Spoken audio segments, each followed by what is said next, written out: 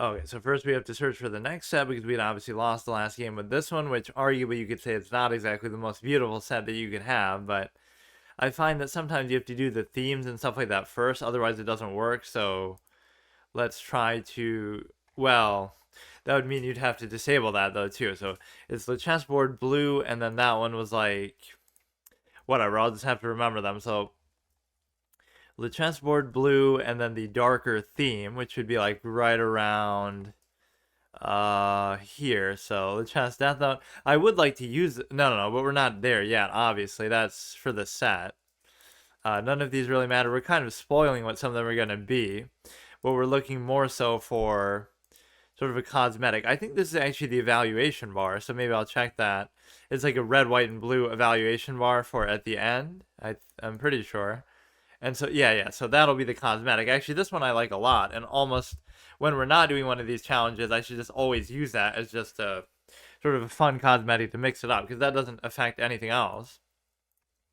That is actually a pretty nice one, although that shows you we've gone through maybe too many of these cosmetics where we're going to run out of those before. And so once we get to the bottom of the list, then it's just over because, well, like for that one, so then we'll just stop doing the cosmetics. We'll just do the or the themes. We'll do still the pieces and the boards until, so we'll run out of themes, then we'll still keep doing boards and pieces, then we'll run out of boards, then we'll keep doing pieces, and then we'll be fine.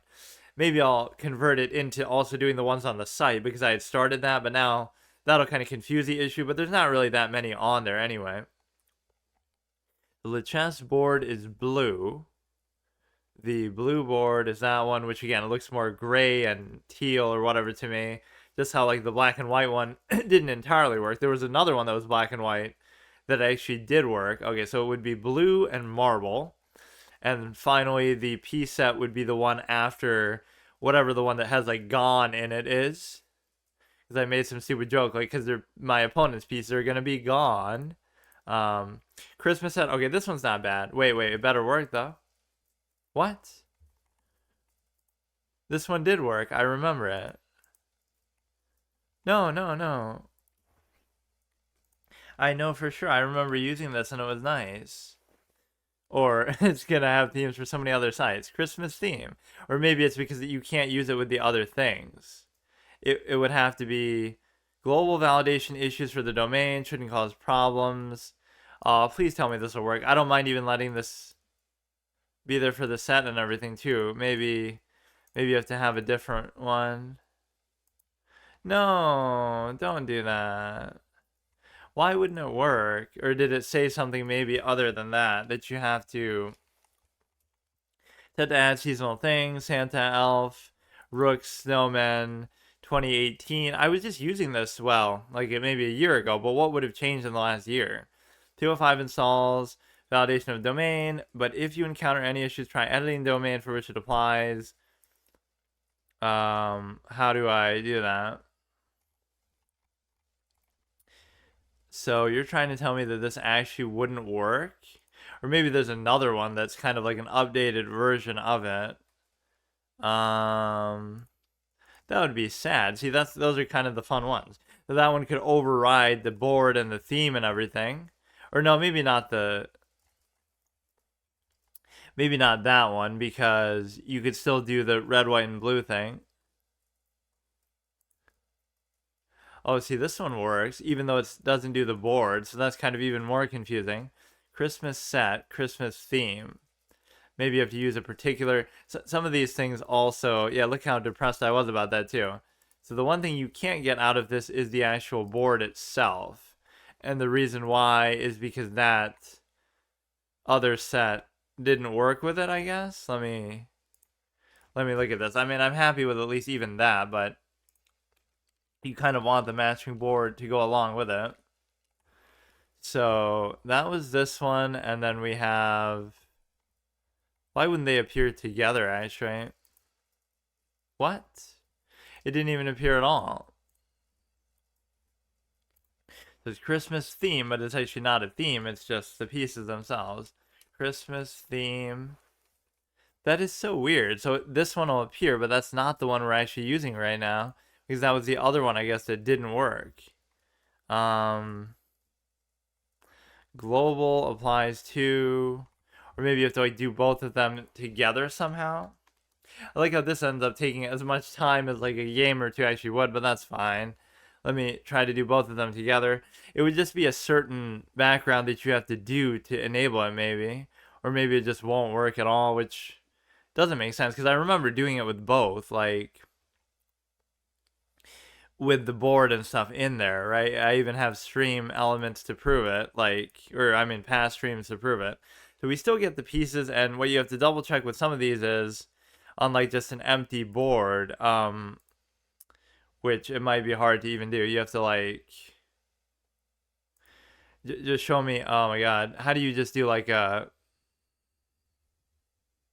How do you just do like a yeah, just show me a blank board. Sometimes like one piece or something will be missing, like on the Death Note one. I think Naomi Misora or somebody like the queen for the good guys, basically L, right, is missing like his queen or whatever. So this is at least good. This looks like a better version, maybe updated, little higher quality one than the other one. But the one thing I like about this, despite the zany theme behind it, kind of wild, crazy, whatever, I like the fact that they're at least consistent on each side. The ones that can be kind of hard, even though I like them too, like the Star Wars one, it'll have like the Empire stormtroopers and the, Vader and the Emperor there, but then it'll have like Luke and Leia and Yoda or whatever here. So it does make it more difficult to, remember what's what kind of on each side. Whereas here you just have to know, the reindeer's pretty obvious. Everything actually is pretty obvious. Right, it wouldn't be that hard to figure it out. There's like a snow queen kind of whatever. Uh you do like a frozen piece that the thing is like a tree or like a sled or whatever you want to say. The reindeer as the knight is obviously pretty good. It's just amazing how much you can mix up and keep it fresh with all this. So the one thing that is unfortunate is the actual board itself doesn't seem to work. So let me try to maybe edit it a little bit. Otherwise, we'll just go with this one. Christmas set. Where did it say? Christmas set for Lichess. I don't think I would really know how to do it exactly. Let me look at it once more in terms of like what it's telling you actually to do. But it's weird. The other one doesn't even appear there at all. Just like the red and white board or the green and red. I sent to add seasonal flavoring. Or maybe it doesn't actually add. No, with 2 Christmas boards to go along with them. But how do you choose them then? That's so weird. Even if there were 2 boards, then how would you know? You know what I mean? How would you switch between them? Unless I added it here somehow. I guess you could just try every single one. You would think it would tell you if there was one that like synergized with it. Oh my god. The real point of this is to go on an actual good streak with them and not have to keep doing this every other game, which maybe with some of them I actually have done, but it has 2 boards but no way to actually tell you how to use them. End Lichess, just go to edit, scroll to the bottom, change the domain. Scroll to the bottom. Bottom of what? For lichess.com, I'm assuming this is where sections chess.com. Domain chess.com, domain Lichess. Wait, you're trying to tell me I could use this on chess.com? Christmas set, live preview enabled. Beautify. I don't know what that means. It's probably going to have some doxing shit that it shows me here too.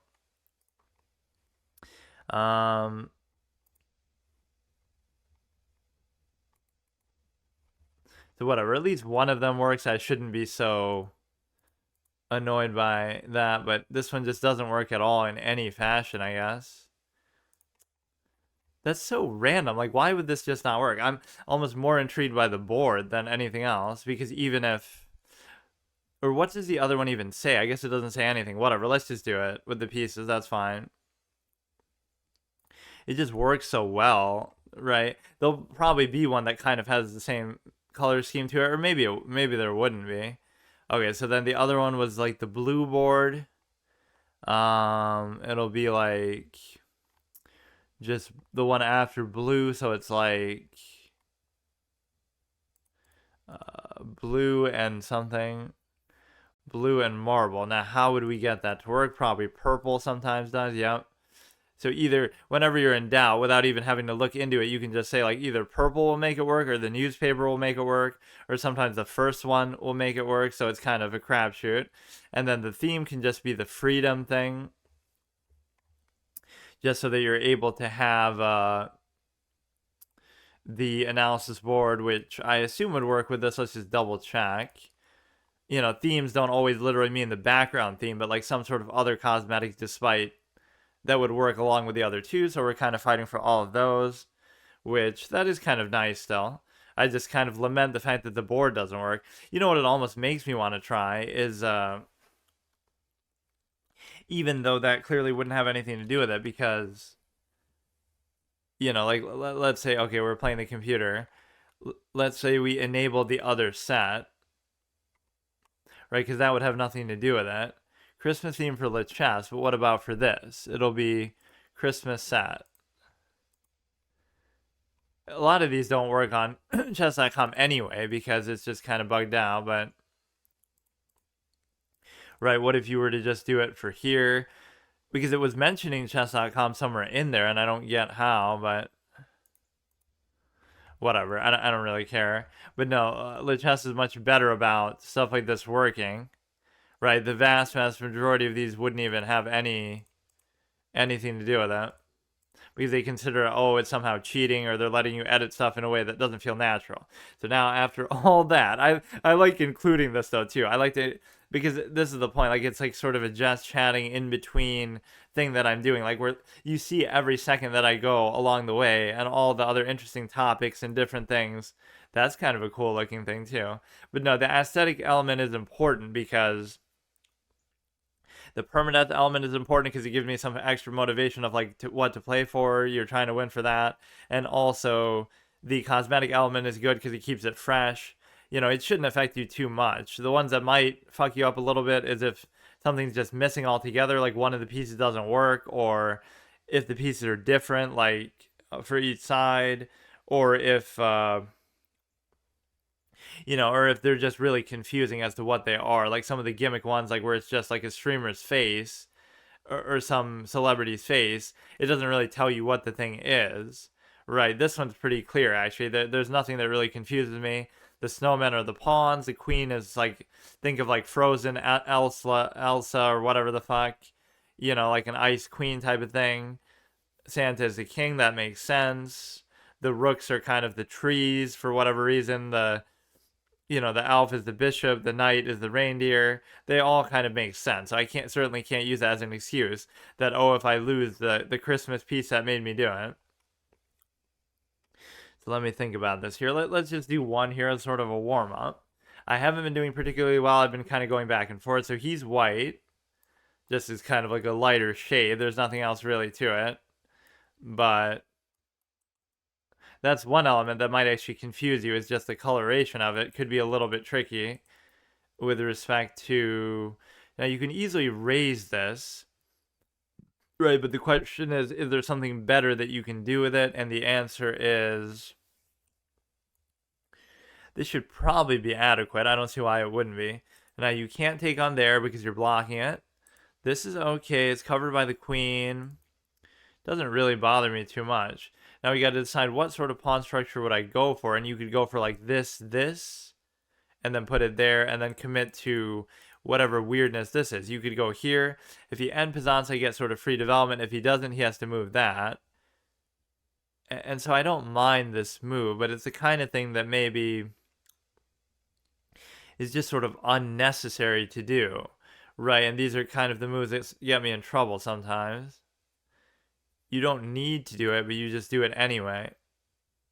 So it seems like free development, but it's sort of fool's gold because you're not really doing anything with it, right? To the extent that you don't really want it to be there in the first place, I guess, or maybe you do, but you pin that down, which doesn't bother me too much, especially because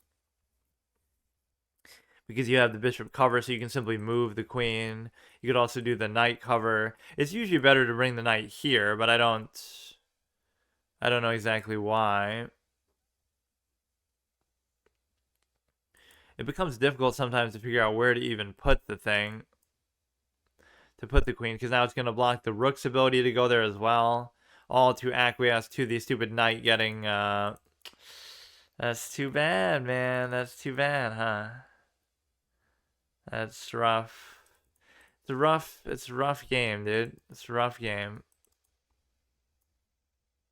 It's tough. Now, what you can at least do is trap the thing in there. These are like the base calculation moves that are so easy to do because, you know what I mean? You just have to look at the board. And again, I'm not going to blame anything else on it, like the aesthetic and stuff. It's just unfortunate. There's nothing behind that. Like, there's nothing you can say there. It's just, you're just not paying attention. Just nothing. And I have plenty of time, too, so I don't know what I can do to get myself to do that. You're attacking onto here, double attacking. So even if you were to go for that, you could easily just... But I could do this, even though it seems a little bit weird. Because even if you take with the bishop first, you get to basically pin this down. Let's just go for this one, get rid of the stupid bishop. Because wherever you go, you're going to have to let me take it. Even if you take that, I still take. So we kind of want to resolve this sooner. You could go here, but I could also take this. He probably opens the rook, all part of his master plan. So now I should move the queen. And the reason why is because that pin is just sort of unnecessary to allow that to occur. But then again, maybe it doesn't matter because you get to... He'll somehow trap this shit in there, though, I bet. You're covering your own thing, so that doesn't really matter too much to me. I can just go back. So the knight can't really come in. These pawns are a little bit fucked up, though. He's really obsessed with keeping that bishop there. And I can't move it, but I can just simply move the queen. Although it's hard for me to say exactly where I want to move it. So if he takes, I can easily take back with the pawn. There's nothing else really going on with this position. But yeah, you need like a moment like that in every game to wake you up to, oh, you know, you actually have to pay attention a little bit. It's not even giving these people too much credit, like, oh, they're so good. They're not bad, but like, come on, man. What is that kind of move? I'm just giving up a pawn, giving up a fork. It's like, there's just nothing there. You can't, I don't know. Anybody can see that. So that's why I'm not impressed, basically. Right, at least if you're going to beat me with something proper, but it is my fault because I'm the one who can stop that from happening. So if he goes here, like, it's almost in my nature to just take because at some point it starts to get annoying because now he'll unleash the thing and, you know, you can double attack it, but it doesn't really matter. That's the thing. It just doesn't matter. But I'll still do it, even as stupid as it is. But if you look a little bit deeper, you can sometimes find something better if you just look for a second. So that's cute.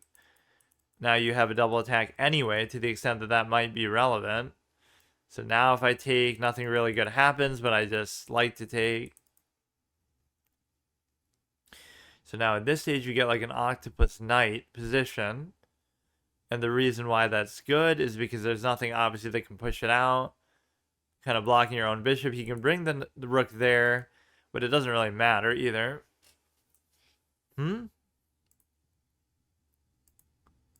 Wow. Wow. Wow. Wow. Okay. Still, that knight's in a pretty good spot. I don't know. Try to get the queen out of there, maybe. I don't know. It's just not the way that you play the game. Like, I don't know how else to explain it. Like, you don't care enough. Like, I'm trying to force myself to, but you just don't care. So now at this stage, it's kind of the same thing. Nothing's really happening. Let's attack this dinky little bishop, I guess, or I could attack this. And kind of attack both of these together, and that would be good, but there's no way to really do it. He might miss this, but of course I'm probably missing something too. So I've blundered so many different things here, and yet somehow it's still not that bad. So you're attacking this, which wouldn't actually do anything, but it's still a strong diagonal, so I'll just go for this, and he'll probably punish me again somehow. So you can't do anything still with this. If you take, I can still take with the knight. But that would be fine as well. What is going on? Because it's not like, oh, I'm not still getting compensation for it back. But what is going on? Well, maybe it is a sat somehow. Not that I should use as an excuse, but I'm just not able to see anything here. So you take there, and then I just... Because it almost seems like, oh, he's letting me take certain things, but he's really not. It's just... Like, now he could potentially take there, but he actually still can't because I have my rook. But then if he took, then took, but then he could take with the queen. Right? But then there might be one move there where he's not in check or something. Or I'm not in check, so then I could just take the queen. But whatever, like he would take, and then that won't have a cover. So this is fine too. No, I don't know. Or you can just cover it like here, even you don't need the cover for that. He might end up winning a pawn out of it somehow that way. You have adequate cover here. It's just a question of whatever the queen can do to make itself useful here. You can attack into there, so you could do the sequence like take, whatever, take. But the problem is that you would lose the pawn or something, maybe, but it's not really a big deal. So I'm not gonna say he played badly, but this is like, if you do this, you can let them get away with anything because it's like he'll just win because you're just hanging stuff stupidly. So what's the point? So you can't do anything with that. There's really nothing I can do, just period. You're kind of in a very defensive, passive position. And I don't know. I cannot even explain like what I'm doing. I can't really explain what he's trying to do. I just can't explain anything. I could try to double take this, which wouldn't really be worth it. Because this is like an octopus knight that could be very valuable. You would try to get it basically to here, right, and do the fork, so he'd be forced to take, which would allow him to still then take. Brings the queen in as well. You would like to think that this is some opening of some kind. But the problem is that you can't even really cover it. So now, just do the simple math. He would take, I would take, he would take, I would take, he would take, I wouldn't be able to take. You do it this way, but then it still opens up too many takes that he potentially has. So I could just ignore it, or I could try to cover it with the queen would be the best move, but I can't actually do that at all. So I'll just let him have it, I guess. It shouldn't lead to necessarily like a mate right away, but it's still not good. So if I just let him have that, then what happens? Right, you're still only -2. And it would still take some work potentially to convert it, right? Because whatever he's doing, he could take into... No, nothing he does is going to immediately be impactful, but I won't have much time to deal with it otherwise. Right, as if like, oh, he can unleash and take that, and then if I take that, he can take back. So it's like he takes, then I take, but then he takes, but then I take, but then he probably has some kind of mate.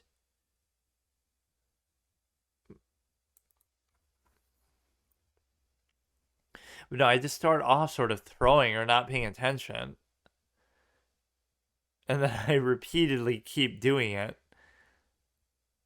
So there's all kind of weird stuff going on.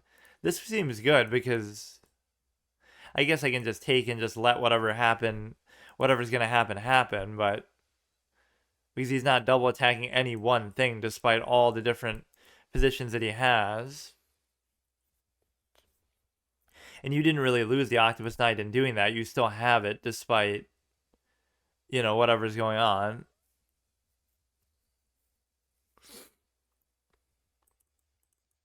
You can go ahead and cover it like that, so that wouldn't really have any impact either, because of the simple fact that you're able to cover that.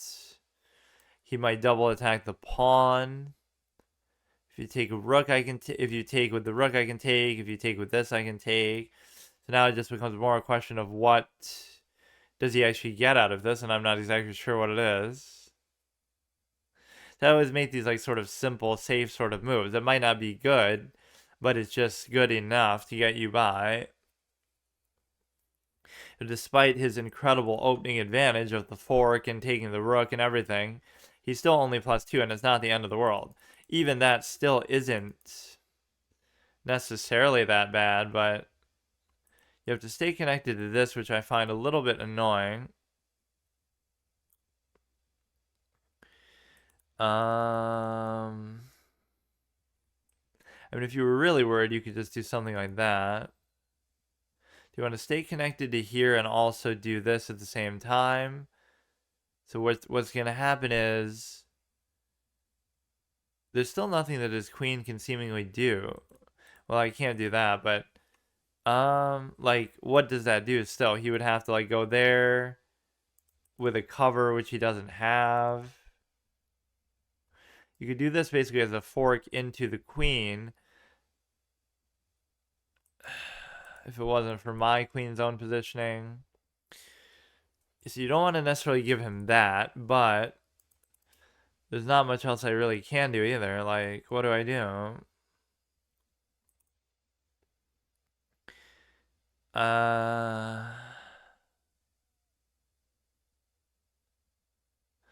This would allow him to take that if I move the bishop.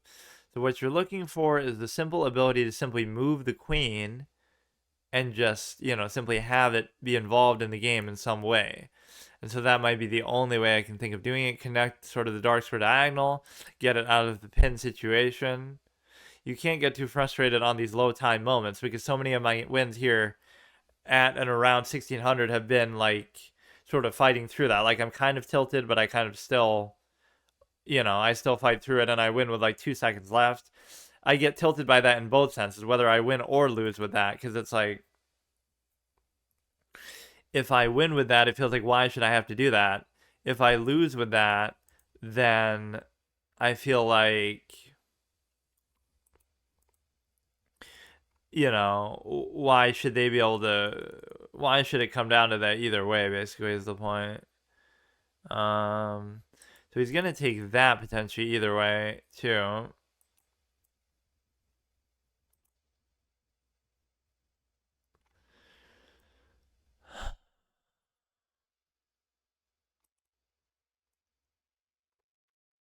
You can let him have that. I almost would hope he would have just taken it without thinking, but he has time and I don't.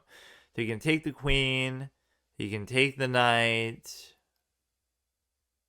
This is kind of sad, actually, how I've been playing, but I guess it's no real surprise. This happens pretty much every single time that I reach sort of a checkpoint of any kind, where you're basically able to sort of psych yourself out a little bit. I'm not sure what I can really do about it. You can go here. And then there you go. That's good. So yeah, see, that guy should feel really good about it because it's the same way that I win games all the time, although I don't really feel too good about them when I do. That just basically people are going to lose the game, right? Like it's the Russell Westbrook quote or whatever in his interview. Did that guy win or did I lose, right? And I definitely lost because it's not to take anything away, but it's like if you're just going to give up a fork in the first couple moves and you're just going to keep throwing away pawns and you're just not even paying attention, not even looking at it, it's not a high level criticism like, oh, I missed some crazy 5 move sequence or mate in 5 or some sack. Like you're just not even looking at the most basic sense. So like what is the point? If you're going to do it like that, then why even bother? It's just nothing there, you know? So this must have been the fork move. And so what were you supposed to do? You're supposed to go here and leave your queen pinned. I mean, I'm sure this would have been okay too. If he takes. So you have to move on from this cosmetic as well as soon as we just did it. And we fell below 16. So, I mean, I'm sensing kind of a precipitous downfall here where we won't even be able to stay at 16, let alone push for 17. But let's see. Okay, so now we have to find the next set because we lost immediately with that one. And again, this ends up taking more time than anything. But again, it's my fault for being so bad. So Christmas, blue and marble, whatever, freedom. So Christmas, the first one didn't work. But yeah, like how high up we are with these ones because so Clash mini pack. Oh, here we go, dude.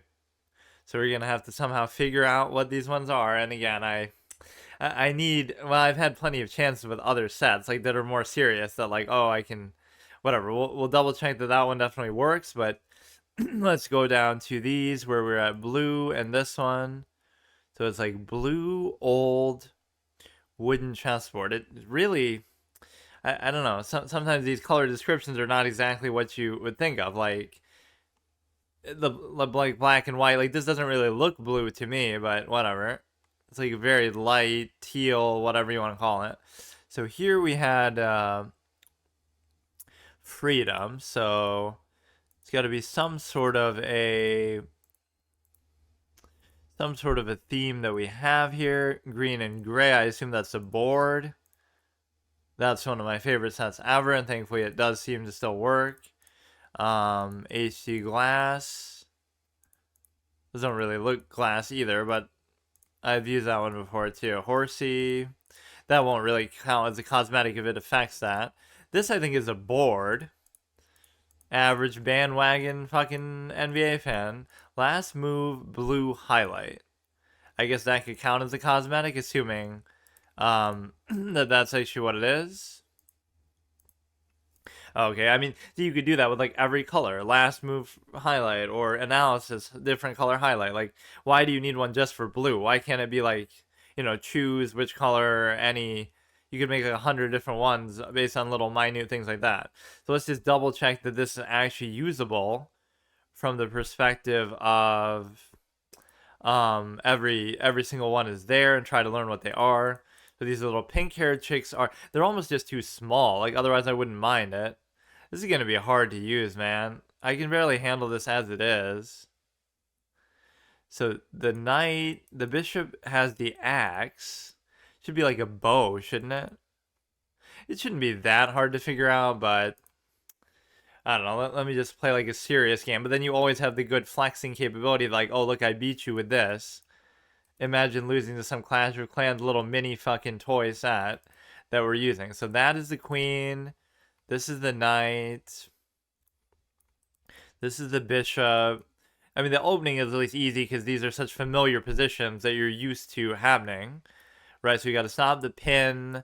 This is a bishop. This is a knight. This is a knight cover. And then what do we have to worry about? We have to worry about the... You don't need to worry about that yet, but you almost should just do it.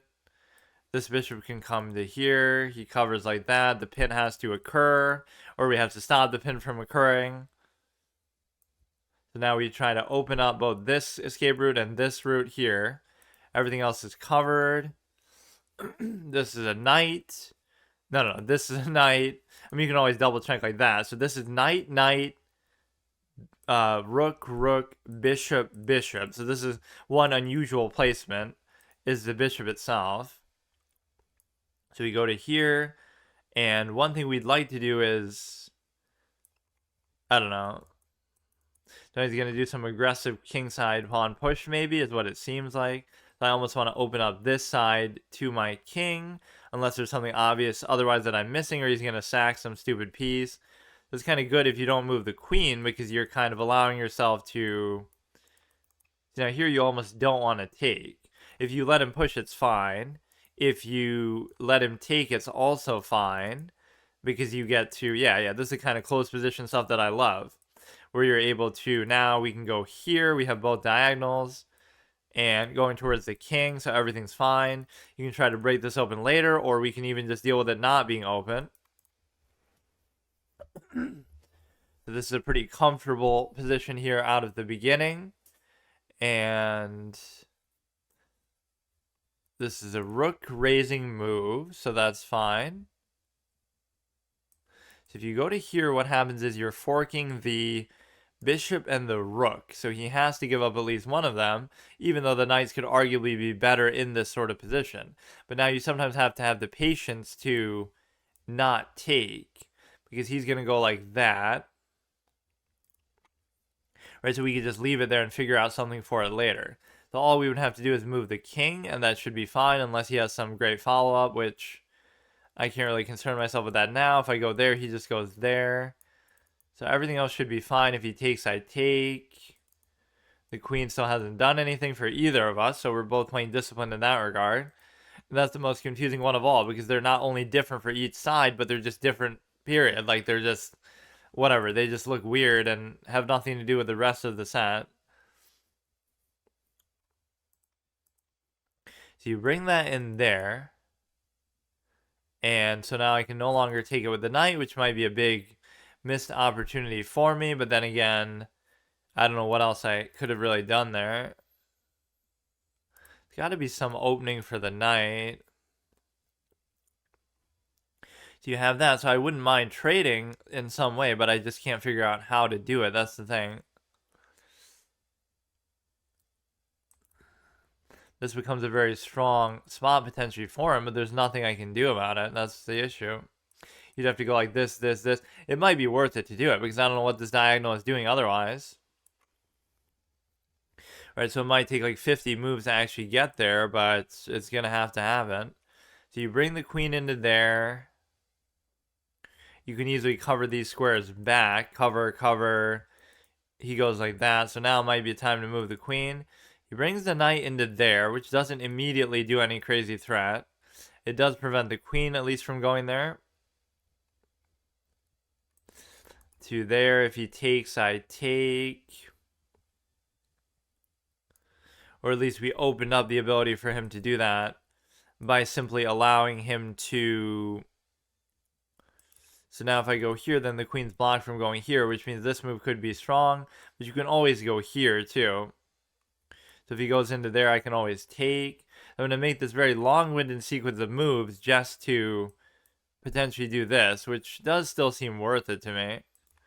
But you got to wait. There's nowhere good for this to really go, which is the problem, but I also don't mind, you know, just going back to where we were. That shouldn't really affect anything. Right, you're still covering here. So if I go anywhere with the queen, it could pose a problem, right? Because we have to do this. And then what can happen is the dark square bishop can come in there. And so then you're still double attacking that. So that does pose a major problem, right? And I kind of knew that the whole time. Because see, now this dark square thing happens. You go here, he can push it out. So you may just have to, well, give this up. And it's amazing because I saw that the whole time. Right, like you have to cover this, and you can't do it with this, and I knew this was going to happen.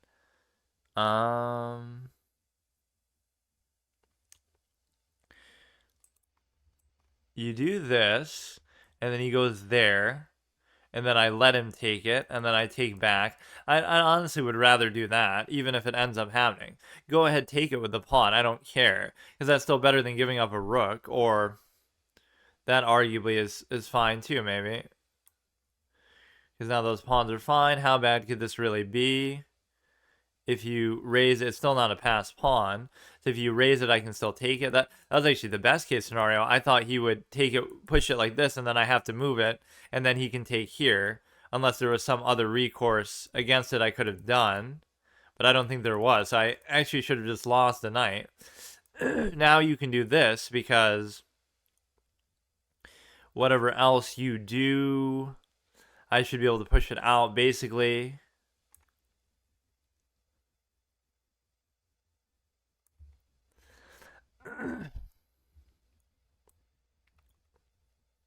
Now you put the queen there or you put the pawn there.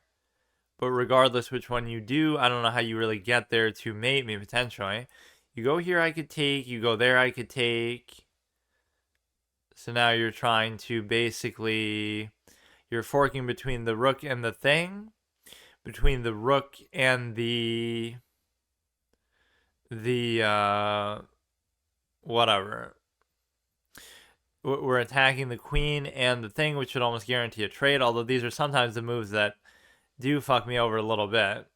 So if you just simply take there, it doesn't give you the best feedback on the fact that you can capture that. It makes it seem like that's an illegal move or something. So he goes into there and just gave that up seemingly for no reason. If he goes to there, I can easily take. If he goes to there, I can easily take, but then that could be mate.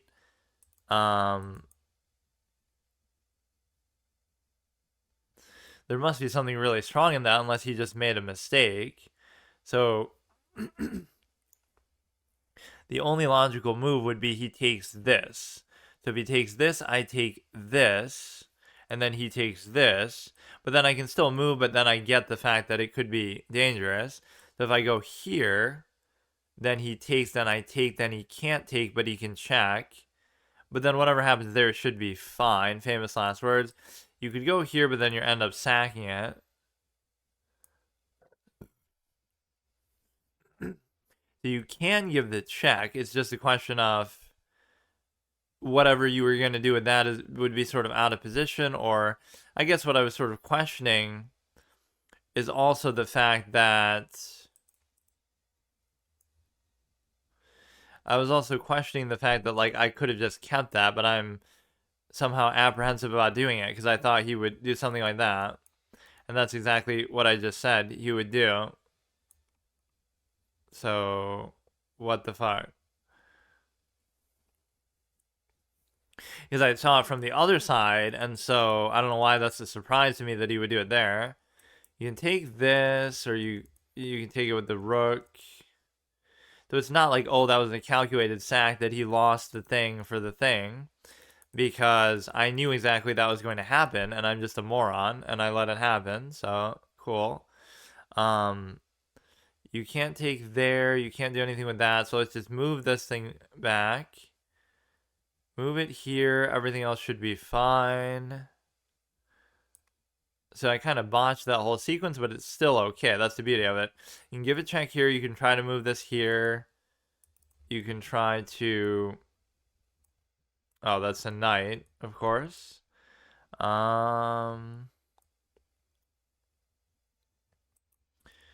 problem with this position now is the fact that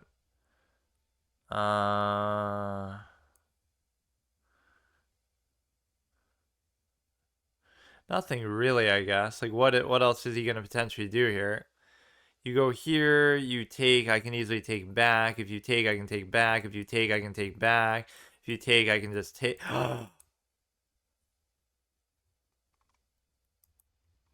I love their willingness to look for things like this too. Like he has 7 minutes left. Like, these people are just vastly superior to me, I guess. They're faster, they're just better, they're just whatever. Like we're not really doing anything with this. I don't care what happens with the thing. It's shown me that. Like it's gonna take forever, and it's just not even worth it. You have to compensate, of course. This is everybody's normal perspective. You have to compensate with studying.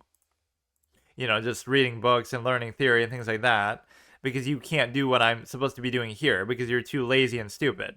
So I'm really clowning myself in that way. Like, you can do it, but you just choose not to, or people don't even consider the possibility of doing it. Like, at least I'm trying, but. Alright, so this is a cool one. Cool chess. Oh, I even said it was cool before I saw the name of it.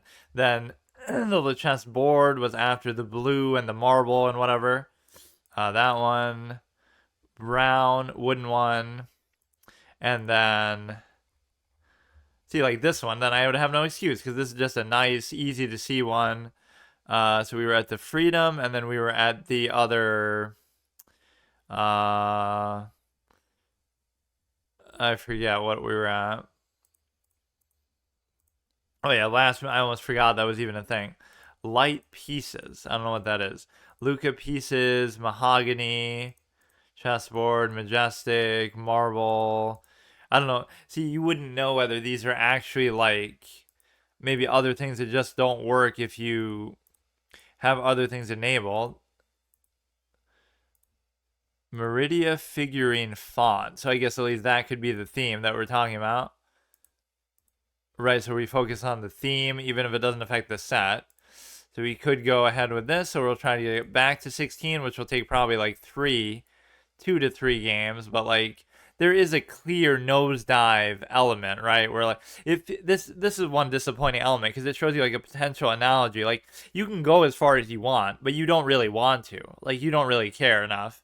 That's the thing. So that's where you have to understand the measure of something. Like if you really want to do something, you can do it, but you don't know the amount of time or effort or sacrifice or different things that go into it. So people have to measure those too. Like you're just lazy or you have other priorities or other things you want to do. So I don't know. So that's why you like never feel bad. Like, oh, somebody's a doctor and look how hard they work. But if they aren't happy with it, then go do something else. Or it's like, you know, they get paid, or they should at least get paid proportional to what they're doing. So it doesn't always mean that you have to use it as an excuse or a negative. You can work a minimum wage job and maybe that'll be easier, but then you won't make as much. So it's all a choice. So like, yes, you could maybe be a doctor yourself too if you wanted, but it's like you'd have to go through. Do you want to study all day every day? Do you want to go through medical school?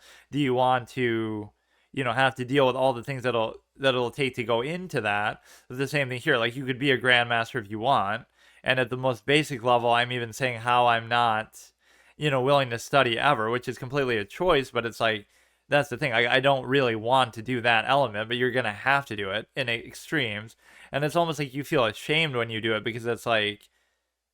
Maybe not at this stage, but at well, this is still the beginning, but even earlier than this, people would study, and it's like, so you're better than people who haven't studied, or even when you put this much time into it, like you're better than people who have played less than you. So there's always a measurable way to say like, oh, this is why you are the way you are. So it doesn't mean anything. It's like you're only better than people because you played more than them, or because you've studied and they haven't, or because you've studied more than them. So at some point that stops being relevant because like if you're one of the best players in the world, then it's assumed that everybody studied a lot and things like that. But you wouldn't. That's sort of like the absolutist measure, right? The means argument. It doesn't mean anything because It doesn't mean anything because you're basically in a position where you know why you're there or why you're in that position, and it feels like, oh well, anybody could do it if they put that much time forward. So it doesn't mean anything at that point, right? You feel like it's just sort of arbitrary and you can just kind of do whatever you want then. It's just anybody could have done it. Nobody puts in the same amount of time. It doesn't really mean that you're actually better. It just means that you put in, you've studied and you have more resources available than people in the past did and things like that. I'm certainly putting in the time, but the one element that's missing is the effort, whether it be in terms of effort of studying or whether it be in terms of effort of actually within the games themselves. So let's try. I won't say that the sets don't have any impact, but again, you would have to be a complete moron clown to use that as an excuse. Like, it doesn't matter. It's a fun little gimmick just to mix up the stuff that you're using, and it's also a fun element to create this permanent challenge where you try to go on good streaks. So that's the reason why I like things like this. It has nothing to do, actually, with the performance within the game. Nothing. His development so far is not particularly great. There's this thing that you can do, which it doesn't necessarily guarantee you take this, but for my purpose it does, because it feels like, okay, I wouldn't really want to move it back here and go back and forth. I kind of want it to be here anyway. Everything is fine with this position. See, this is a beautiful set, even if it seems like a little silly. It almost matches the one that's like the kid scrawl board, whatever, the last one, like this one, right? Horsey. It just seems a little silly, goofy, but cute at the same time. Do you want to go ahead and do this? But the problem with doing that is the simple fact that you're not able to actually cover it adequately. You'll get double took. So sometimes I don't know actually how to do this. I tunnel vision on, like, I want these pawns like that, and if I can't have them, then I don't know what to do, so I just kind of give up. I want, like, a Karazhan piece set from, like, WoW, with all the, whatever, like, some Warcraft-inspired one. It would be so sick. Right, we can go to here, but again, it doesn't solve the problem of what I'm trying to do necessarily. It's so disappointing, because if I thought, like, oh, I had no potential in this game, I wouldn't even have bothered with it. Kind of like when I was younger, I just sort of deferred to the way that it works. But now I see that's not actually the way it is at all. Right, like you can go as far as you want, but the effort level has to be there, and for me, it's just not. Now you can kind of bully his horse and be annoying about it, but I think I'd prefer to do that. So you take, you bring the bishop where you want it. So now the only question is what we can do with the rest of the development and the structure. It's quite possible I could have taken that one at almost any point that I wanted to. Right, so I think I probably missed that, but don't waste time and mull over that. See, as soon as he's here, it's like he covers it there. I could have just taken that. There's nothing, right? There's no recourse against it. I love how people never castle against me either. It's fucked up, isn't it? Just the fact that they feel like they can get away with it, and they can, but how do they identify it that easily and that quickly? So you cover this, that's perfectly fine with me. There's nothing he can do. There's like no sneaky, cheeky moves that you can make. Everything is very stiff, everything is very solid. These kind of positions are where I should excel, because there's nothing you're gonna do, right? You have nothing to threaten me with, nothing to do with all your pieces. You can go here, thereby threatening the knight. And so therefore you would have this. So if he takes, I take. If he doesn't take, I take. So the bishops do seem very excellent here. I just have to make sure you're also double attacking this one. So I've missed the ability to take that pawn actually multiple times over, which is kind of sad. So now if you move this, I take this, which I'd be more than happy to do. But I think what I'm even more interested in doing, or rather, I can do this now because now I can do this. So you can just easily, oh shit. I was going to say I'll do it with that, but I have to account for the take of the thing.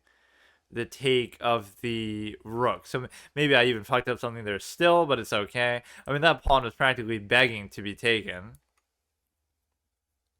You gotta watch out these dinky little pawns. You go ahead, you take there, you're attacking. These pawns are very odd ones out, so that should be good. I'm not entirely happy with having the knight here when I had a bishop pair, but my trade bloodlust tendency just came out there in those last couple moves. But again, the position is still comfortable, but I can almost guarantee you that I may... Oh shit, he doesn't even care about the trades. Alright, so this pawn is odd one out. These two are odd for him. These three are actually pretty much fine.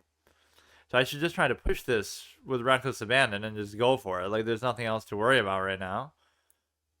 This position just looks so simple the whole game. Like, anybody with half a fly's brain can figure it out. But yet, somehow... So if you go here, I can easily take. Or, I guess I'd have to wonder whether I really want to. I mean, I guess I want to, but... So now you get this light square diagonal open to you. You have all kinds of crazy checks with it. And so now you would be able to give a check there. You don't want to allow him to take that, though. So what can we do? We can go here. Gotta watch what his queen might be able to do, but it doesn't seem like it would be anything too crazy. So I almost want to cover this. We can open up some path for that. This is where you just sort of aimlessly start to look for attacking ideas, but we don't really need that cover. That's the whole thing. We can check from here, and then he'll raise the pawn again. Like, it's fine. Nothing we're doing is having an impact. Nothing he's doing really matters either. The goal is just to fucking preserve the checking capability, which I guess I just can't really do, so forget about it. We'll cover it from here then. Fuck it. So we gotta watch this. Which the problem is you're in a position now where like you won't really be able to cover that. Or I guess you still would, but he goes to here, he goes to there. So again, his weakling pawn is really that one. I would take, he would take, and then I can't take. If I let him take, it seems to be relatively the same, but somehow I almost didn't feel compelled to do it there. So now what if I just do this? I'm trying to just go for a check up here, but he's not letting me do anything at all. So maybe I shouldn't even bother. I could double stack on here, but then No, at no point would I actually lose the cover on there. Because if I take, he takes, I still take. At all points, this is covered at least once, and it's only being single attack. So he would have to, like, bring the rook. He'd have to bring the rook to cover. I would take, he would take, I would take, he would still take. If he takes, I take. If he takes, I take. If he takes, I take. So both of these scenarios seem good. If he takes with this, I take this and then double take. If I take, if he doesn't take, or if he takes with this, then I take, and then still take. Right, so that could be a very dangerous move for him to simply put the rook behind there in the way that you naturally would think to do it. What was even the theme here? I forgot. Oh, it's like the text for the notation, I suppose, which I'm barely even noticing the difference, as if I ever know or look for notation anyway. So this is beautiful because you get to trade. I would check, he would take, I would take, but the problem is, fuck. The problem is I would have the trade opportunity, which I'd be very happy to do, but I would take, he would take, I would take, but then he would take. So I'm almost obligated to do this first, as much as I hate the idea.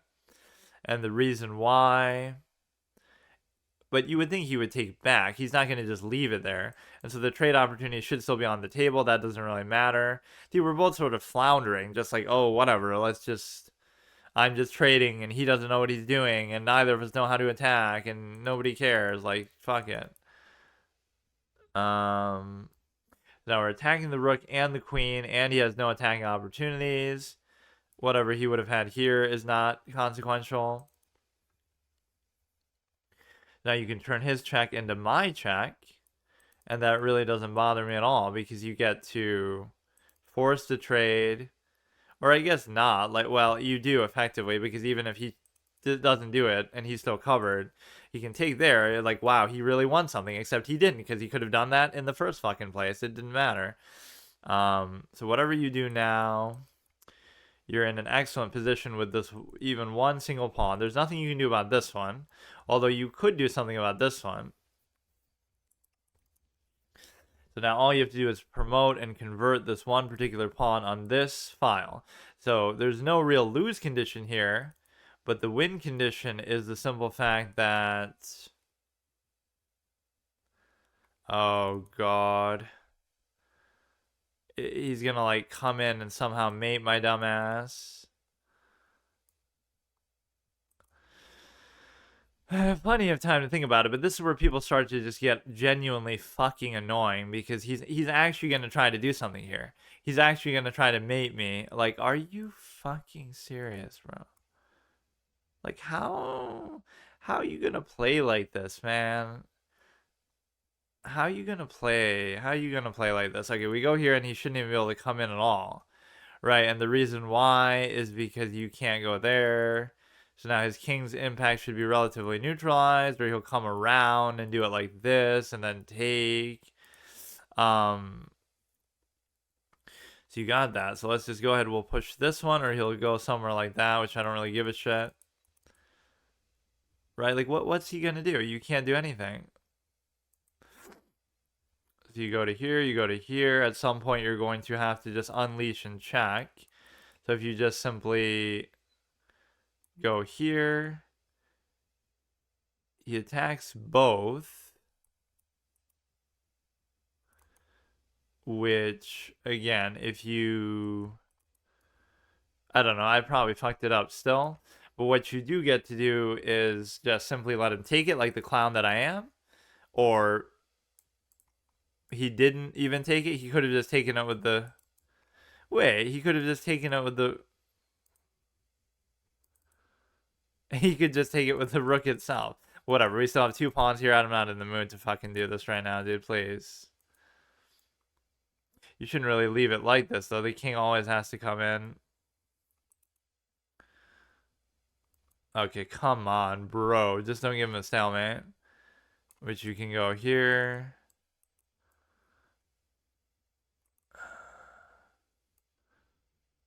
You allow him to come to, like, there. And then the thing is, you're kind of doing a bait pawn scenario, I think. I'm not sure. Oh my god. Oh my god. Oh my god. Oh my god. Oh my god. Oh my god. You can do a bait pawn. You can do a bait pawn. Go ahead. Take this one. Let him take. Like, come on, bro. Come on, bro, please. He's going to have to get out of there, you would think. And then at that point, you should be able to promote. Like, what is it that people are even trying to do sometimes here? I don't get it. I can be stubborn like that too, but it's just kind of irritating. But no, he could have even dealt with that pawn easier, but I guess I was still in a good enough spot where, you know, it's fine. One thing you really got to add as a feature on here, as if I would have to be the one who's saying it, is the simple ability to do like multiple pre-moves in a row. Not that it's the sort of thing I would normally do, but sometimes I'm strapped for time and that actually ends up happening. So here you have the ability to look at the fact that I should have been good most of the way. And so what was the pivotal move like here? Right, that's the kind of evaluation that I like. He makes a blunder there, he lets me take. And that's going to lead to a check take sort of thing anyway. And then whatever you do, you know, you take both. So he's kind of giving me too much leeway. And so I fucked up this point. You're supposed to just leave it because it's not being attacked. But then you attack it, but then you go here, and then you just take it. So what the... Okay, so you do it for the trade. I was going to say, it's not like you win it there or anything. Let me try another one here with this one. And you're basically able to almost get back to 16, but it won't even be. I doubt it'll give me 7. Or it might. So you can go ahead and do that. He takes with the queen. I attack with the knight. Or he doesn't. You know, you can be cheeky and try to like, oh, I'm going to protect that. And it's really going to be a big advantage for me. But it's just not. I mean, I guess this isn't me really going out of my way to try to do it. Because like I'd be developing this anyway. And I kind of wanted to go there anyway. And so, if you really want to do that, it's still basic development, but it's clearly a form of greed. They could be easily punished. So you go to here, and it's awkward because of the like it almost makes me want to do this. But then you get sort of out of your comfort zone a little bit. Because he's just going to keep bullying around the stupid-ass knight. Because that's all it's good for, is just getting bullied around. Right, like this isn't a good move and it blocks off the queen's ability to move, but this would be interesting too because you could have taken there if it wasn't there. Like if you had taken with the queen then moved back, then you always have the ability to take the knight and prevent the castle. Not that anybody ever fucking castles against me anyway, but if he goes here, I can just go like here. And then even if he castles, he won't even be able to castle or he'll just block for it.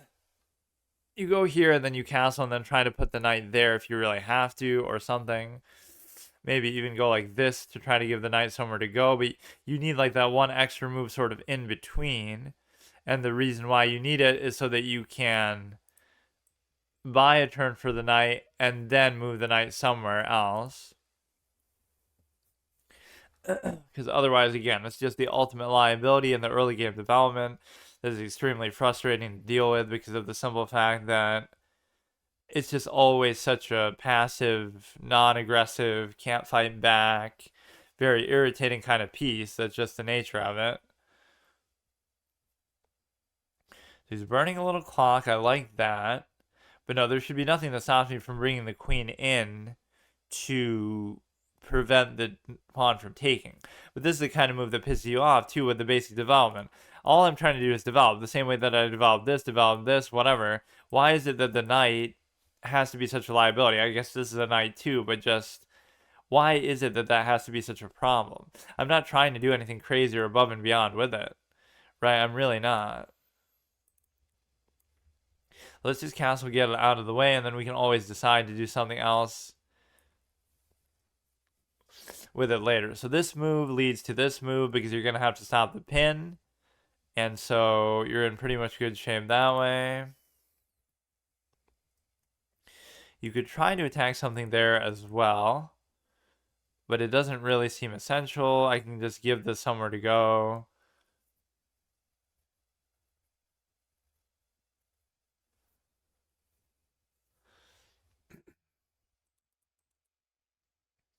This is fine. I'm not really too worried about it. There's nowhere in particular I want to go with it. This is kind of dumb to even try to do. It doesn't really do anything. There could be some sort of interesting push that ends up happening later, but there should be no reason why you shouldn't just be able to take that. Like, I don't get what is so crazy about it. Right? Like, I wouldn't be surprised if you were able to take it. I wouldn't be bothered by it too much. At some point, you have to push this pawn out because otherwise, I'm not going to get anywhere. So, you got this. And then you got this. And then if he takes, I take. Okay, that's very cute, but it shouldn't really open anything up at all, or somehow one of these pawn moves might actually do that. But that's fine. You shut that thread down for now. If he goes there, it is a little bit confusing, I'll admit. Like, I don't really understand. I take, he takes, I take, he takes. So if he takes there, I take back, and then he takes. So I need like an additional cover for it. Not the least of which I would have liked to have been the... I don't even mind it being the king itself. So if he goes here, that's irritating.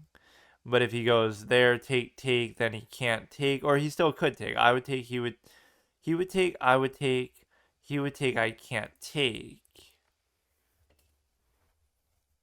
It's a very interesting dynamic here. It almost seems impossible to cover it, where I'd almost be willing to do this because I just can't figure out how to deal with it. And now he pushes this, and then you use this to cover that square so he can't check. And the reason why you do that is because then not only is it not under threat, but it also covers where you could be under threat to get mated. So it seems like a ballsy move to do that, but it seems like the only way. The problem is you're not going to be able to cover this either because of the simple fact that you don't have the ability to actually move there. So this one could be a very easy target, right? If you're just not going to be able to cover it no matter what you do. The knight's going to have to be there.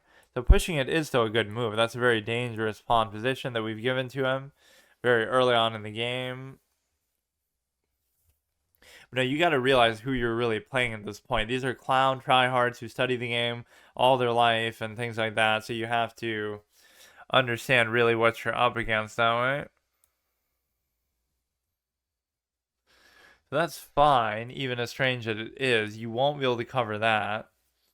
So if you simply attack that promptly, I pretty much lose, in my opinion.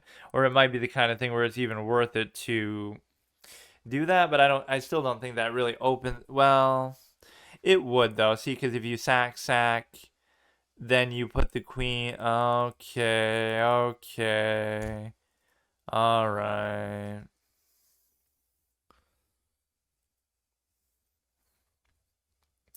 All right, all right. Because you'll give a check, and then you'll give a check. I don't give a shit, dude. Do whatever you want.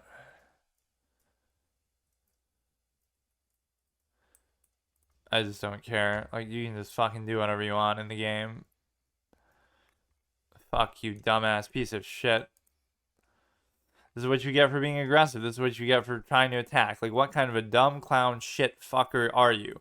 That at 1636 you get to sack pieces like that. You do not get to sack. You're not allowed to sack until you're literally 2000 in a bullet game in some flashy way. You do not get to do it. You're not allowed. Right? It's illegal, and that's your punishment for when you do it. It's just unacceptable. That's a blunder. Like, what am I supposed to do? Like, this stupid move that I even maybe thought about, or no, that wasn't the same one, but it was the other stupid knight move that I didn't think about. Dude, this is such a mindfuck move, though. Wait, it was actually the best move, too? Because, like, if you end Pesant, you take. If you don't, you take. It kind of confused him a little bit. So what did he actually do? Or no, I didn't do it yet. I did it much later. See, that's a blunder, but how am I supposed to know? That's the thing. How am I supposed to know? This is where the end Pesant was cute. It might be a blunder, but look, dude. I'm supposed to know like exactly how to punish the sequence. What am I supposed to do? Ah, yes, of course. You do this, to which he could easily do this, to which you could easily do this, to which he could easily do this, to which you could easily do that. Of course. Of course. Just do that sequence of moves. Perfectly natural, perfectly normal, nothing crazy about that at all. This is why I don't like certain elements of how people look at it. Like, of course, you just do that sequence of moves. But how would you know? I mean, I guess you just calculate, which unironically, wait, what? Which unironically I could do if it was a longer game, at least a little bit. But, okay, this will get me back to 16. That wasn't really like a deserving win, but it just, sometimes you can punish people for playing the clown way that they do. And I don't know how I should feel about that. If you go here, I can take the cheeky fried liver. If I go here, then you'll be able to castle before he does it. Seems like that's what he's going for, but I just have to accept it. The main detriment to it is the fact that you might allow the pin to occur in a way that I don't want to allow it, but bad attacks, also known as 1500 rated players trying to attack. It's very frustrating, I must admit, but that's sort of the humility he has to learn. Like, he's playing so overly aggressively, and sometimes that'll work, but a lot of the times it won't. And that's the problem. Like, and that's not even really why he lost. He just made an obvious blunder. But even whatever attack he was doing still wasn't good. But that's why you can get away with doing blunderful sort of things like that, just if you know, because I'm not going to know how to punish it, or I'm going to maybe think it's good and give them too much credit. It's just you're not going to be able to calculate stuff like that very easily. So everything is fine with this position. So now this will be like a superstitious thing. This will be a lucky piece set. More like it's just the only one that's going to be not a total clown show with like Clash of Clan pieces or fucking reindeer, stupid ass, Santa Claus stuff. Even though I like those, it's just like, you know what I mean? It's not going to be um negative in that way, distracting. Like it's just a straightforward set. This is like a beautiful one for kids, like for some chess kid website or something. It looks, not saying kids can't be good and great serious chess players, but it's just more like, it has that sort of nice vibe to it while still representing the game very well and accurately. So it serves on both purposes. So you're going to go ahead, pin down, then you're going to go ahead and take this, and if he takes, then I take, something like that. If you go here, nothing really good happens. He takes.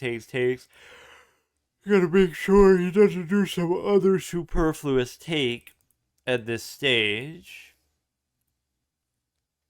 The light square bishop should be engaged here, or this is a beautiful move, just to simply guarantee the take.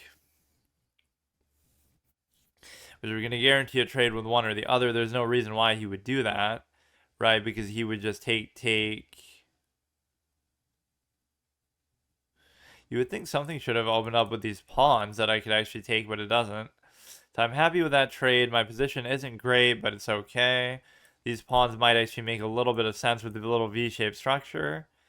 And as far as this is concerned, I'm just not going to know exactly where to put it. That's the problem. If I go here, he can't go there to attack the... He could go there, though, which is kind of annoying, actually.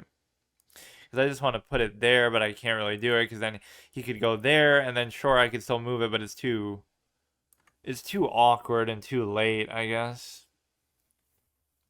Only thing I want to see is myself like not making obvious mistakes, and also punishing those are the two criteria, right? Don't make obvious mistakes and punish their obvious mistakes. And if you can do that, then you're in good shape. If you do this, he would take, I would take, he would take, I would still take. If he raises the pawn, I would take it. It just feels like a move that you can do, right? Like it's just a very doable move. Doesn't mean it's good, doesn't mean it has any purpose, but you can do it even though it fucks up the whole V-shape thing I was just talking about too. So actually I shouldn't have done it. But it's probably not going to stay there. So you'll have like just this, this, this. But see, why not this, this, this? It's hard to say which one is actually better. So now if he takes, there's no downside. You can just take. He's threatening this way. But he won't do it because he has the simple ability to lose the knight. As a result, if he does. So now, I don't know what's going to happen with the structure at all. You go ahead and take there as well. So he's not going to just leave that, surely. So he'll take that first. And then he'll allow me to basically... to do my cover that I need to do. I'm really confused about what I ended up doing with these pawns even, but at least this one's a little bit of an odd one out, I suppose. You can keep being cheeky and trying to do stuff with this, but I think what I should do is just raise this for now, and then I can always correct it later, I guess.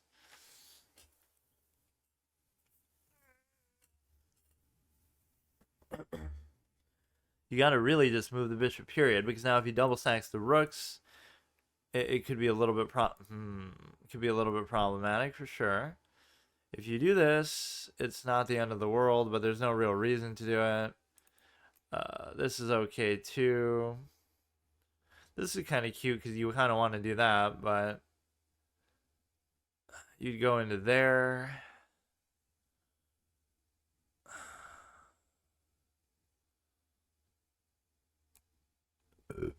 Or you know, it's one series that deserves almost a chess set is the Mentalist. You could have Red John, and you could have the Suspects be some of the pieces on that side, or you could have, you know, whatever, Jane on one side, Lisbon and the team as the pieces. I'm sure there is one like that.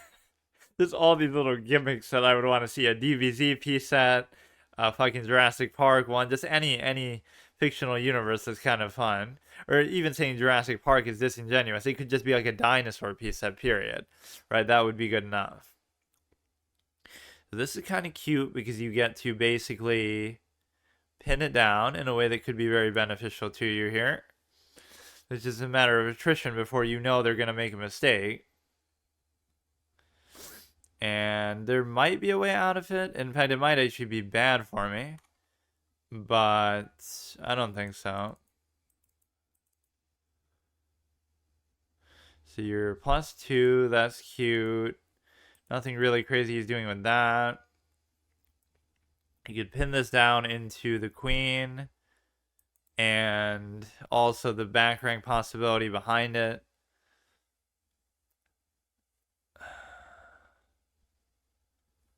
Nothing really that he can take. There's nothing he can really do with the knight either that is particularly notable unless this pawn wasn't there.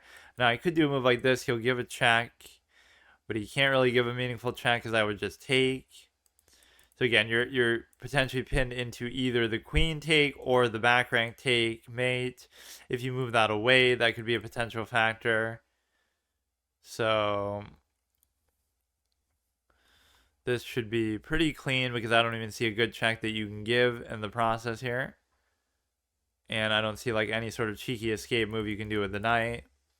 And again, it's twofold. Whether you give that up or not, you would also be giving that up, although no longer a back rank mate, but still, you would just be giving up a rook, assuming you left the cover, but it's kind of too late even for that now.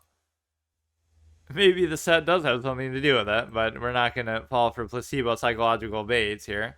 But no, normally you would give a check to get out of the situation.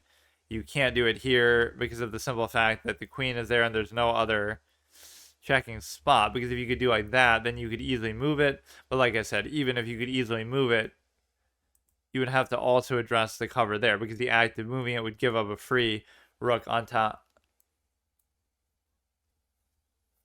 Unless there was like a royal fork there that you could potentially, do. Okay. So, I mean, look, dude, if we focus a little bit, we can always do stuff like that. But, yeah, let me actually look that up. Is there some sort of a... It would spoil it, though, because it would show you who Red John is, or it could just be in some other way. Mentalist. It's just such a good show, but the ending is so bad. It's really, really sad. Patrick Jane chess match. Oh, no, it'll be like the one that he actually played in the thing. In the show. TV series, Jane plays the match in the position. Force mate in 3 moves can show the lines to me. There's no force mate in under 5 for sure. Completely winning for white, but no force mate. There's a mate in 17. Don't think Jane saw it, though. Well, at least he's winning, but... Or maybe he knows better than you give the check here. I don't fucking know. But no, chess always uses such a prop in these series. Saving the mentalist chess butt. Game between Jane and Tom. Somebody bunting, comic pencil, chess and TV. Like, that's the thing. I'm not denying that somebody like that would be good. Like, his memory's good and he has a memory palace and all these kind of things. But it doesn't mean that you'd automatically be good. It means that you'll automatically make... Like, you could show up average people the same way he does in a lot of ways. Because he's like, he knows all these little tricks and things like that. There's so many articles about that. But what about, like, an actual set? With, like, the characters and all that. You could just do it with, like, literally anything. That's the whole beauty of it. New York City skyline. We have one that's kind of inspired by that, too. Icons of the $815. What kind of mad shit is this? What is that, bro? $815. This is the one that Patrick Bateman would have in his office just to show off. And what are these even supposed to be? You're paying $815 for these little fucking dinky things? Yeah, this is what CEOs play instead of Monopoly these days. Holy shit. Yeah, this is a little good streak set. And again, it's going to be even most of the way, but it's okay because, what's the worst case? We're going to draw. So we get back to 16. That's kind of nice, I guess, but I mean, I don't know. That was a really bad streak we went on. We were as high as like 1620, and then we fell below 16. So now, whatever. We're at least within striking distance of the highest that we've been. But again, I keep trying to avoid studying as much as I can. And at some point, it's really just going to get tired because you just have to do it. Either just don't play chess or study. That's really the two options that you have. Alright, so we continue with this little piece that I'm on the 3-game win streak with. So let's review what the cosmetics still are that we're using.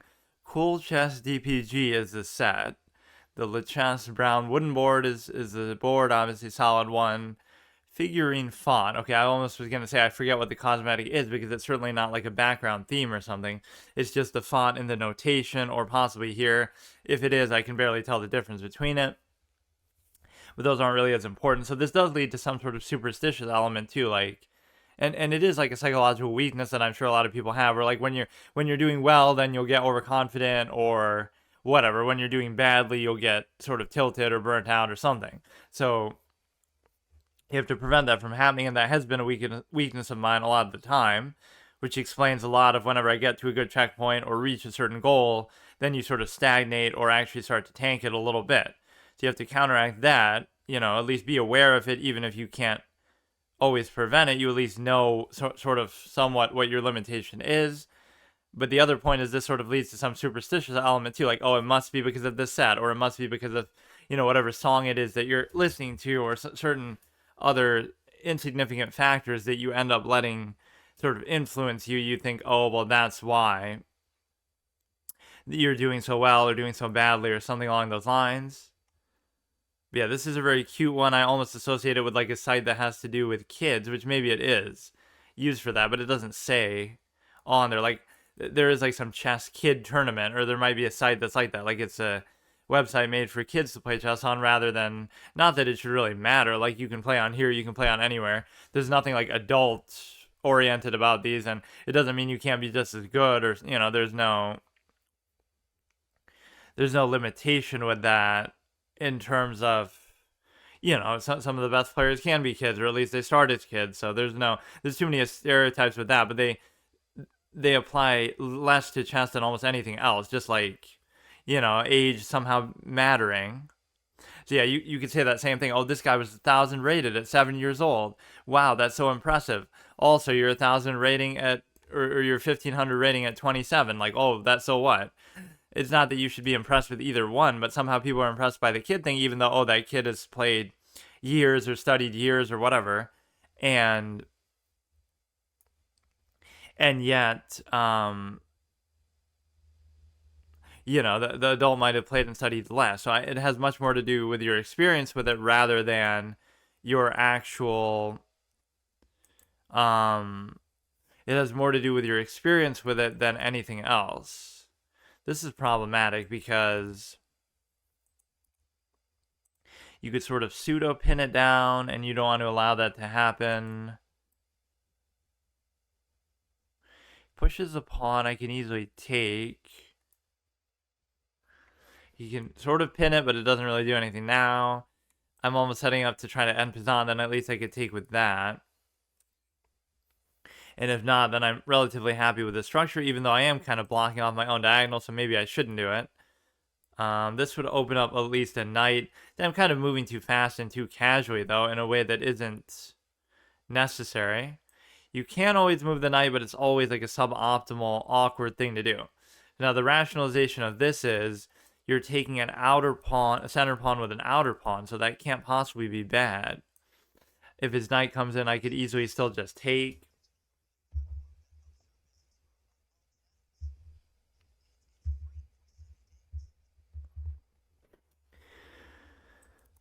So this diagonal could be pretty important later, but I don't really still see why exactly. If you do this, you could do that in Pazan take, but then you're kind of stranded with these pawns not being connected. So there is a little bit of confusion with these. Like, maybe you should accept this and just... I can't even figure out where to develop this one.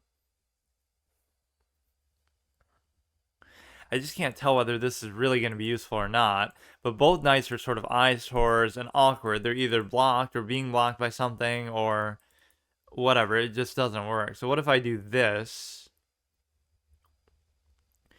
This could pose a problem too. Oh my god.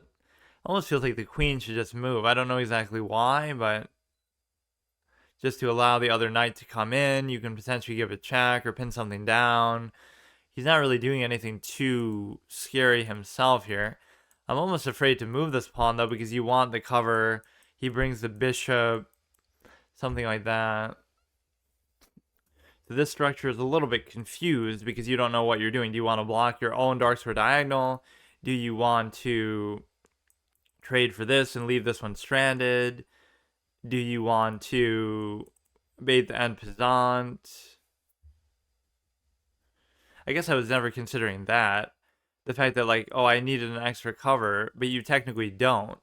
If at any point he did the end pesant, I could just take back with that, but then I'm not sure that I really want to. But no, I genuinely didn't even think of that as a possibility.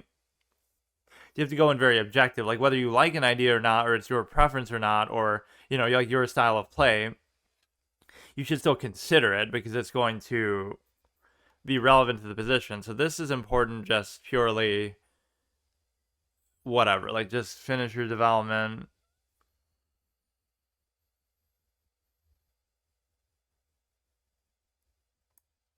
There should be nothing else crazy there. This is the kind of move that you live for, where you can sort of effectively fork. Even though it's not going to win you anything, I consider it a net positive because you get to guarantee the trade. And whenever you're trading a knight for a bishop, it's very favorable. Although sometimes I'll even take that, like, oh, you pin down like that, so he has to trade the bishop for the bishop even. So there's ways to just sort of bait trades in a way that's, again, not probably the best move, but you are also just developing in a normal sense. You can bring it here, and there's not really much you can do to stop it, right? If he raises, I can just take.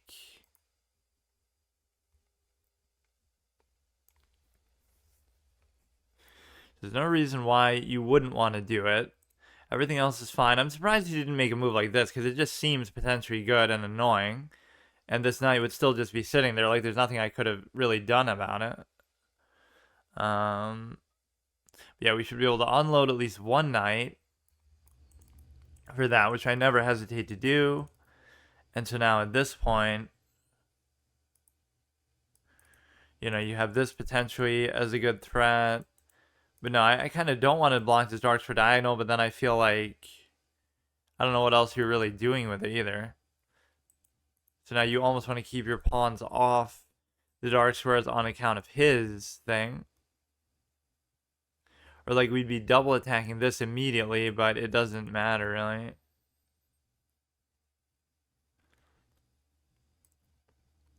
You could create a double stack here just for the sake of it. I don't really know why that's so good. This is where you become a little bit aimless, honestly. Like just you're out of the opening, you've gotten some of the trades that you want, but it's like nothing crazy going on. Even that's fine because no, I guess not. I would say I would double take if you move that, but then you can't because whatever. I almost want to stay on this side of the board somehow, but there's just no great way to do that. Like as if you were to target this. Let's just go here in what is a very safe, stale play almost, and it blocks off a potentially good position for the knight to go into because of the simple fact that you would want to go here, but it's just been sitting there, and this is the nuisance that it can be. Like, it's not even doing anything, but it's still the center of attention where it's just very, obnoxious, and you're going to have to get it out of the way and block other things. So these are kind of active. You almost want to go like this and then this, right? Rook goes here, pawn goes here. They're off the dark squares. And then something with this, I'm not sure what you would have been wanting to do. Because see, if I raise it and he takes it, that's fine. So you have these two next to each other. But if you feel like you take, then it's all just weird because I don't know what this whole position is.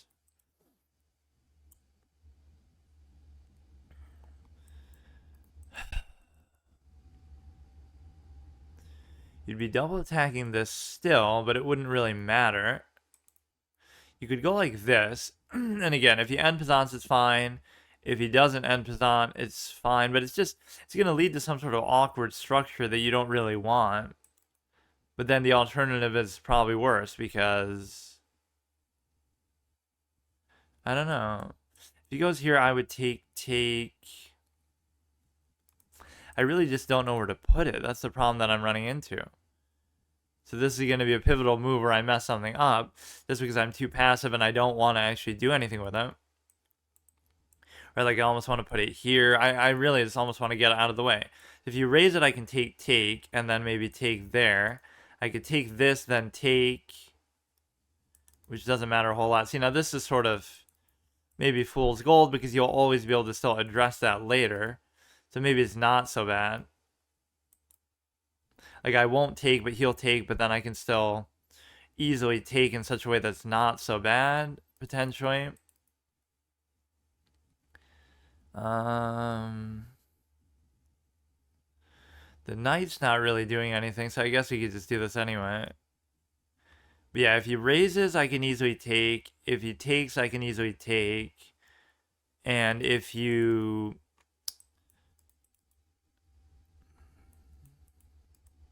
It's just a very sort of stale position, which almost favors the knight a little bit, where it's hard to decide which one to take with. You don't want to leave yourself open here, but then it's also open for me, so I don't really know how you can determine that. Like he has the rook, okay, cool, but then I'll just ring mine and then switch the open file. Right, so we have, I mean, he has connected rooks too, but there's no reason to really, if he takes there, I can easily take. If I take, it just walks myself into a check. Right, with the queen. So if he takes, I take. If he takes, I take. There's nothing really to worry about there. It's possible he had something better there, but he just didn't have the, maybe the presence of mind. Oh, shit, you can't be serious. But he doesn't even do it.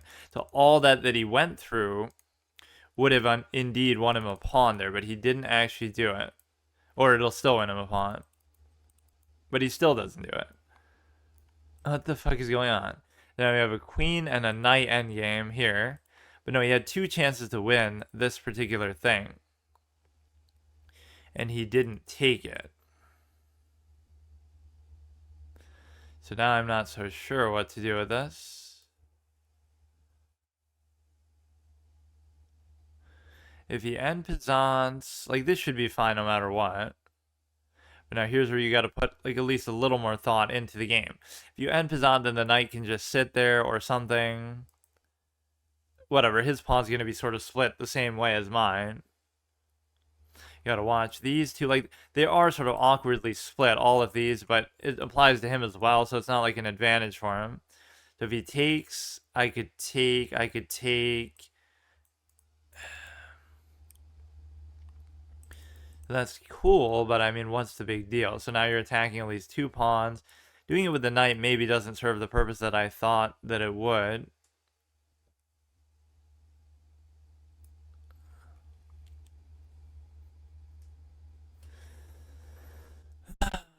Let's see. You're attacking this. I don't know exactly what the knight is going to be doing here. That's the problem.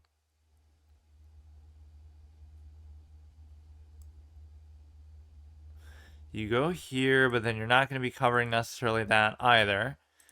You want to stay connected to both of those threats, but there's nothing you can really do to guarantee it. I guess you could push the knight out theoretically with this, but it's not the greatest position to be in either.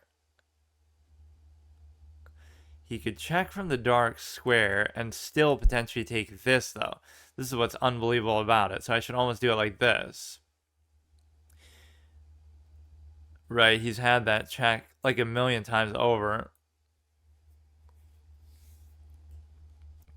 So this weak threat, like if they miss a threat, then at least keep your eye on it, because it might be a problem later. It's obviously this pawn has been very weak the whole game. He had a chance to take it with the bishop after the rook trade. He had a chance to take it with the queen with the check. He had a chance to take it, you know, potentially there if I try to do something and push the knight out. So no matter what you're doing, he always has a chance to take it.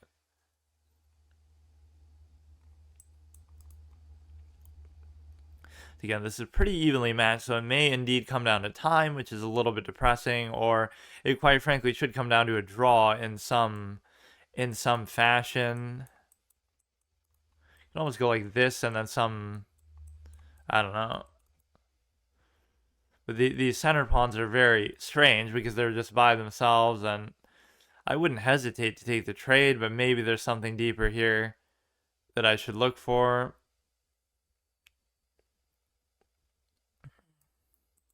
Or what? He's going to bring it with the queen and just trade everything and then fuck it and say who can win the end game? I'll take my chances there. But my problem is I won't take the time to think. But I'm closer to this one. So that should be the difference maybe right there.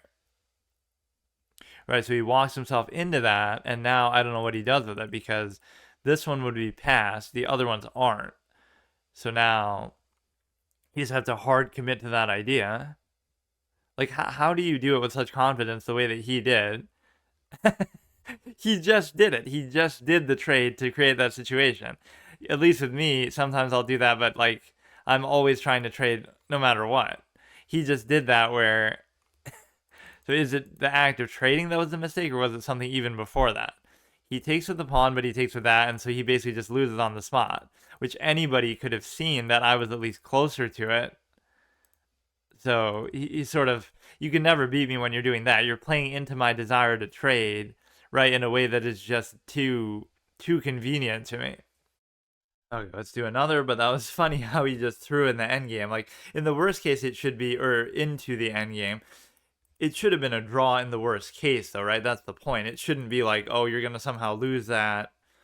And he's going for the trade so willingly, so openly. And you might say, oh, how can I say that? But it works for me because that's just my style of play. You can't say that with somebody else, or at least when you can tell that's what I'm going for. So even if, whatever he might normally do, right, he's just doing it the wrong way, because you should at least identify like what it is that I'm doing and how I'm playing. And if you do that, then you would at least hesitate to do it there. But I guess I don't do that either. If I sense like, oh, my opponent's going to trade, I still trade. Now it's like you're going to maybe try to do too much somehow, but just probably the better thing is just to take. At least it suits me to do that. He took with a knight, which I didn't really expect. But yeah, at least what triggers me the most is like when you lose or something major happens just in the opening, which, of course, you just have to study openings, or some of these people will know certain traps and things, but like at least let us get past that part, and then something else interesting happens later. But then, like, as we saw in the last one, nothing interesting really did happen. It was just like a lot of repetitive back and forth where neither player knows what they're doing, and then it leads to the obvious fact of, either it would be a draw, which it should have been, or he just makes a stupid move and trades the wrong thing, which I think was probably pretty obvious. So this is the V-shaped structure that you get. Right, so at least you can commit to it. But again, that's never going to open. So it raises the question of like, what is that going to really do for you? But it is still the way that I do things typically. I don't really understand it, but he goes into here, which might seem like a good move, but it's really not that good of a move. It's just like, you have to figure out a cover for this, which also creates maybe like the double stack capability, but then you lose that. So it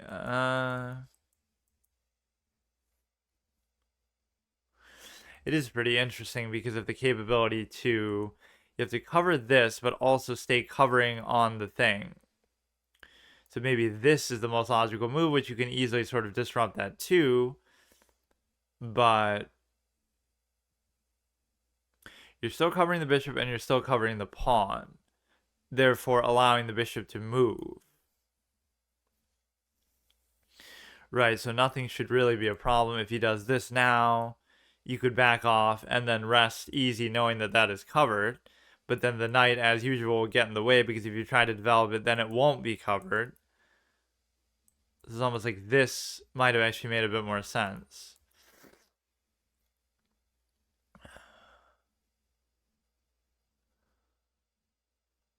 See, they'll take a threat like this and they'll beat it like a dead horse, basically, where they just keep doing it over and over. The thing here is, okay, you won't be covering this then.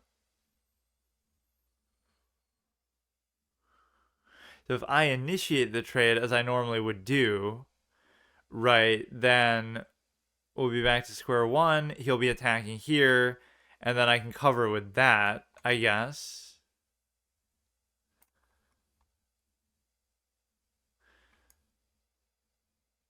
But he can still win something then, because what he can do then is he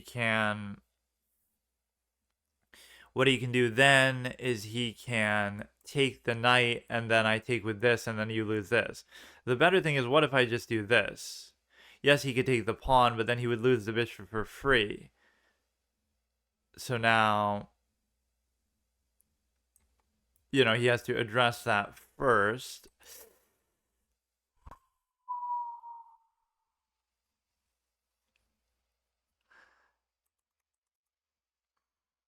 Such confidence, dude. So it's not that he wouldn't lose the bishop for free. I was correct about that, but it's the fact that he will win the rook then. So isn't it interesting how this always happens with the knight? Like just every time, huh? There's a constant liability, and I just can't do anything about it.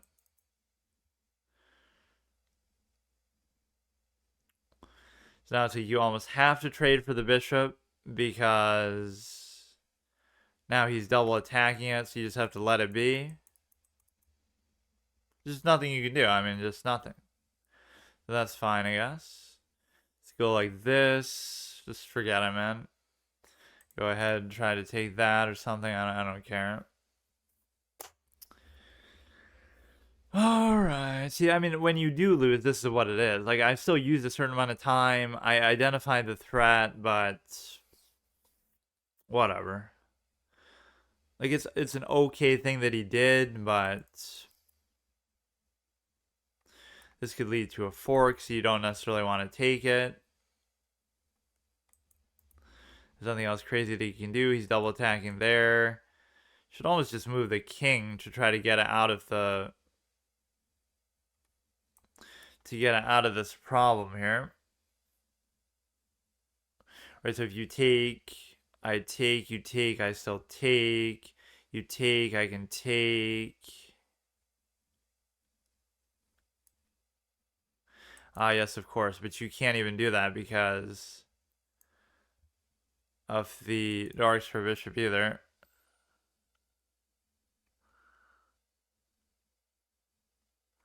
So yeah, there's no merit in doing that.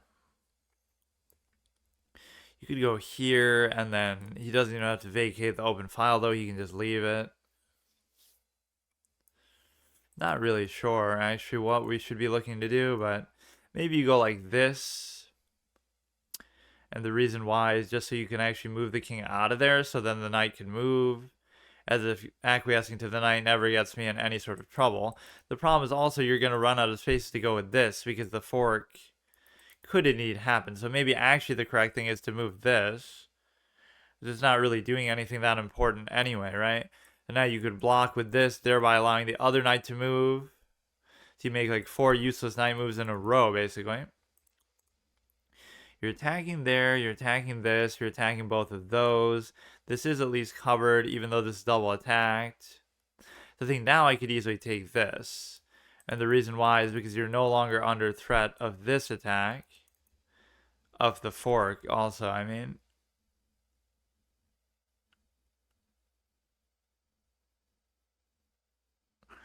So now, the thing you'd have to do is still cover this, but it's only being single attacked, so it should be fine.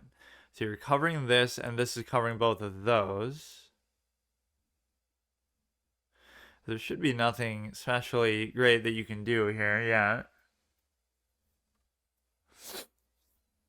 I mean, he's at least fast, but I don't really approve of that one move that was relatively obvious. I mean, a simple 1 to 2 move calculation that anybody should be able to do.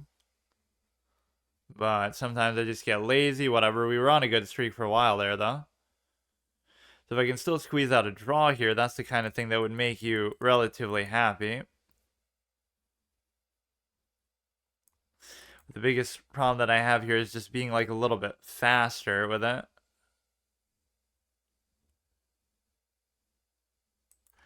So now this is attacking there. Couldn't he have done that then like a million times over? The fact that he was double attacking that, and it seems like neither of us saw it, or maybe there was something else to it. He's moving with a great deal of certainty in any case. If he raises the pawn, I can simply take it. You would think he would have actually just traded there, but see, this is kind of cute because even if you... No, never mind. It's not. If you raise, I can simply take. I don't... Oh. Okay, so I can't take...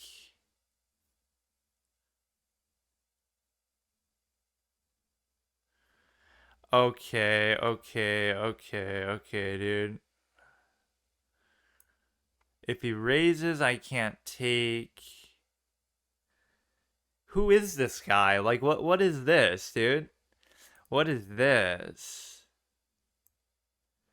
What is happening? You can let him take it, I guess. I don't know.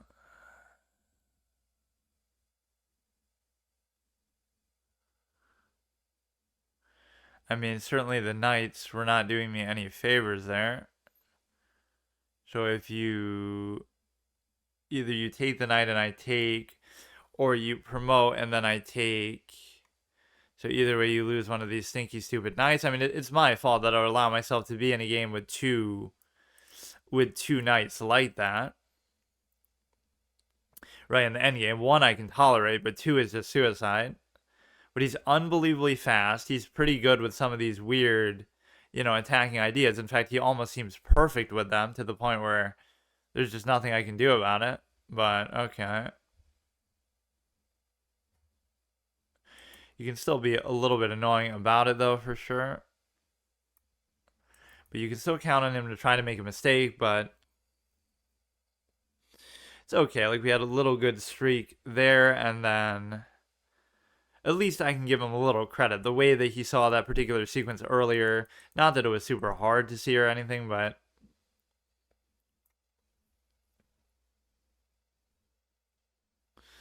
pushes a pawn. He is moving like very, like, he really knows what he's doing. That's the thing. He's studied. He must have thousands of games under his belt or something. Yeah, over 9,000. You can just tell like when somebody's actually good or whatever. At least gives the illusion of being good. I don't know what we're even looking to try to do here. I don't know what that does. This is covered. This is covered. We were just trying to be as annoying as possible, and we are at least succeeding in that regard, but I'm also too slow to really take advantage of that. If you are going to have that mentality of like trying to flag them or something, despite the fact that they're winning, you would have to be a lot faster. Like if the time was reversed, maybe then you would have some semblance of whatever. Like we can try to turn this into a passed pawn. It seems very unlikely that you would be able to take advantage of it, but we may as well go for it. We don't have anything else going for me anyway. Now you raise this, you try to get rid of that at some point.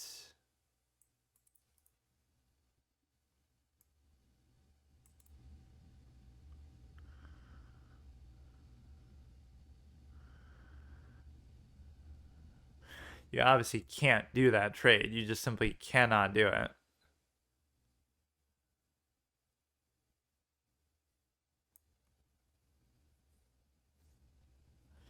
Right, because you're not going to win that. At least here you can maybe catch him off guard with something, try to do the promotion. He did give up a pass pawn there in a very probably unnecessary way that doesn't help anything.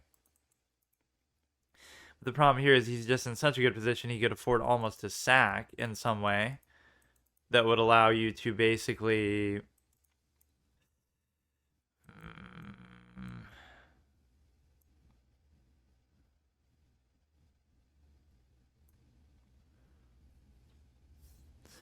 still shouldn't be able to take a pawn, so we're ultimately still covering this one. That's still okay. We can try to basically ride it here a little bit or just keep going with it in a very ballsy, brazen kind of way. But at some point, we're not going to be able to adequately cover it.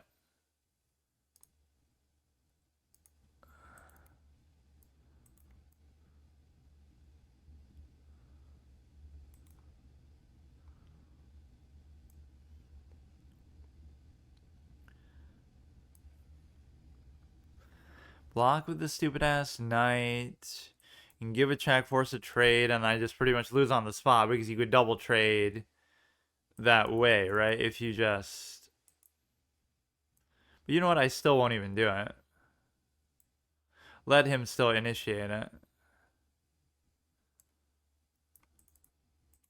But he can just do it all the way. Or fuck it. He takes there, like, okay, dude, you can have it. You can have it, but I guess I should have used more of my time a little bit earlier, or I guarantee you he played at like literally a 10 cent pawn level though. Like you can't exactly play much better than he did. It's literally impossible. Like what was that game? Like I just can't deal with it. It makes no sense. Like why are you 1600 after 9,000 games played? You should be like 18, 2000. I don't get it. Because you're not using your time enough. It just makes no sense. Like you can look at this and say he's just too good. So what is he, a Smurf? Okay, go ahead, waste more of both of our time, dude. He might give up a fork somewhere along the line. He might have already given up one. But does it really matter? That's the thing. Does it matter because you're fucking gonna flag anyway? So we lose that set, but we did pretty well, at least with it. So that's at least a reasonable, like a 4-game streak. I won't even necessarily blame that. Like, oh, it's getting overconfident because of that. It's just more like, you know, it's more a case of being able to basically realize that he played at a very good level and there's not much I can do in that case because at the very least, even if I match him, it's going to take me too long, right? I don't see how I can go much faster than that. So he's both playing better and faster at the same time, which means there's nothing I can do, at least one or the other. They have to be the same speed and then a little better and I can match it, or they have to be a little slower and better, or they have to be faster but worse. You know, there's got to be some sort of concession. He's just perfect, though. He's just perfect. 1 inaccuracy, 20, probably less than 20 even, because he keeps changing as you go. So it's not even like an excuse to say, oh, look how good he was, but it just feels like maybe it's a little bit early to be expecting these kind of opponents, but I don't know what to tell you. Like, look at that. Like, what do I do with that? What would you have to do to deal with that? And I know people say, well, it's just relative. Like, of course, against, you know, whatever it is, like, what is that game? Like, I can't beat that. That's all I'm saying. I can't beat it. That's an inaccuracy. What am I supposed to do to take advantage? Like, whatever those are, too. Like, those 2 inaccuracies are not going to lead to you winning the game. You know what I mean? Like, that would be a draw material still. It wouldn't make any difference. It's just... So the blunder was obviously this one. So but really, what am I supposed to do there? Then you're supposed to do this. Then what if he does this? Then you do this with the same idea. But then you can still do this. But then you can still do this. So it was a relatively instructive sequence, but this is the kind of thing that I can see in my sleep usually. Like, it's just there's too many things going on. But it's like, okay, if you go here, you're threatening to take, which is correct, so therefore he has to address it. So I thought he would take first, let me take there. That's a reasonable sequence to have. But he can just ignore it and go here, and then even if I take, it doesn't matter, because then he can take there. So that's a little bit... And again, look at how quickly he was aware of that. Like, how is that even possible? Look. 725 in 3 seconds. I guess he already maybe would have thought about it, but like, how the fuck do you know that, man? Okay, so here we have to move on to the next set, and at least that last game, even though I don't like to look at it this way because it's sort of a defeatist style, like, oh, when you lose, you try to, you know, cope and make it a positive. We had won 4 in a row, right? Some of those were still pretty close, and I maybe didn't deserve to. But this one is like, I don't always win, or I don't always lose, but when I do, it's to like somebody who plays literally perfect. 2 inaccuracies, 0-0, he was fast. You know, you can't really do much better than that, so my best case is, oh, I would hope he would draw.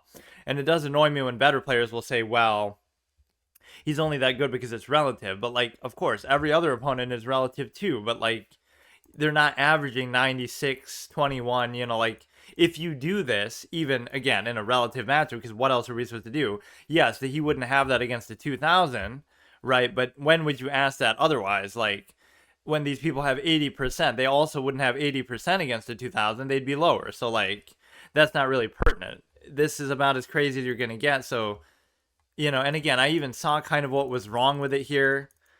But whatever, we have to change the set. But all I'm saying is if I can lose those ones, and those are the only ones I lose, I can live with that. But I shouldn't lose a lot of these other ones that are like, I don't know, very winnable and kind of sometimes where I throw. So I kind of can't remember where I was at. I had done the Christmas ones. This one's pretty nice. I actually like that one a lot. I kept associating it with like a set that would be with and without marble. I don't know what that means. Like maybe the other ones are messing it up. So we have that one. We have brown, light, and the figurine font, which again I barely even noticed that one. So it's just trying to kind of go in order and find the one. There should be some easier way to do this, or you can like bookmark one without actually checking it. But this is the downside of sort of like fan made stuff. But the upside is there's so much customization that you otherwise just wouldn't have. So one of these just didn't work. The one thing we missed with the Christmas one was the board, because it's supposed to come with a board too. Clash of Clans one. So I don't know what this one is like. Cool green, but it's gonna be like one of these would actually make it work, I guess. See, just the base one. It's so weird how that works. So there's one of three. Either newspaper works, like with the checkers one, the purple one works with some of them, this one works with some of them, so that's actually legitimate. And you might think, oh, I would have already used it, but I don't think I did. Right, so I'm kind of going back and doing one that is not... I'm pretty positive at least I didn't do it. But you know what, maybe I'll skip it because it's going to be so hard to keep track of those. Like, did I ever use that one? Or did I miss it because I didn't think it worked? Because that's not where we're at. We're at that with the P set, so we're looking for the next one here after like the cool one, whatever it's called. We're looking for, we had used that. Cubit 64. Okay, so this is at least a legitimate one, although it looks similar to like the chess cube thing. Right, so I just want to make sure it's not exactly the same. It kind of is, though. Like, really, what is the difference? Even though they're called something different. Huh. They look almost exactly the same. Just like a little bigger, so I don't know if that should count. I guess I won't actually count it.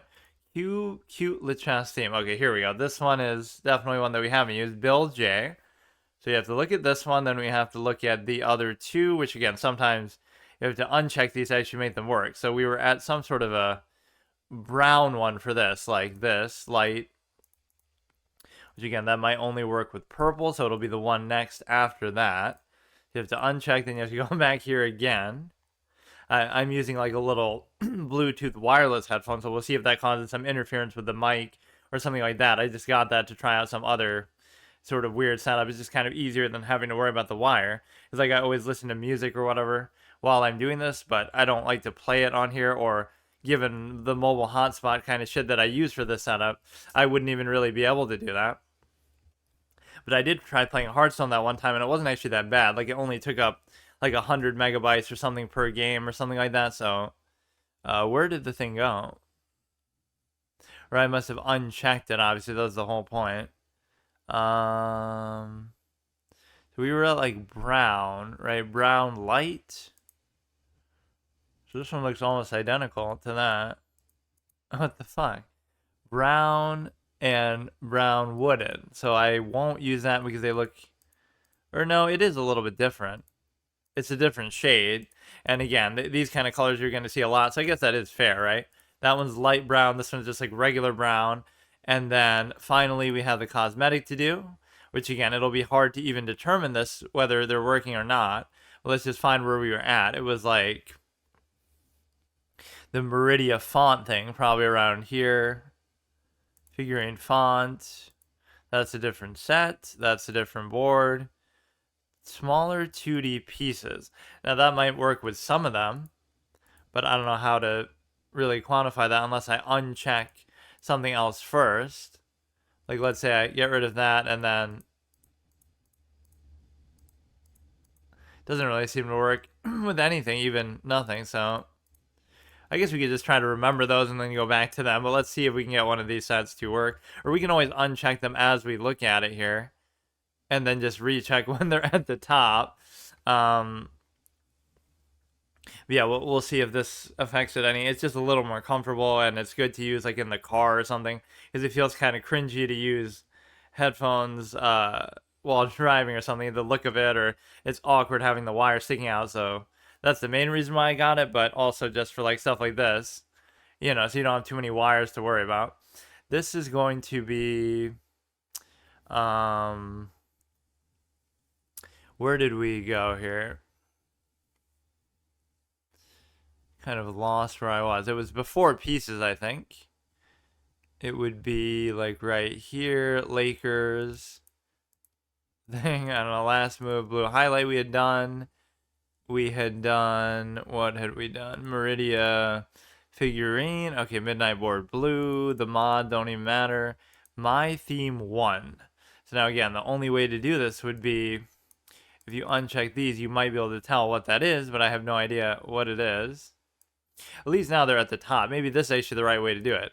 Now I'll do it until one of these works, and then okay, Neil would.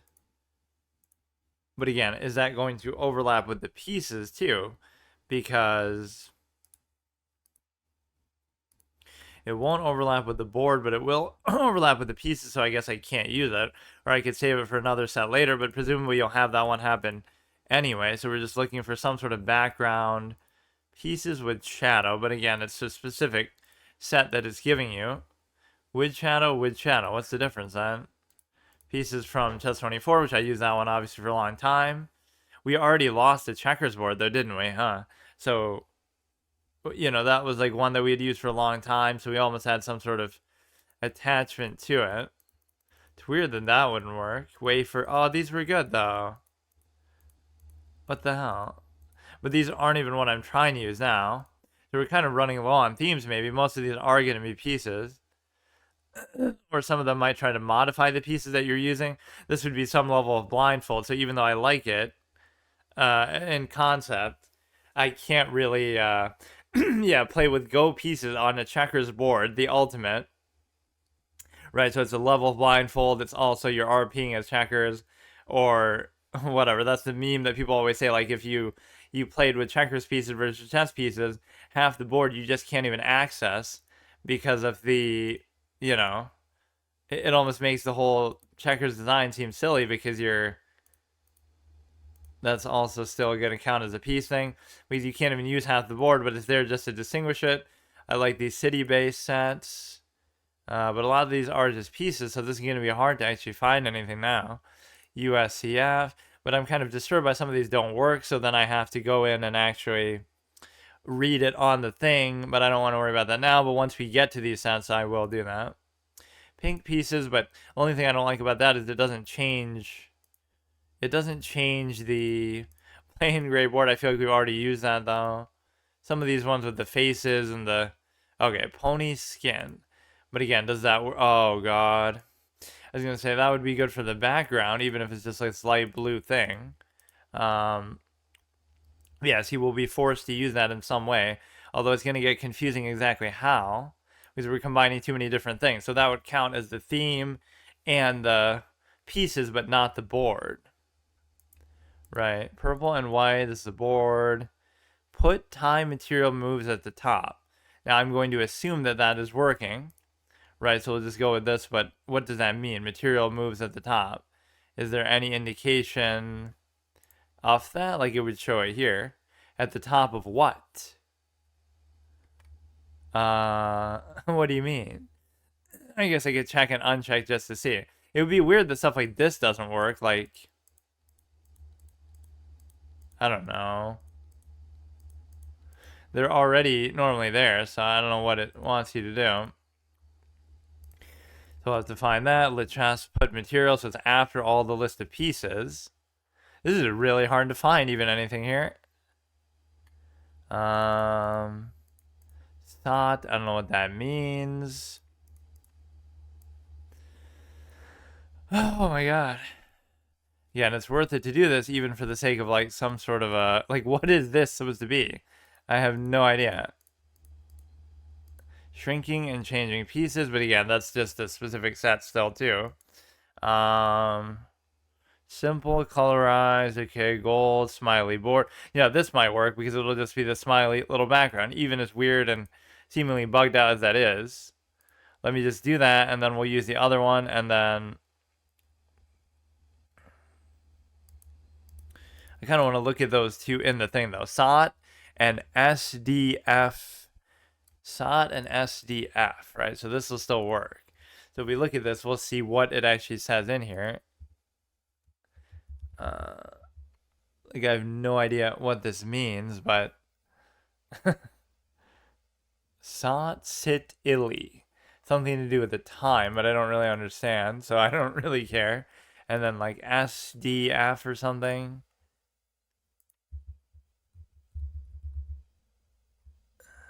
It's just like gibberish. Somebody banged their head on the keyboard. They thought they were playing as a Death Knight in Wrath of the Lich King, haha. Yeah, this one. I mean, look, dude. Lichess, brown wooden board. Okay, that would come into play later then. Yes, of course. The picture is as much of a troll as the description or the name.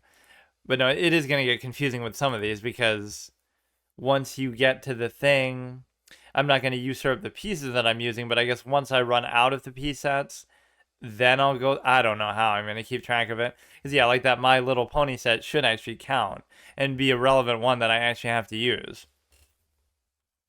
So, of course, the World Championship thing is going on, and would this actually, like, dox your IP or something, I wonder? Vendor cache. You would think this is just showing you stuff to do with, this is just to do with the actual website itself that you're on, right? I wouldn't think it's anything to do with mine. But maybe it says that. I don't really care. Go ahead and hack my shit. Hack my mobile hotspot. But no, the World Championship's going on, so my prediction is no matter who wins the candidates is going to win and beat Ding, because Ding has been such a choker as of late, or as of his whole career. Like how I predicted last year he would choke, and I was correct. But even though he choked, 1733, what's going on with that? Now, I shouldn't lose too much, or I shouldn't worry about that. I'll end up winning anyway, but he'll go in way too cocky. This is a ridiculous matchup, though. Of course, he's going to know this very well, but he does it differently than I expect. So the only annoying thing here is just the simple fact that, well, you can have the pin happen, first of all, but you could have taken that all day long. I almost don't even want to do that. That's the thing. Now, this is a little different than the normal structure that we have, but it should maybe still be okay. Right, normally you do like this first or something, which maybe I still should have done. But no, he'll come in even cockier and faster than most of these people. So you go here, and then this is kind of a familiar structure that we sort of have learned from some sort of analysis, but I may as well just do it then. Like, why not just do everything? If he takes with the bishop, if he doesn't, then I go here, then I can trade. I mean, again, this should be a principle that you follow almost with better players too. Not that I don't just do it anyway, period, or I assume that everybody's better. The assumption would be that you just trade everything because there's less then for me to fuck up. So you'll take with the queen, I imagine.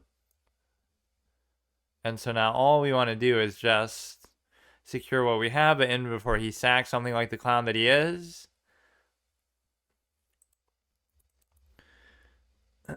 See, now there's just so much less on the board that whatever chance I would have had, we're already in a better state because, you know what I mean? Like, I wasn't going to be the aggressor because I just don't play like that, or at least I'm not playing like it now. I'm playing as black too. So whatever threat I could have possibly posed, not that there really was anything anyway there, right? It's just a pretty basic position. I wasn't going to benefit from it anyway. So, like, I don't see how that could have possibly hurt me. Maybe some minute positional advantage is different, but you know how it is. It just doesn't matter. You're posing a legitimate threat here. The only problem is that you want to go here. You got to just do this development, bro. You could do a bit of a bait play because you're threatening a pawn, and then I'll just double push. I'll double push with the knight's cover. right? So you're threatening here, then you go here, then he deals with that, but then I go here. So there's a lot of dynamics going on with that. Of course, he's threatening like this. He could push there. So now the thing is that is unfortunate, though, because whatever he does with that, I would have to address there. It's not even that I wasn't aware of that prospect. I just didn't. I don't know. I don't know. That was kind of weird. Again, nothing is happening yet that would really show his strength one way or another. It's not like that crazy of a position, but he does have the 2 bishops. I'm not really too worried about it there. We're threatening this pawn. Like, we're kind of just trying to get the queen out of the way a little bit to where it can't be threatened very easily, but there's no way for that to actually happen, huh? If I just open this, he can push the pawn. But the problem is he's going to take there. That's the thing. I hate this, but all I want to do is cover that, but I can't do it without some weird bishop unleash pawn stupid thing. This seems fine, I guess. But no, you still can't cover there. Oh my god. Oh my god. Just a simple position like this that causes so much trouble. I'm almost more willing to do something like this. But then you're giving up... Dude. I don't care. Just do whatever you want. Do whatever you want. Just do it. I don't care. Like, this is such a stupid, pointless position. Like, all I'm trying to do is just not do anything with that. So if he raises, I just go like that. Fuck it. And then if you use the diagonal, go ahead and do it. I get frustrated by these kind of positions because it's like nothing's really happening with them, but you just don't know exactly the correct way to deal with it. So, you know, like, he's not done anything crazy to earn anything. I've just been initiating trades. He's been taking them. Pretty normal par for the course stuff. Although I do typically say that better players tend to avoid doing trades. Okay, so he's exploiting the weak link of the knight, which is a really, really impressive thing to do. It almost makes you think, you know how it is. Now you could do a cute little move like this, because if he takes, I still take. If he takes, I still take. But the problem is the end sequence of that would still be bad. He would take, I would take, right? He would take, I would take. But then,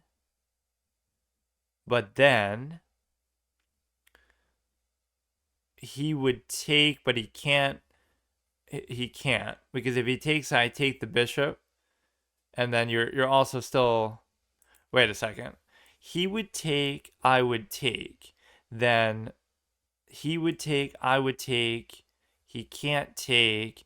It's a bit of a brazen ballsy move, but this is the kind of thing that I always do. If he goes to here, but you see, I still do it for the purpose of trading or some reactive thing. If he does it to here, too, right? The point is you're going to take the queen anyway, but then he could also take the queen. But the real point is you're probably going to take it. So look at this little offensive imagination that I have. I'm fighting for the life of this set because it's clearly so beautiful. At least it's pretty clear what everything is. Or at least both sides are the same, too. Those are the two objections, that it can be unclear what certain pieces are, despite whatever theme they're going for. Or it can also be a case where you're able to basically, I don't know, you're able to basically have different pieces on either side, if you will. So he's going to have something else up his sleeve, I'm sure. But so far, he's been pretty willing to trade. And even there, I don't really get it, because it doesn't seem like there's anything still crazy that opens up as a result. He's going to have a dark square bishop attack maybe on the rook. It's hard to say which of these is really better, but it deserves a little bit of thought. If you do this, the bishop's not really open to anything crazy either. Right, you're going to go this way. Do you want to go towards the center or away? I like this because it keeps all three kind of together. But I don't like it because it doesn't matter, because you're not going to be able to cover it very easily anyway. But this opens the bishop to whatever extent it would be relevant. The problem is it's going to be hard to cover that center pawn to the extent that you're able to go here, but then he can always go there. So I got to get the queen out of there. I'd be willing to take another trade, but I think it served me well to whatever extent. Like, what are the chances I beat a 1733? I can do it, or at least I can draw them, but we've put ourselves already now in a comfortable position where it's much easier to calculate. So unless he comes up with something crazy, that's what I almost ask. Like, whatever you do, at least it should be something really above and beyond. Like, oh, there's no way I could have seen that. So now you got to worry about, you want to develop the bishop still, which I've done a bad job of doing. But the problem is that if I try to do it, then you have the simple reality of losing this. So that's why that move maybe was questionable. If I had gone the other way, then you wouldn't have to worry about that because, well, I don't know. This development is still going to be difficult. So look at this 100. Again, you shouldn't get too psyched out by that. Like, it doesn't mean anything, but presumably he at least knows openings and things like that a little better. You could have put this here with the intention, if you had gone the other way, to attack that, but that's a little too basic and obvious. I'm not really trying to do anything crazy with it. So again, there's nothing crazy going on there. I wouldn't mind baiting for another trade, but I just don't know, really. Like, what is germane to this position? You almost want to go here. And the reason why you almost want to go here, despite how secluded of a spot that is because there's going to be no way to develop the bishop otherwise. Like, I don't get what the bishop's play is here. It's just as dumb. You're still setting up for that threat, but it won't be as effective now. So I don't know.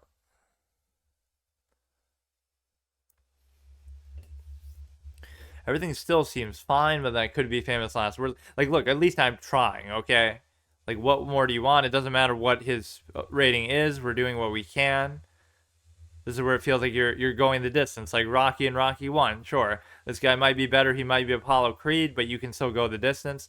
And I especially have a good record of doing that, drawing or getting to an end game or potentially winning against much better opponents, even 2,000 plus in a classical context, because then you have so much time to think about it. And if you really use it, you sort of almost play up to your competition. But he hasn't done anything yet that indicates his strength. Like, he's just sort of coasting, and he might end up regretting it later, but you have this, but it does absolutely nothing. In fact, it doesn't blunder a pawn because he still has to address it.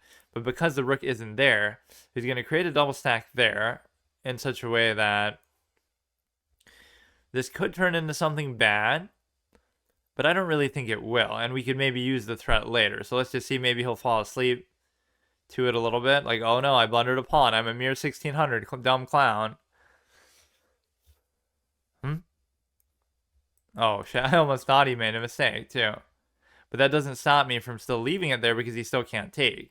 Now we have to address this, but the problem is we can't go there. So it does pose some questions as to, like, how do we expect to cover this?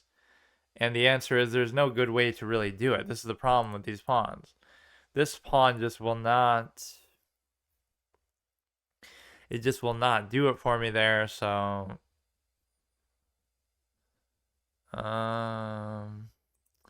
I don't think that rook move had anything to do with that either. It just, he's trying to double stack and he made the most of it, I guess. I hate this thing, like... Because all he'll do is go there and there's nothing I can do about it.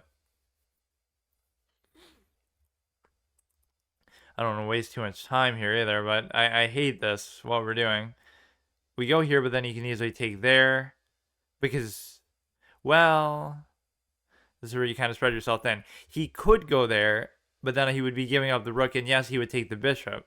But so what? Because, you know what I mean? You take, but then I take, and then you take, but then I took a rook. You took a bishop and a pawn. Like, is that really worth it? Unless I'm missing something.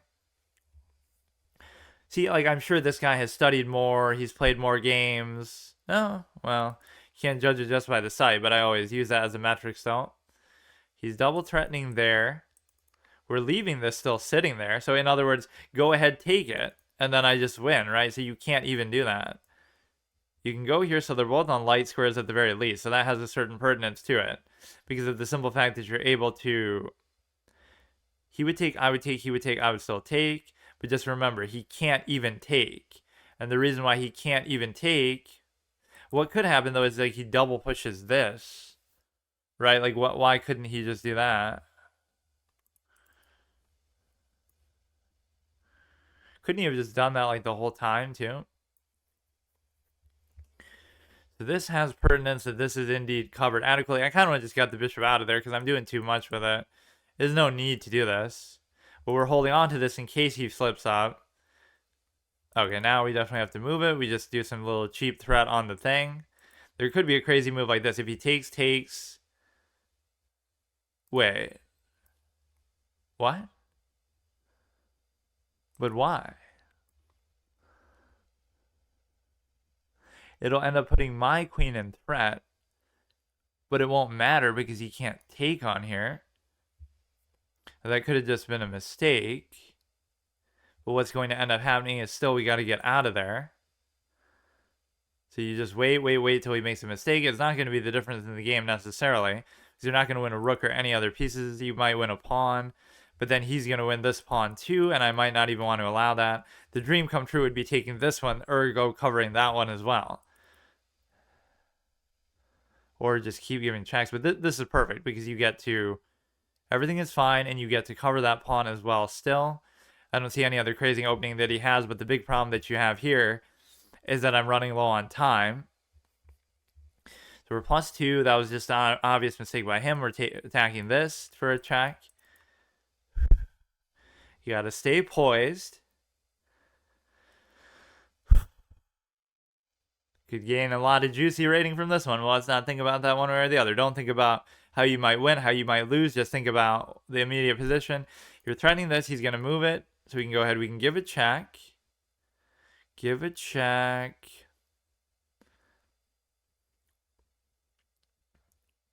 Let's give a check with this, I guess. I don't have a full plan here, but let's just keep doing stuff. He's in a very narrow, tight position that could lead to something good.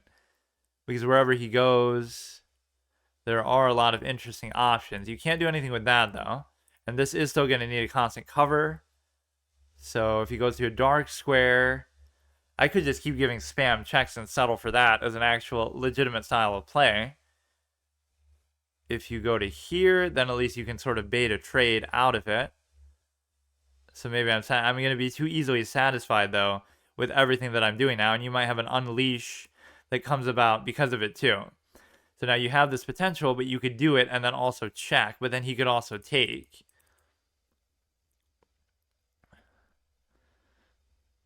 Right, you could like, okay, I'll take here and then you're in check. So for example, would I rather take that or I go here? So then you're in check. And then I can take, I don't know. So you take there, you're in check. What do? You take with the rook. Whoops. Well, he didn't take advantage of it exactly, but let's just go ahead and trade everything. I could maybe check and take there, but it wouldn't necessarily be true because of the simple fact that you could check and take maybe there. He could cover it back too. Oh, shit.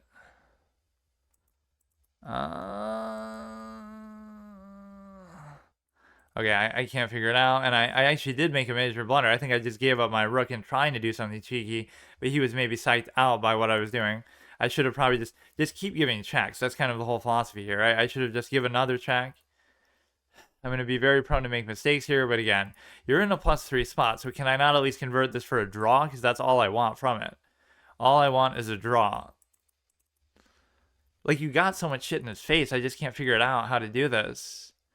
I struggle so much with attacking, man. I can't do it. How is this so hard? On the dark square. If he comes there, I don't know what to do. We could take with this. Fuck. I don't know. He can take there. Like, I can't. I could do this one. I could do this one. So take the stupid pawn. We're threatening this, which is a useless threat. I should have done this. It's too hard, man. You're too good and you're too fast anyway. You go like this. You take there. I take there. I check.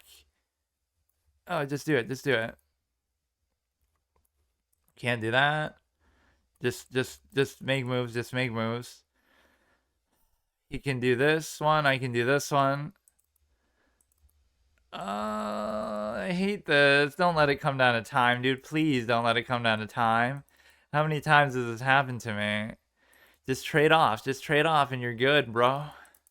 You go here, you take, you check, you trade, and then you should just win with whatever amount of time you have left. If he takes, I can't even take, but I don't know what exactly I'm doing. We'll go ahead, we'll check here and do it. That's how desperate I am for that sort of scenario with only 20-something seconds left. This is really the move that I want, and I'm desperate enough. He should know my trade fiending by now, but it served me well. Okay, do it, do it, do it. I don't care, I don't care. Yeah, who do you think you're playing, dude? Who do you think you're playing in this game, bro? Uh-oh. No, no, no, no, no, no, no, no.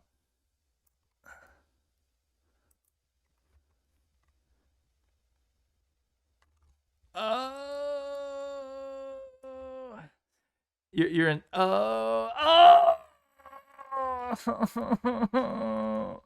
You fucking suck, dude. I hate you. I hate you. I hate you. This is why Rapid is an illegitimate format. Like, I don't approve of that at all. You don't deserve that at all, dude. You must be out of your fucking mind, man. That's not fair. That's actually wrong. That's an incorrect outcome. You should not feel good about that at all. That's disgusting, man. You should just resign out of print. That's so wrong. That's so wrong, dude.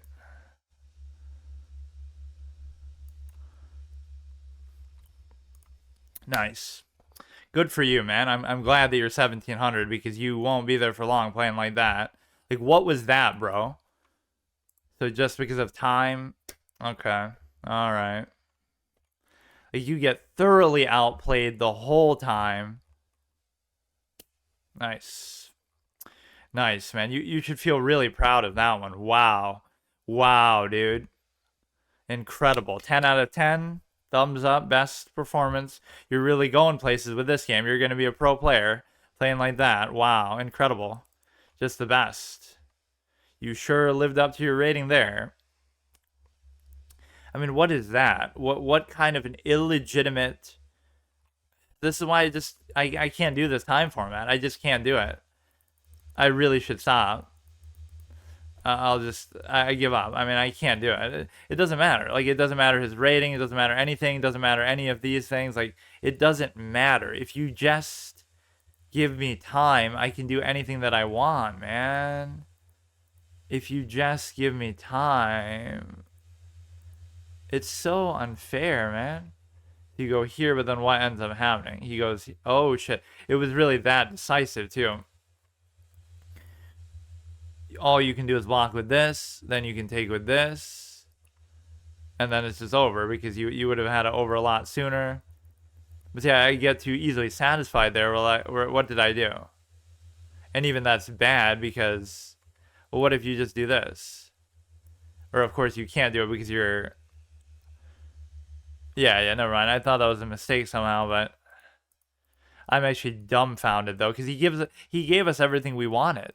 He gave us the trade. He gave us everything we wanted in our life. Like, wait, but how does that even make sense? You go here, and then you can just kind of do whatever you want.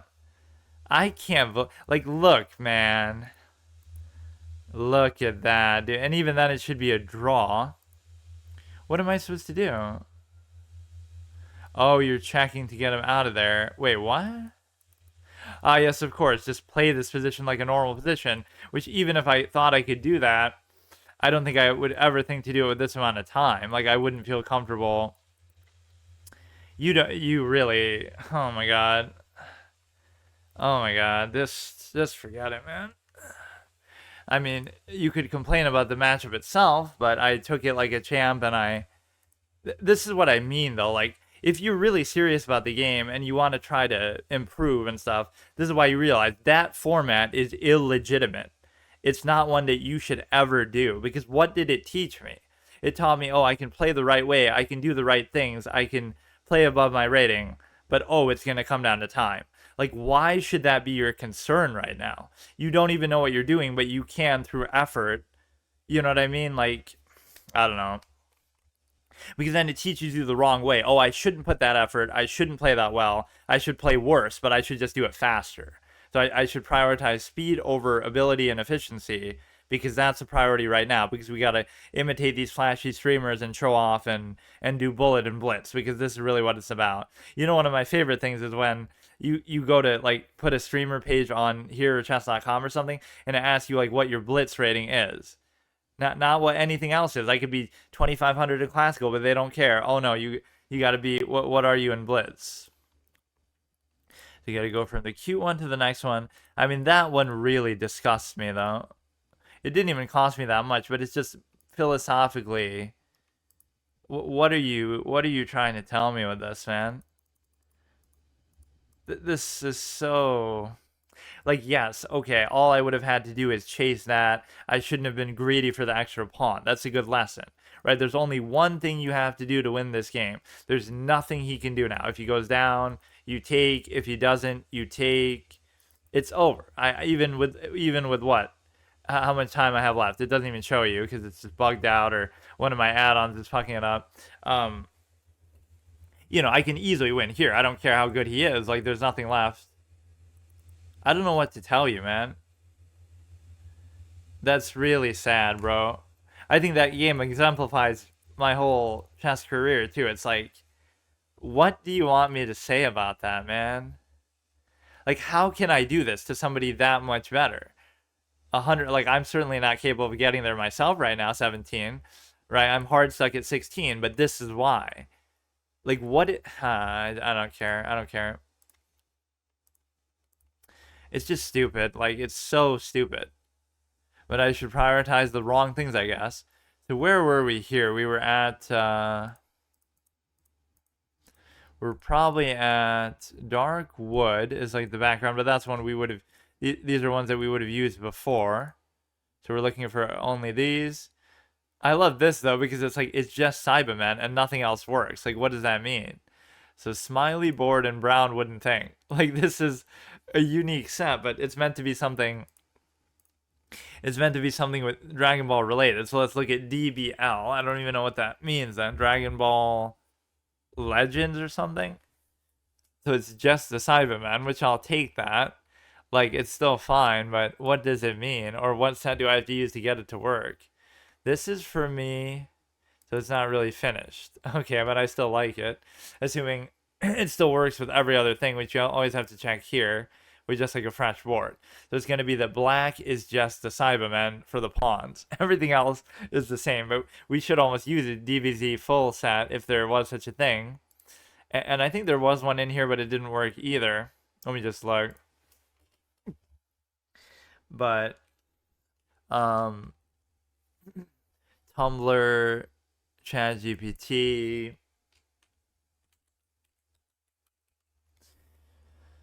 Dragon Ball Online Mouse.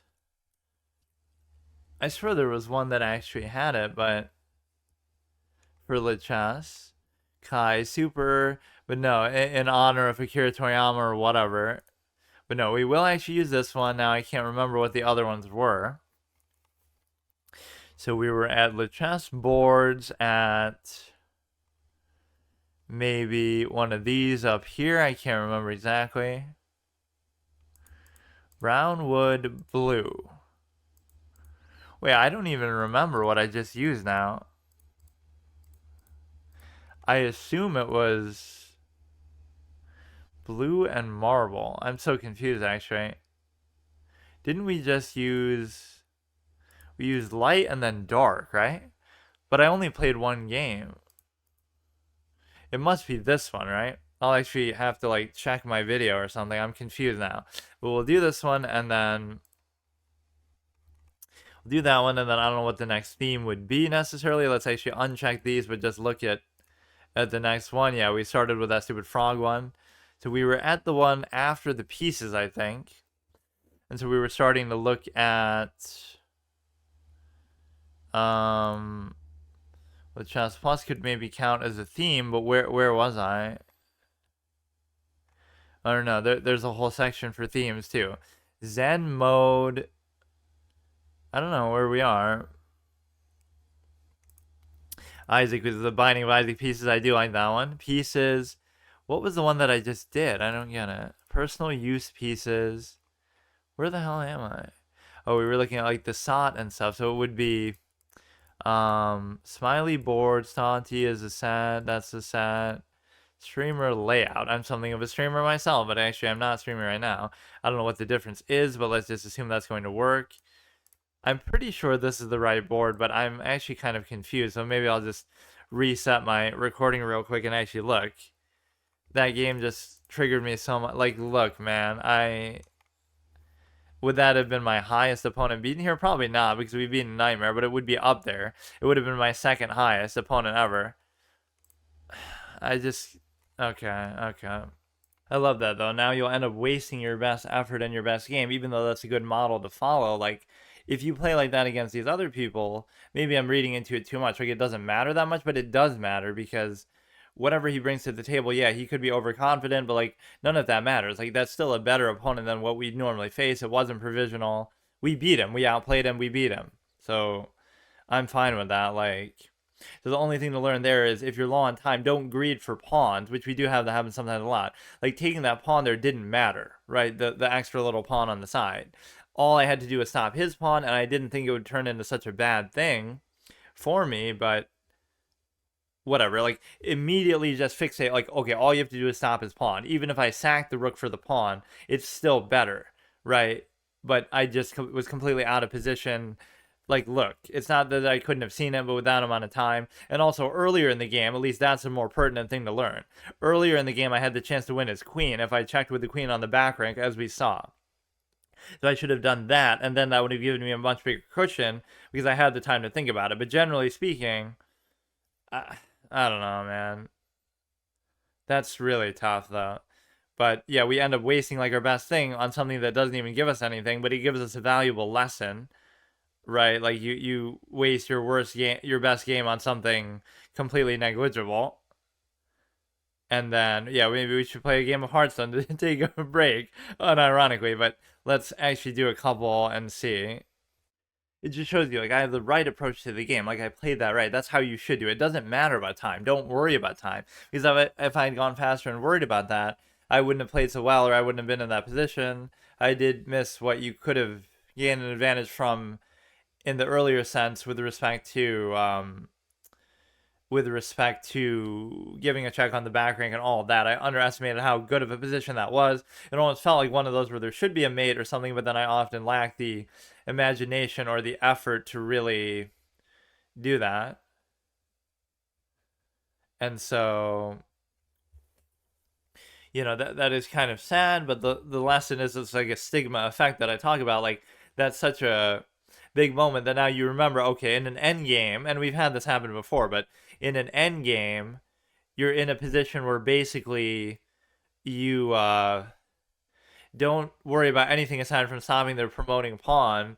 Even if it seems like, oh, you're winning by so much, you can just get away with whatever. Don't worry about picking up pawns and stuff like that. You're winning completely. So there's only one priority that you have to worry about. All you had to do is stop that one pawn. You can sack the rook for it. You can do whatever you got to do. But I just didn't obviously have the time or take the time to process it. So we have just a little Cybermen set thing going on here.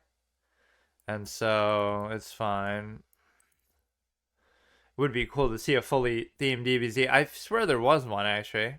Or maybe this was the one, but it's like... I mean, you still have to do this where he'll give a check. As long as he... Oh, no, he'll do that.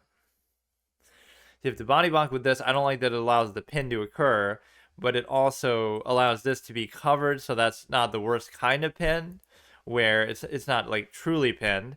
He would take, I would take, he would take, I would still take ultimately, right? And so that's fine. Just castle, get it over with, and then we can worry about whatever happens next.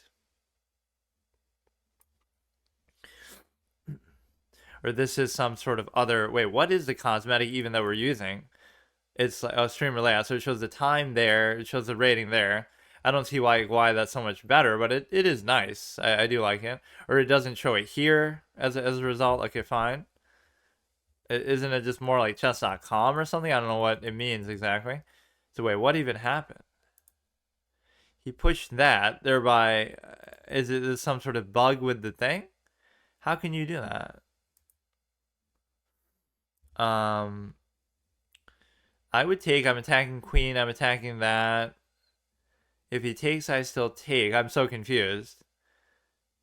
It's a good sort of fork move. If you take there, I simply take back. I could take back even with this.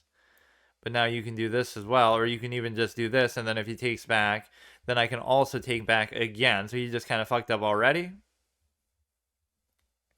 And so that's fine. Like, whatever you do is going to be a thing there. And again, that sort of validates my whole trade fiending idea. The fact that you feel like, okay, you can just keep doing that as much as you want. You want to worry about this a little bit, but I don't have to do it yet, I guess.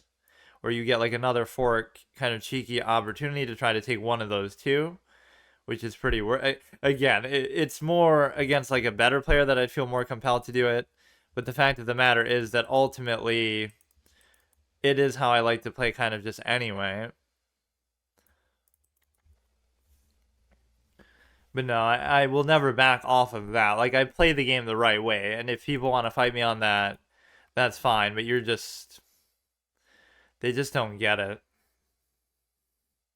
This would allow him to do the same sort of cheeky trading mentality, and so I don't know what I'm doing with it. We're in a good position ultimately. I don't care even if he takes that, honestly. Just do whatever you want. I'm more worried if he poses some sort of other threat, but it doesn't seem like there is one really to pose for now. Anywhere you go, I could take. If you take, it's fine. I'm willing to live with that. It's not actually showing the material. Oh no, it is. It's a little bit out of place, but I do like what this is trying to do. Like where this almost doesn't fit. Like the thing's almost off the side. So you can't go there. That's an understandable move to make. We could double stack onto here. I don't know how comfortable I'd really feel about doing this sort of trade. You would think I should do it, but, you know, I don't know. So you go up to here. It wouldn't still really do anything, though.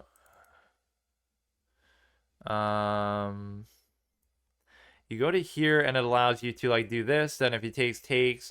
But he still takes, so it's not really entirely worth it. I could be giving him a little bit too much freedom here to kind of do whatever he wants, but just gotta not hang a mate or do something obvious. He kind of just gave me an easy opening at the beginning, which you shouldn't get spoiled by. But see, even this is like, oh, it's an easy matchup. But this is a difference of 30 rating. That was a difference of like 130 rating, the last one.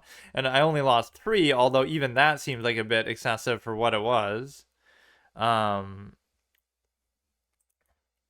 This is kind of a little bit awkward. I don't know. If he keeps going, I can't take it.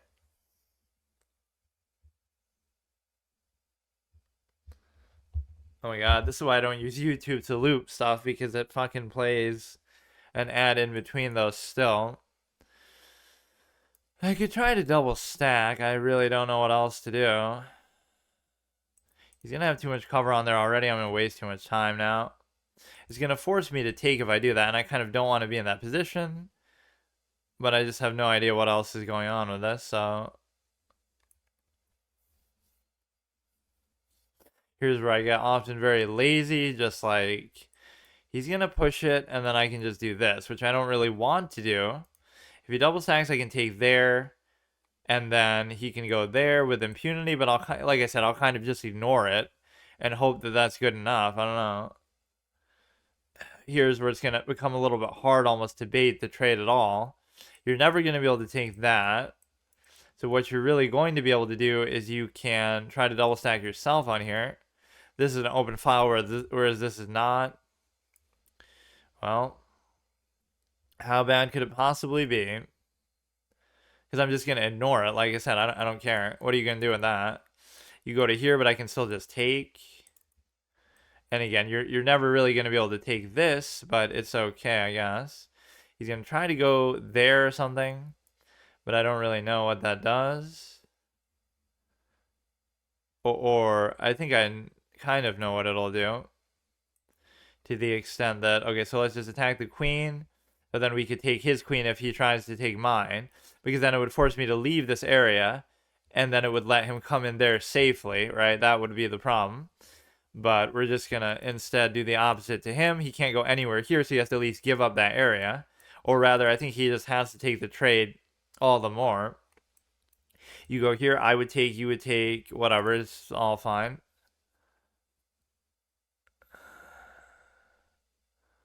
So that's at least a good response. So you get to basically guarantee the trade. So you go here, he goes there, and then I just get out of there. Now there should be no big problem with this position, really. It's just a question of, I don't know. Whatever, we'll see. So we're +5, pretty comfortable position. We still have 5 minutes left. We could try to push him out of here, because I don't know what these moves are going to actually do. That's my problem. I don't really know whether that's worth it to do it or not. That bishop is adequately covered, so there's nothing you can do with this. You have to back off. I move to here. If you attack there, I can keep going and just kind of ignore this pawn almost. That's kind of what I had in mind, at least. I'm not sure if it's that good, but even surrounded by these Cybermen, I'm not really that bothered by it somehow. Kind of keep giving cheeky attacks on there, or I don't know what I'm doing even. He's going to incorporate his other rook, which he can do pretty easily, and so I'm not playing this entirely right. I'd be more than happy to trade, and if he doesn't take the trade, I can obviously just take the open file and attack either one of these. We'll go there.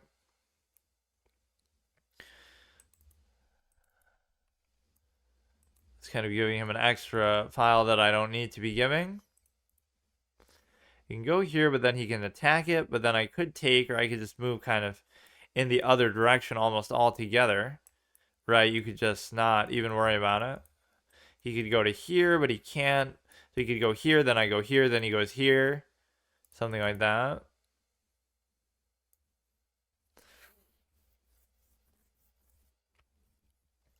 So if he goes here, I can still go there to both avoid the, or I could just take it now because he's not even threatening anything in a meaningful way.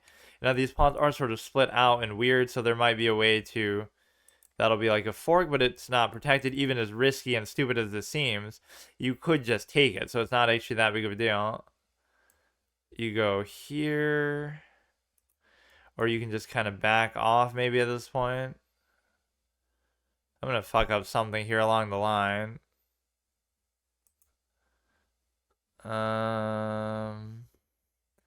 Very hard to target this really adequately.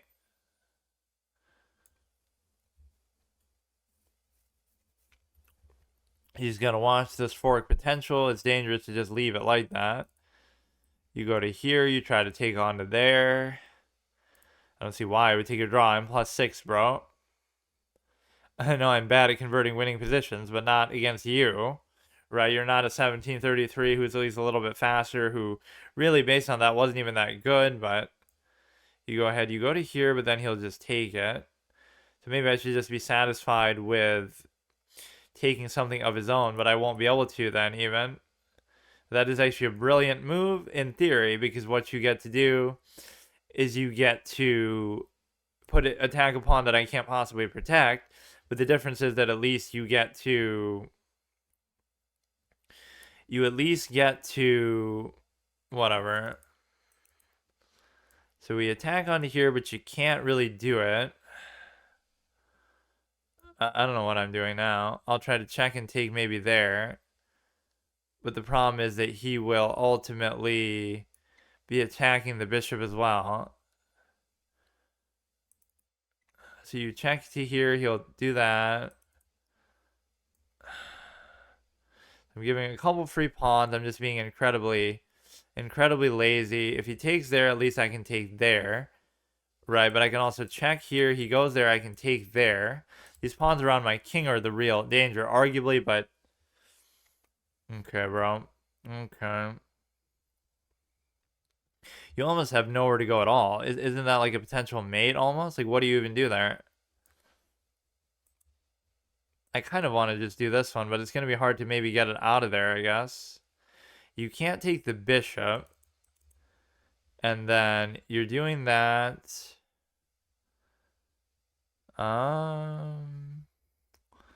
That's kind of impressive, I guess. Like, at some point you should be almost in a checkmate position where you have to, you know, you don't have anywhere to go really, huh? You can't go there, you can't go there. You can either block or you can just... So now we can just take this one. And then you take there. And then you basically go here and you cover both of those. You just got to get my rook out of there, basically. So again, we played kind of sloppy there for a minute as he's dragging this one out in a bit of a painful fashion, but it's okay. Right, like, he can't possibly win, despite how slow and stupid I might be.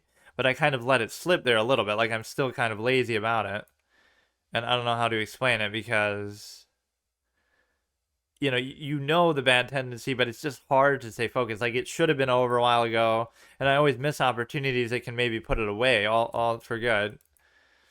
He takes there. You give another check. Maybe some kind of dark square thing will open up, or at the very least you can take here. So what could he possibly do with this position? I wonder. Just kind of flail around like the clown that he is.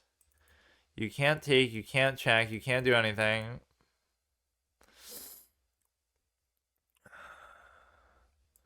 Give a couple more checks. We try to promote a pawn. I almost want to keep these where they are and then try to promote this one, if anything. He can check there, but then I can simply take it. Right, because this is such a beautiful thing. Just let it sit there, and that's it. You can't do anything to these. Although maybe I'm not using them as... Ooh, interesting guy, dude. Too bad it's me that you're playing against, bro. But now the beauty of it is the simple fact, well... Actually, it's not as good as what I think. But the beauty of it is still the simple fact that we could check and actually do a take there. That'd be kind of a sexy move to do. Or we could just do it, period. Like, fuck it. We're still pushing this one. Okay, man. Okay. So you have an idea here of a vague notion of being able to actually, put it behind, but I guess you can't. Like, put it there, then you force his hand, but I can't really do that because he'll give a check here, but it still doesn't matter. How do we get it to the next square is the big question, though. Okay, fine. No, go ahead, play the whole game out, dude. See if I care. You're wasting your own time. Yeah, I should have taken that draw, huh? The biggest clown thing ever. Like, you offer your opponent a draw, and then they offer you a draw, you decline, but then you lose. Not even that you draw, but you lose. You draw anyway. You get threefold repetition or something. It ends up being that way. So we get this little jagged spike thing where you keep getting an advantage, losing an advantage. But again, you're at no point are you losing. So I do like that clean sweep mentality. But again, a lot of the time they're the ones giving it to you. So you get a mere 5 for that one, which is okay because obviously he's a little bit lower, but I didn't ask for somebody lower really. So we keep the Cybermen set alive. We only played one game, right? It just feels like we've done more because... Yeah, we only did that one, but it was so triggering to me that it feels like it's been a while. So we'll maybe fit in a game of Hearthstone here. I want to do at least one of them just to show that we can, and we'll test like how much the mobile data it actually takes up and stuff. Yeah, I was thinking about almost doing React content while doing this. We could react to funny videos, memes, whatever, read articles, do like drama stuff, react to a TV show, react to a movie, like kind of watch it in the background as we play chess. If I was good enough to do that, I might actually consider it, but it kind of goes in line with how I used to play chess that I would almost do it like that. Games like chess or WoW or something, where like you could seemingly play them forever, for better or for worse, even if you're doing them a half attention, which maybe isn't the right way to do this, but still, right? Like in some way it would fit that format. The idea that you're basically able to, do it in the background while you watch something, or watch something in the background while you do it. Either way, like you're kind of splitting your attention, but it almost seems to fit for that somehow. So we keep this one intact, right? So we had won that one. Also pretty even matchup. I should probably learn this line of how you're supposed to play that, but I don't think it's necessarily much of an advantage for you. It's just, it creates some sort of uncomfortable thing. I never mind like taking advantages that I don't have, right? Like, or like not taking advantages that I have. I'm fine with that, even because you're not going to know how to deal with everything, and you're not going to always do everything that way. But what you could do is you could at least figure a way to basically whatever. So you go from like winning to losing or something like that. So now that's a very bad spot for it. Like you go from winning to drawing rather than winning to losing. That's what I mean. So it's not like such a major blunder that's going to hurt you that way. You could do this one, but he'll take with the queen. This could pose some interesting problems of its own here. But this is another interesting thing, because what you get to do is to maybe try to push the queen out of that situation, which I also really can't do that either. You put it there, then he goes like behind it, and I'm not sure what good that really does me, but I'll try it anyway. Now's not the time to experiment, dude, I swear, but you could have gone there, posed a similar threat. In fact, maybe now's the time to do it. You still do it, and then he can't go back to there. So shouldn't he be screwed? Because he still can't take this, so what can he do? This should be a very unusual threat to deal with. You can't take, you can't do anything with this. You can try to open that to try to take there. So then I'd have to figure out, is it worth it to check fork take? Because then he would take, so I'd have to like delay it a move or something. Is he normally you attack it there and then you go back there to cover it there, but you can't do that now because, yeah, this is to imply that like you're almost the Raditz of chess, to the extent that whatever, this is relevant. So something good should have opened up because of all this work that you put in, but somehow, I don't know, like there should be something more that you can do here.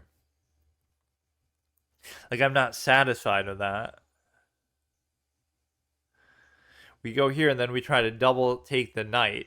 And the reason why we try to double take the knight is because of the simple fact that then you could fuck up his pawns or something. Right, because then take, whatever. That one still opens this up. And so what you can do is you can go here or something.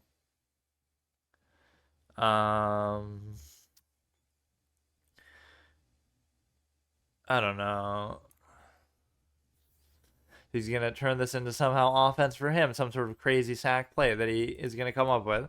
So all I want to do is just double take that so you can fuck up his pawns.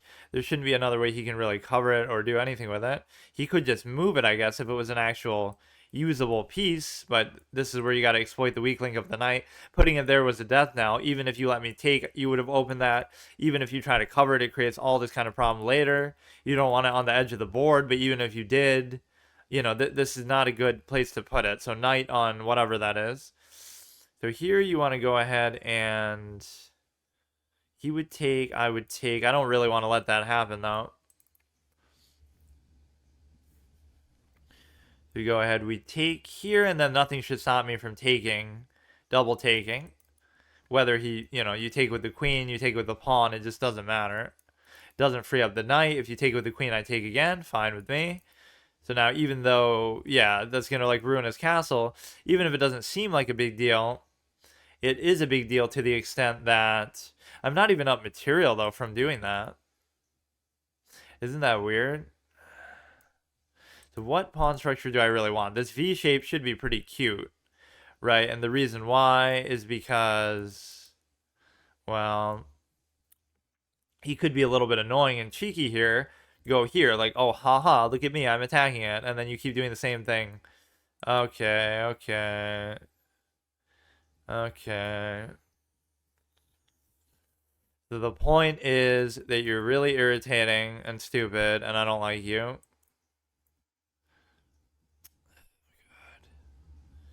I don't know what I should even be trying to do with this, but okay. You're gonna end up getting trapped like the clown that you actually are, dude. And you deserve it, but I'll go here for now and try to figure it out. You almost were trapped. Like, this is the only square that's actually not trappable. That's why I don't want to attack it. Yeah, because you go here as if, oh, I'm reacting to the threat that you could potentially take it, even though you can't take it. But what you can do now is you can just simply attack the knight and then you lose it. And the reason why is because it's just a shitty piece that you get to learn how bad it is by me exploiting it twice in the same game to at least disrupt your pawns here a little bit.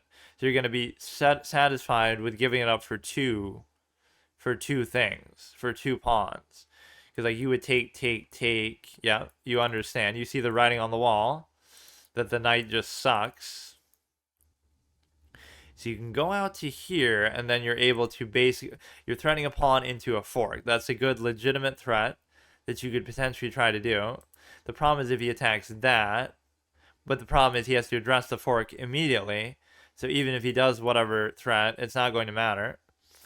So what would be your natural response to this? Okay, you're going to react to that pretty well. So now we have to do this to try to cover both angles. And then from there, we can always move the knight around. I'm not really too worried about it. He can push it out. It's not a big deal. His pawns are at least more fucked up than mine. Although mine are not the greatest exactly. So now we want this rook to kind of roam free because it doesn't need to be there at the least. And his things are kind of all over the place, right? Like his rooks are not exactly in a symmetrical, synergistic fashion. It's a very good move. Stop me from coming in there. And I have to rethink my whole strategy here. I'm not actually sure what to do with that. Because, like, I don't know. Oh my god. Lost to ad count too. Okay, what you need to do now is open something up as an attacking idea, and I don't know where to go with that. This is an open file, and it boggles my mind that you wouldn't be able to do anything with it, but you just simply can't. So I'll go back, and I'll try to open something here. If one thread doesn't work, you just have to move on to the next one. The bad thing with this is the fact that you'll end up losing if you do this. Right, then you lose the cover on this. So you got to address that. And the reason why is because then he'll do this, then I have to move it, but then he'll just take if the king wasn't there. So he's going to do that, but I don't see what it does. So I'm just going to ignore it. Go here. Try to open up something because I can't figure out what to do with this position. This is actually not a bad thing, though, because we have just so many pawns going in this direction. It could turn into something good. If he goes there, I just take. I don't really care. I don't see anything crazy he can do with that. You gotta use the rooks together if you're gonna do this. So now you go to here. Everything's still good. You would think you should be able to convert a pass pawn out of this, or actually he has two connected pass pawns, and I have none, which is actually mind-boggling. You could say that's what he was just up to there, but I can't imagine that he really deserved anything from that. Like, it's just dumb. So if you go to the wrong square, you could get screwed over. Even if you don't, you kind of have to give me that check. Okay, so you go into here, and he can't do anything with it. So he is going to have this pass pawn capability, and that does disturb me. But there's no reason why I shouldn't be able to still deal with it. Right, like I'm not too concerned about it. Actually, this one's much more pertinent here.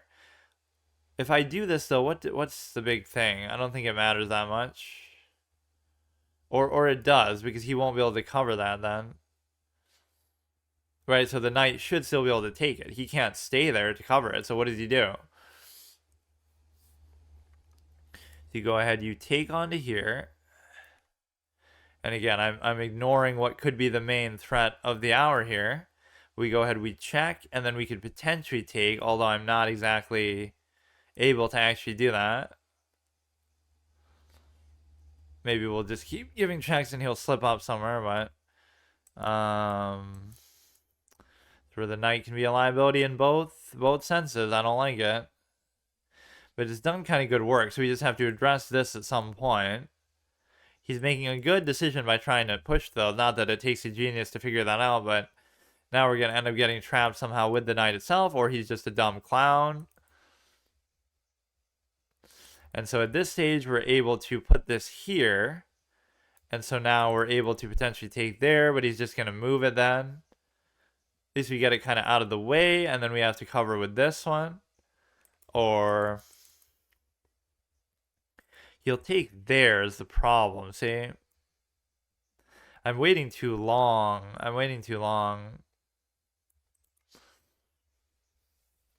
So these all kind of are self-sufficient, so you got to go for this, and then he's going to somehow punish me, but you're already attacking there. That's the whole beauty of it. You're like triple attacking. So like if you move it, I take. If you don't move it, I take. Right, you're double taking. You should almost target that, so then if I take with the knight, something happens. You just go ahead and do that. So what exactly did that do for you, and why did you do that? Who knows? Okay, so you take here, and then he's basically just got nothing left. I don't even need the pawns. That's the whole beauty of it. I can just do whatever I want. I don't even have to do anything. I can just mate you right now. It's over. You literally have to block with that. Yeah, I love those sort of late resignations. Like, you don't realize what's going to happen, and then you act like, oh no, I'm not going to give him the satisfaction. But you basically did. If you didn't want to give me the satisfaction, at least resign a few moves earlier. But actually, my ultimate satisfaction is just if you save me time, so... Wait a second. What is the set even that I'm using? Isn't this like an accidental set that I am not supposed to be... What? Wait, I'm supposed to be using some other set, aren't I? What am I even doing? Or, oh no, it's just a normal set with the Cybermen. I just... When it's the end of the game, it doesn't feel like it because... Fuck. Because the Cybermen aren't there. Right, we're like Vegeta. We just destroy Cybermen for the pure satisfaction of it. Both as a kid, he does that in the little training chamber, and then when he's an adult, he also does it when they don't do what they're supposed to. He just beats them up.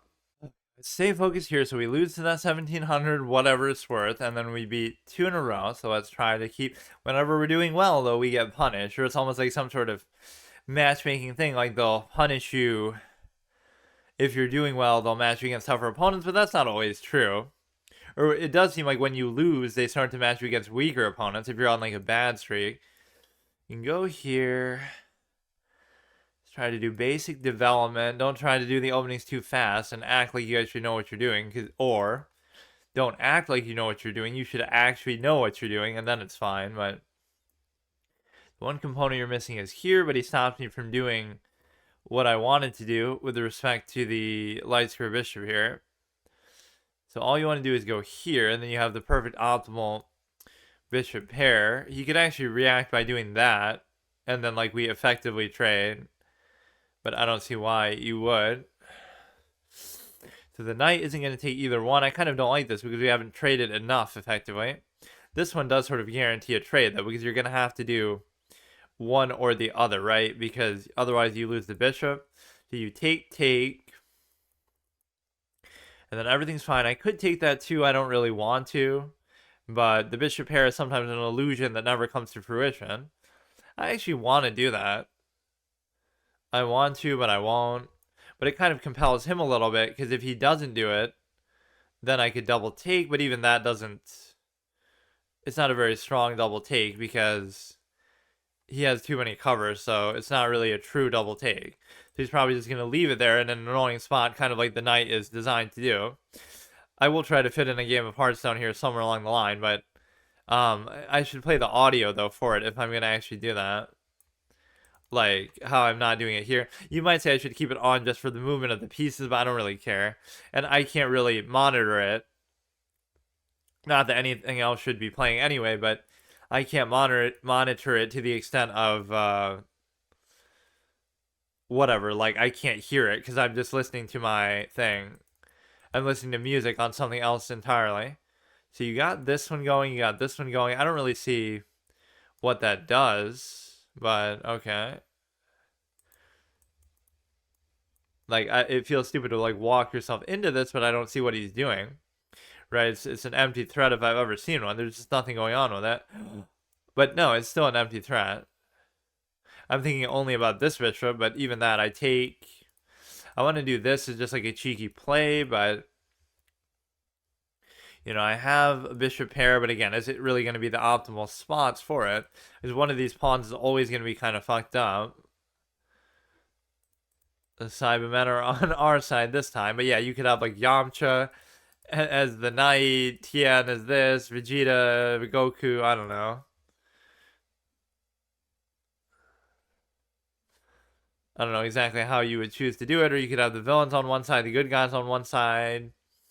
You could have the humans on one side, Saiyans on one side. You could have the same ones on both sides. This seems like a cute move, but it doesn't really do anything. He's thinking really hard about this, but it doesn't seem like there's much to actually think about. Or if he does do something even with that, we can take there.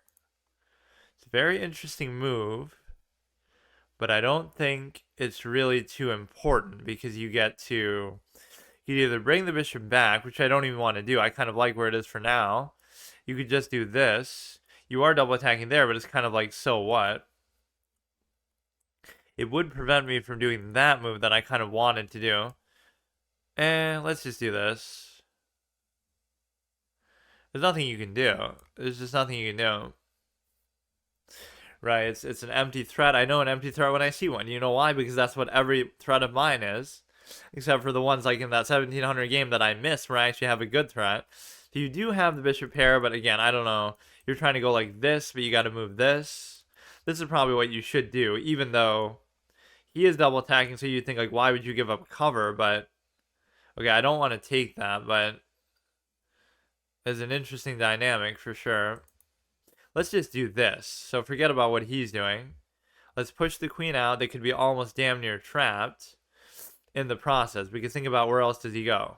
Where else does he actually go? And he can't go anywhere. So he actually trapped his dumbass queen. Except for, oh, fuck. Damn it. Or maybe there's a better answer to that. If you attack it with the rook. No, fuck off, dude. That's so stupid. It would have been trapped, but there's one square missing.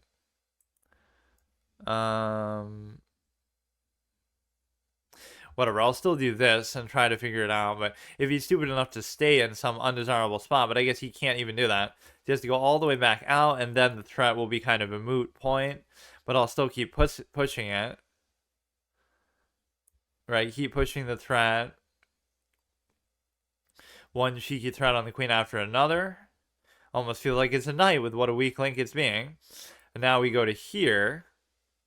Or we do this and then we go to there.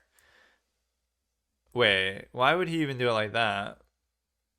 So now we kind of reverse the fortune a little bit, but the problem is he can go into like there, and that'll pose a whole nother problem. But let him do it then. I'll let him do it.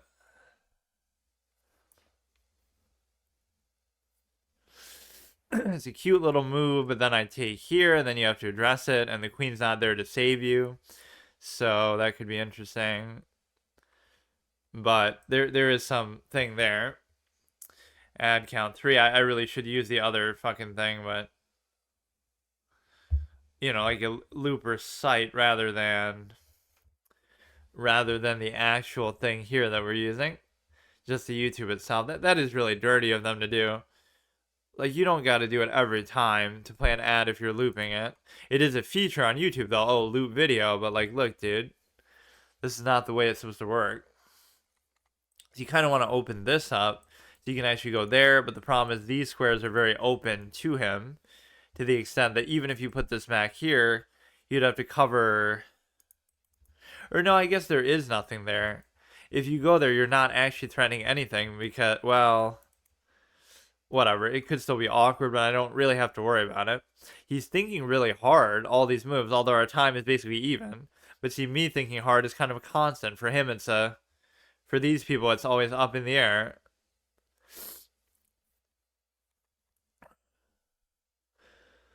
1,600 games, which doesn't seem that crazy now. Like, I'm in that ballpark, especially if you combine those. I don't really want to even do that.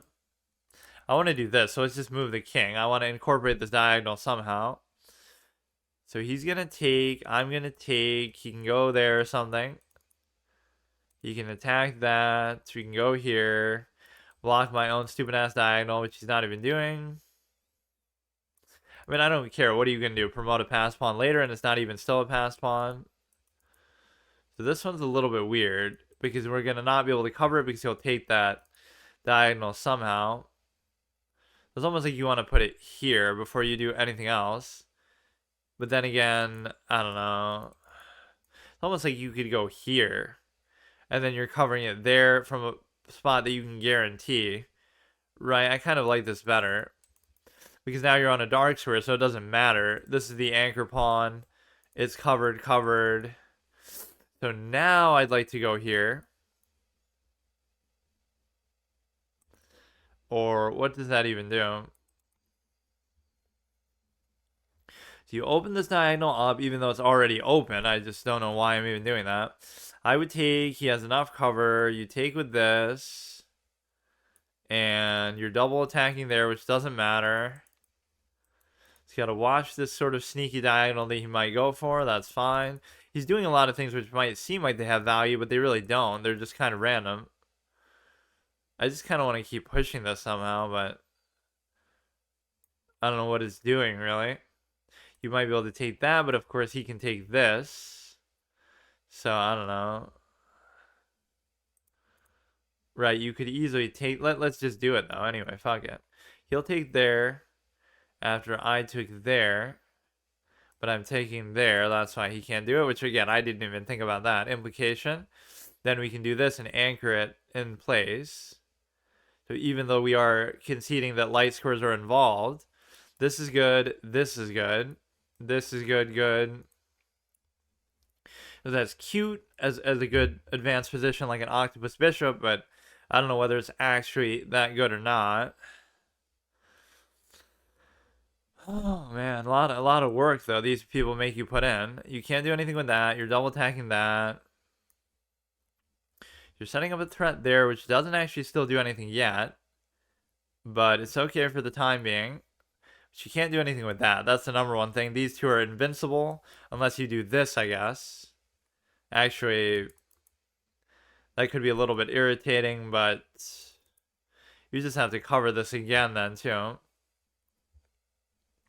Right, you can try to push out the anchor. If you take, then you take. I'm not gonna, I don't know, takes. You gotta watch the light square thing. That could become an issue. I guess I got a little bit too complacent with this one here.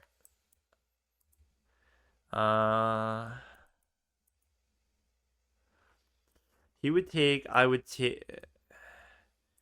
He would take, I would take. He would take, I would take. He would take, I would take. He would still take. I don't know. Okay, he's used a bit more time than me. Like what's the worst case though? You might lose a pawn here, which is not the end of the world when I'm already +1. We do have a passed pawn here, which he is double threatening, so it shouldn't be that hard for him to triple threaten it. I should incorporate somehow how to double stack these. We're double attacking there, but it doesn't really matter for the time being. I don't know. It's sometimes I'm at a loss in positions like this. Like I'm not even saying that I should win this. I should just draw it and I'd be happy. Because even whatever value that +1 is, and even if it's a passed pawn, it's still not that big of a deal. Like I don't think you reasonably should expect to promote that. But I mean, look, at least you got to be solid like this. Just don't make any obvious mistake. I think doing something like this would throw me off because I can't take. Right, so I don't even know what I would do there. Let him take. Then he can easily take, or I guess not, but He would take, I would take. So he lets me take there and potentially take the bishop as well. Or, I mean, the rook. But that was a really dumb move for somebody who thought about it for about 3 fucking minutes, bro. What is that? Of course, he has some mate sequence now coming up, surely. That's what that. Look, dude, I'm not making fun of the fact that you're taking your time. I can respect that, and I always encourage it and say it myself, but I never, at least you gotta use it well, you know?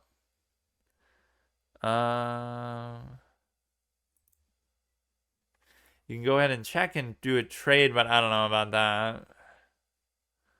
Everything else is fine. But don't give him anything easy here because you should be in still a good shape. Right, if he goes there, I can easily take. I have it covered by that. You don't really want to do it that way. I kind of wanted to do this, but then it could lead to some problem where he could have took that. We're up in material. We're up in time. We're +7, but it doesn't really feel like it. That's the problem that I often have that happen where I'm like, you don't always feel my advantages because I don't take advantage of them really at all. Like even now, I still don't really know what to do. I expect it to be too easy or too short-winded. Like I just want to win in like one move, two moves, just made him. But it's never that simple. You got to do like a 20-move sequence. You got to push. You got to push the past pawns. But even that, It's a lot harder to do that than you would think. So I feel more secure. Like we're posing the threat of potentially pushing them, but then I don't actually even ever do it or something. I kind of want to move the queen away from there just to be able to do this, but I don't know. He would have to address this threat. He can't really do anything else. Either you trade or you don't.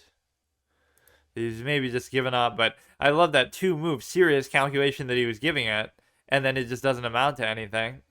Like his position wasn't bad there, right? When he let me check, take that, and take the rook, his position was fine. It was perfect. He could have drawn it. It was nothing. It was no big deal, right? There's no way that he was losing there. It's like it's drawable. Sure, I have a pass pawn or something, but it's not enough to actually determine the outcome of the game or anything. So I don't know what you're up to, bro, but I'm not very impressed. Like, what are you doing spending so much time doing that, though? What do you think this is? It's not even like these are good moves that would potentially win you the game. If, oh no, if I miss that, I'm gonna get back ranked or something. Like, nothing's happening. I'm not trying to be mean to the guy. Like, what? You're 1636. You're higher than me. I guess not anymore. Whatever you were, but 1631. I have no sympathy for these people because this is what I mean. Like, this guy wasn't terrible. 48, 82. But that's why I get mad at the one guy we played before. Like, not the 1700. The other guy last time. Like, what is this, dude? And he's lower than me now. Or no, what the fuck? He's 1560. So I guess it was just he played a little bit too much. I mean, look at this guy. In it's just April 5th, he's played like this is like what I would be if I didn't understand the nature of the game. Absolutist tendency, understand the nature of a process. DSB 1200. Okay, dude. 53 days. But like you just keep trying to compensate for ability with time, but you have to study. That's all you have to do. I mean, just study, fun and interactive. So we have 3-game win streak, I guess, with the Cybermen shit. And so if we win this one, we can have our highest rating ever on here. And this is where we psych ourselves out and actually do pretty badly because whenever we're on a streak like this, whenever I look at the screen, right, we always fuck ourselves over. So if this gives us even 5, we'll at least tie it. How funny would it be if Hikaru did win? Like he had the chance to beat Ding last time, and obviously Ding goes on to win. So if he had beaten Ding there's no reason why he couldn't have beaten Nepo. It's at least the one chance he would have had, theoretically, if he, the best chance he's ever had in his whole life. But no, he's too busy streaming. Like, I know it might seem strange to bring that up. Like, oh, he's still very good, obviously, despite the fact that he does it. But take like a year off and just win this and then go back to it. But you just can't be bothered to do that. It's just too important. Like, it's not going anywhere. You'll still have your channel. You'll still have your stream. But, I don't know. It's just the one time. You owe it to yourself to see your chess career through to the end. And you just don't want to do it. You might say, "Oh, who are you to say that?" But I respect the game enough to say that. Like, you can't take 6 months off before the. It's too late now, obviously, before the candidates and stuff to actually do that. And it's like, I don't know. You kind of want to put it. I don't know what I want to do here. Actually, I have no idea.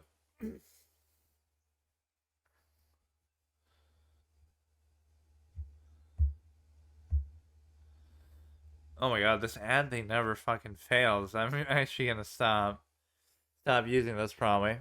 He brings the light square thing. We bring it here. He can block it off pretty easily. We can try to disrupt it. I don't really know what's happening. I miss a lot of things sometimes in the early game because of. Okay, you almost have to guarantee to do this, but I sometimes do these things at the wrong time. Like, there's no sense of urgency with doing it. Let's just do fast things and act like we know what we're doing. You go here, he takes. Like, you could do it. It's just. I've been struggling to figure out, like, where to put this knight effectively. See, I'm just moving too much routine, though. Like, I'm not really trying here. Not that it matters, right? It's still the opening, but I don't like when I get into these things. Like, I'm just doing sort of random stuff. That won't be a fork. So now you should almost greed for it, where he'll take, I'll take, but then it'll still enable the fork potential for later. So he takes, I take, and then well, that's not really a good structure to have, though. Like, what the fuck is this? Average Cybermen structure. Like, it's going to be very hard to. Like, I'm thinking, oh, we can still get the fork, but how? Like, how are we going to get it there? That's the thing. So this we got to watch very carefully because it's not going to be. I'm basically just trying to trade like a fiend because that's just what I like to do. So even if you move that, I could still take the knight, or I could just ignore it. Okay, now we have to. It's like you get out of that opening, and now you try to focus. Okay, now I should start to actually think about what I'm doing. You kind of want it to go there if you could, but no, it's not going to be able to stay there. I really could not explain to you what's happening, but what I almost just want to do here is get it out of the way to the extent that, you know what I mean? Get it out of the way to the extent that you can cover this because he was going to try to go there. So you want to open this, I guess, for an attack potential. He takes. He takes, can't take. But this is going to be a little bit hard to cover and kind of an awkward spot I found myself in. I just want to do it though, so fuck it. He would take, I would take, he can't take. Gotta remember this is uncovered, take. So this is a very difficult pawn structure to do. But it's almost like if you put the knight there, you could cover both. But then you have to cover the knight. That's the problem. It's not going to be that simple. Or the knight here effectively blocks the queen's ability to cover both as well. So you are supposed to take here typically. Because whenever I don't and I keep going, it always says it's wrong. Somehow this is just not as useful as opening a diagonal, even though I can't use the diagonal. Because I don't even have the light square bishop for it. So you're just supposed to take. I would take, he would take, I would take, he would still take. But you are still covering it. It's just like one of those moves, like you're just trying to make something happen. You have some interesting, maybe potential with that diagonal, but I always underestimate the queen side diagonal. Like, I don't think this will ever really be useful, but I don't know. I still always have to try to make it into something. Like, I want to do that, but I also don't want his rook to be there so easily, so what do I do? If I put it, I don't know. See, it has to always get in the way. That's what I don't approve of. Why does it always have to get in the way of everything? Here, I'll sort of play the same game with him here with respect to if you just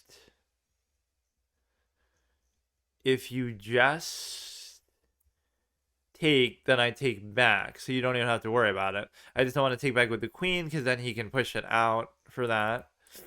Okay, bro. It's not a big deal. Like, being there is not important right now. Right? You don't need a cover for that. You're not attacking anything else of consequence. So what's the big deal?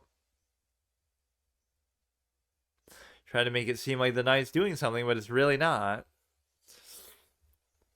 What's the big deal? You come there, I take, and then I have to let him take, basically, because if you, or at least I thought that's what he was going to try to do. This is cute because you have the knight cover, but I'm not the biggest fan of it, or it just lets you take the knight overall. I'm not sure about this right now. See, like, something is always going to be uncovered here in an awkward way. That does seem cute, because there's nothing I can really do about it.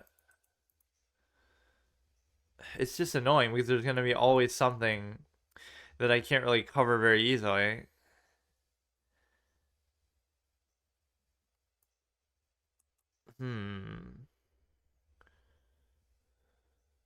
Why don't I just do this anyway? I'm getting kind of sick of it. Just one of those fed up, let's just trade for the sake of trading kind of moves, and I'll do it again too. Fuck it. It's just not like not respecting your opponent or not respecting the game. I don't like when I do this, but it's all I got, man. Sometimes it's all I have in me. You go here, you go there, I guess. This isn't doing anything anyway. So now he attacks something like this, and I won't be able to save it, right? That would have been pretty clear that he could have just done that. So even though I know it, I'm still too lazy to do anything about it, or I can take here. So what does this enable him to do? It doesn't seem like anything. I don't get it.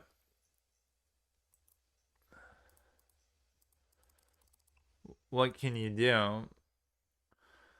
He'll go into there. So you take a pawn there. If he does move the queen away too, I could just simply take that as well. You could move this back. So you can't cover this. And the reason why you can't cover this is because... But how would he target it without giving up the thing on the queen, I guess? This is annoying, man. Without giving up the cover on the knight, I mean. So this you gotta watch, this you gotta watch. This pawn just seems like a liability, though, no matter what you do. But no, any act of moving the queen would mean I would take that. So now he's setting up to potentially do that. But now I should be able to move this. I really don't like it, man. It's so annoying. Like, it can't go anywhere. It can't do anything. I just hate it. Because now you could easily cover it, is the whole point. Or maybe not too easily, but you have to go to the back rank and do something. I think targeting that would be the obvious next play to make. So we do all that, we win one pawn. Not that I really entirely deserved it, or I didn't fully even understand what happened with it. Look at that, very good move, but at least I was very aware of the threat. And so I don't think there's anything... Oh, wow. But you're still covering with that too, so what are you going to do, bring in the bishop somehow? You do this, but it doesn't matter because... Huh. There's like a limited number of interactions that you can do here because you're adequately covering that. You're also covering that. Now he's gonna like bring that there, and then at some point it's just gonna be a numbers game where you can't cover everything. So what am I supposed to do, man? You should go here and just try to trade it off, but the act of doing that, no, it wouldn't let you still take anything.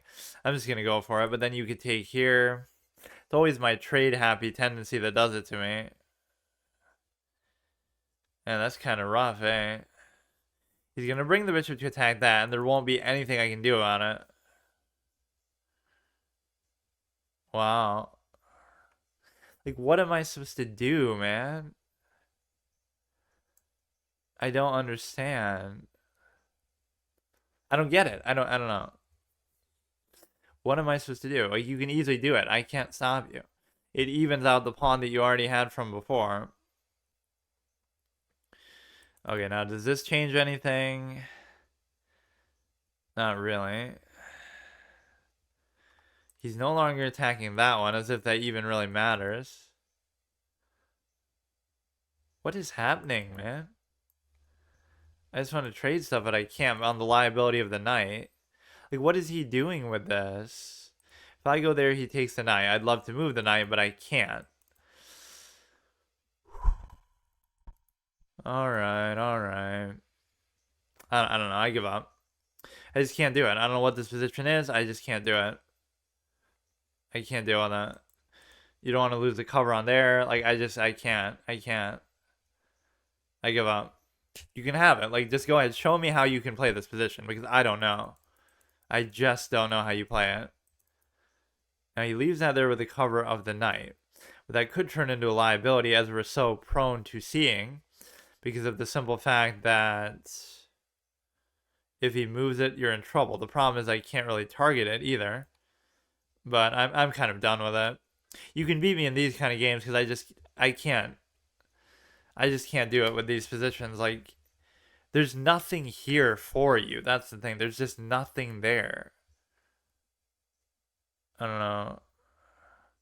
You could easily target that one like anytime you want. That's the thing.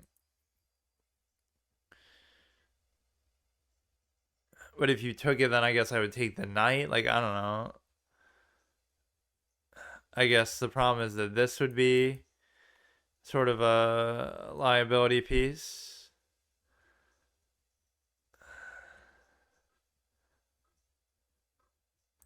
You could check into there. I am so confused right now. The point was he would go there, and then I wouldn't have been able to deal with it because he could double attack it if I had moved the knight instead of doing that. That's cute, but I mean, so what? You know? Why it doesn't matter. I just don't care. Why is any of this relevant right now? But now I'm going to start to move too fast, and there's nothing I can do about it. Like, I'm trying to avoid that trade, but it arguably might not have been so bad after all. I just can't. But we just gotta worry about time. This is so frustrating, man. There's nothing here for you. Like, you just... He could take, then I would take. Like, I've known that for a while, that this would be the problem. And I can't do anything with the rest of these pieces either. You can just have it. Like, I can't do anything with it.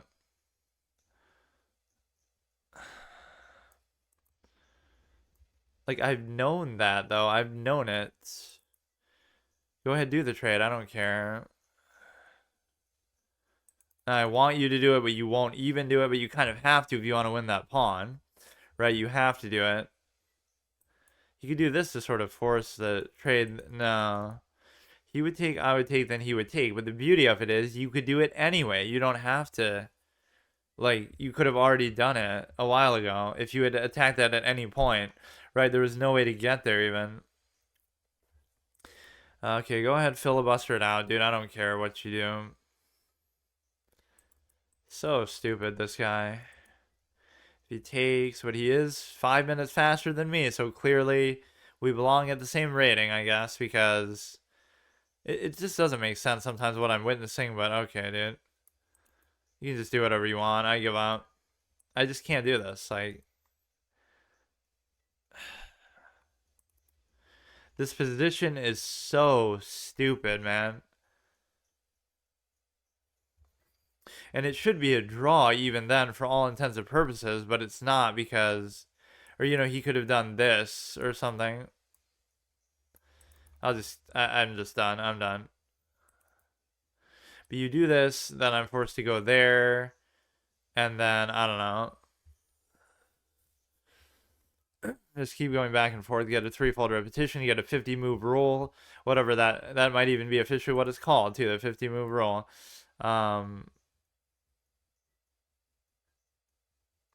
If you could get the knight to move, that could be cute because what happens is you I'm trying to trade a piece, but he won't let me do it, and so that's kind of what's annoying about this a little bit. But he finally does it there. You could have won that pawn, like, literally. You can have it, dude. You can have it. I'm fine. I can be content with that one. I have no interest in playing that position. I don't want any part of it. You can have it.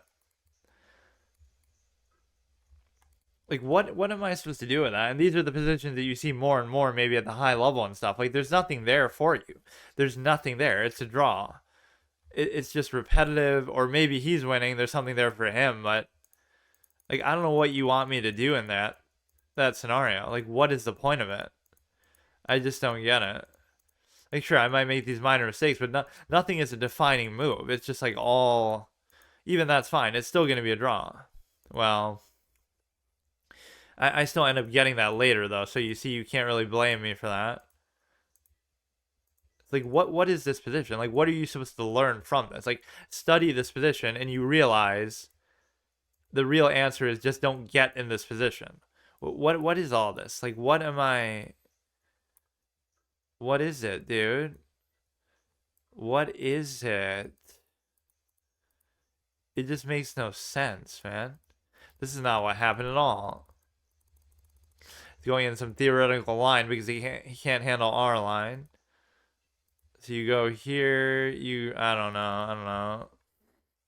You're supposed to do this, which I actually did think about doing too, but aren't you? Oh, yes, of course. Oh, yes, of course. Okay.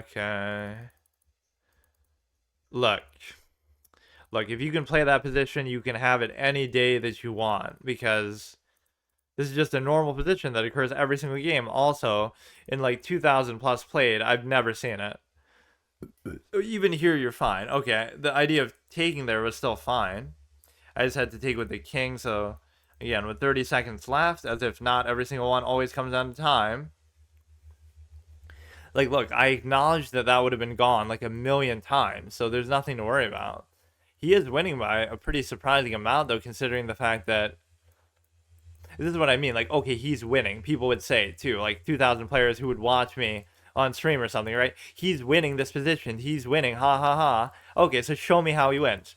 Let's see. Okay, I'll indulge you. How do you win this position? Ah, yes, of course. Do these moves, you see? Just do these moves. It's pretty simple, huh? Yeah, just do this, do this, do this. Yes, of course. So a 1600 rated player will, of course, do this exact sequence of moves. Nothing crazy, nothing complicated. Just so simple. He's just winning, you see? He's winning. He won't trade. Ah, yes, of course. Ah, yes, of course. You see what a simple, guaranteed, obvious win this is? Not at all complicated. You should just know this. Just study endgames. Even if you had studied every endgame that I've seen, you would have never seen this one. So because I've never seen it before. Like what are we even looking at? But no, he's winning by a substantial amount. You just have to stay the course and just do exactly everything right. Got no problem with it, dude. He would have done this too, by the way. Clearly. You're trying to fiend. Is this actually me playing and not the engine? Because you couldn't blame you for being surprised if, it's fiending for trades almost as hard as I am. You give a check. You're never going to mate with the stupid-ass knight. Wow, what a fun position, though. Truly amazing. And you might think I'm salty, too, but like that one effectively came down to time then. It's like I couldn't... It doesn't matter, right? Like that's what sometimes people don't get. I could have played that perfectly, but it would have taken too well, maybe not, but it would have taken too long, even if I would have done that. Where were we? Wasn't it a D something? DBL? Where? Oh no, I always forget that. I always bait myself because it won't show up because you just unchecked it because it's still at the top. So DBL. Now see, this is the chess.com set again, which we actually just. Or wait a second. Yeah, which we've just seen even in the Cybermen form, but we've seen it in countless other forms too. So this is the Deitch pieces. You gotta always just double check that all of them actually show up too. And you have the board, Chess 24 blue. I guess I didn't think of Chess 24 with that one at all, but we're like right here, 24 blue, 24 green. Now it may require some other alternate change here. We're having some sort of ping issue. Green. We should take a look and actually see what it might tell you here.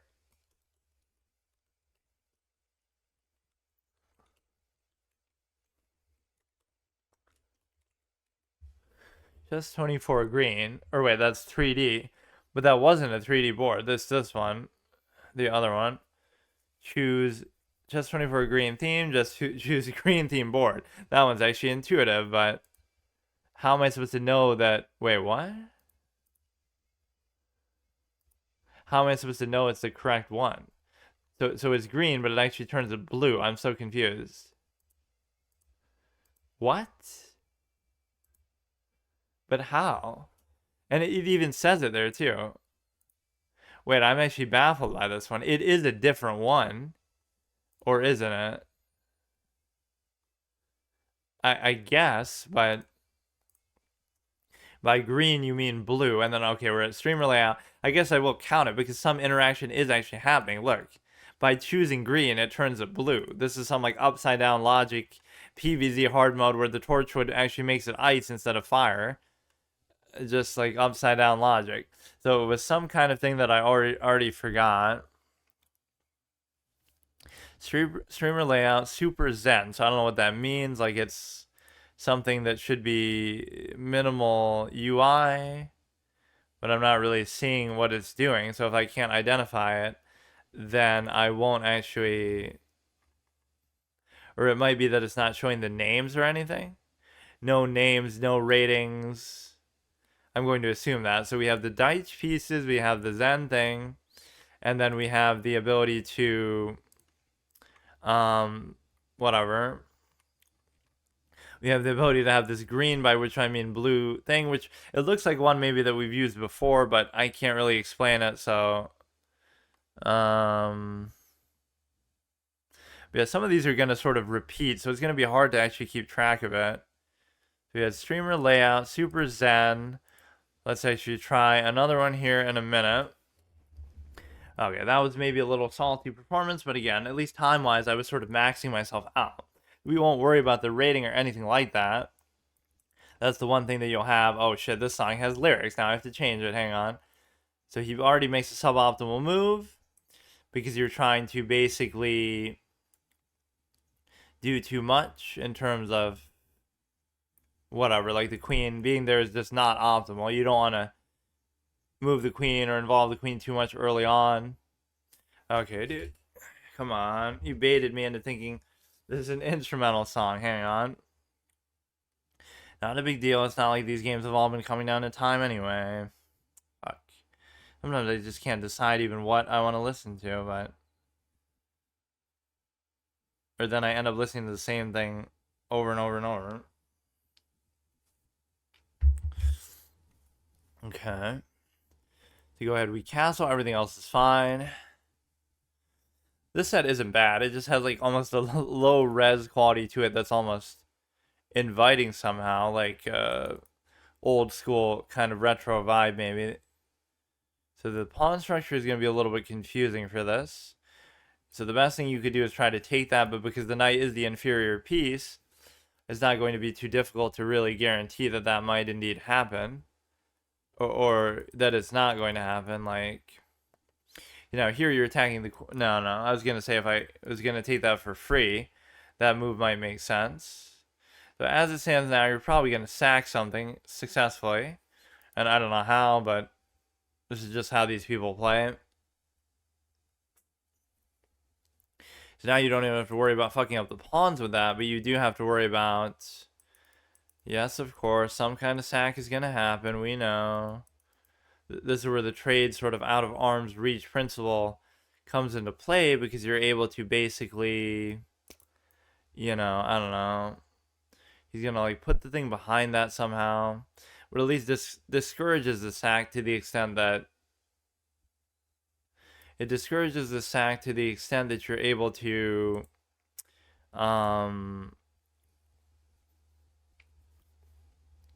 you're able to basically, okay, just that's good enough. It discourages the sack, and the reason why it discourages the sack is because it does it in such a way that the king can actually take back 2, so that might have some value to it. You would take, then if I take, then you can like fork and take, but it's not really the right position. You would take, I would take, and then you would take, for example. So at least that one's not like super hard to figure out. and it's maybe the one benefit that it gives you in terms of keeping the queen there. So I don't really understand what else I'm supposed to do in that. If you move this, he can just do it already. So if he sacks, then I take. So I have to be able to take with something else, but I can't because there is no such piece. It's almost like you want to do this, even as strange as it seems. I just can't figure this out. So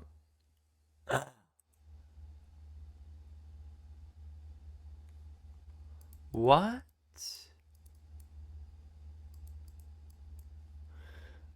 Okay, all right. Time to stop playing. All right. I did well for a little bit there, so that's fine. I can't, man. I can't. I give up. It's fine. You can double take on there and welcome the tray. I give up. I give up. Don't even worry about it. So you're gonna come up with some god level sequence of just trades and sacks and everything, and just give him that credit and try to actually play around it, and you get punished for that too, because there's just nothing you can do in this game. I don't care what rating he is. I don't care what name he is. I don't care. It's just whatever. You'd have some kind of a fork capability here, and in before he just double sacks, triple sacks, everything. So here he could take there. That knight is an annoying spot. Can't really do much about this though either. This would allow you to at least prevent the fork from occurring. He could make a mistake himself, but you have to realize that I'm the only one who can make mistakes here. Nobody else can ever do it. It's just not. So I'm probably at like 15, 16, 13 now or something like that. I was trying to just get back to my actual highest rating here and then try to push new ground. Maybe celebrate with a game of Hearthstone like I was saying, but we just make it take longer and I just can't. There are times that I just get so irritated that it just doesn't jive really. So you go for the fork, but I could easily take. You're also threatening to take here. The problem is you would be forking, but you're not. And the reason why you're not is because then you would give up the queen if you did that. So it's not a true fork. You can actually leave the fact that you can do this. And then you could no. I mean that's fine, bro. I'm not gonna worry about it. I'm not gonna worry about it anymore. Like just do what you want. I don't care. Just do what you want. Like what do you want? What can I do? You're gonna turn everything into a positive anyway. Just forget it. So you want to almost cover this because he's gonna do something with the knight that's going to then force my hand. But I actually don't see anything too good that you can do with the knight. But that doesn't mean there isn't something. Like, look at the kind of crazy shit that these people do though. Like it forces such a weird position. I guess I'm just lacking the offensive capability that like I won't be able to do the same thing, but I just want to move the knight because it's going to cause some kind of problem otherwise. So we actually kind of recovered that piece at least that we lost, and we are threatening again.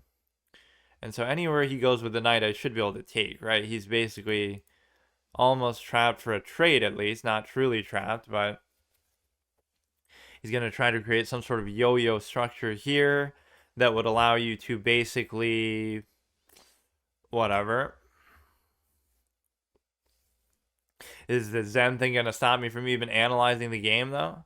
I guess I could just always do it after the fact, but or maybe it'll show you only at the end.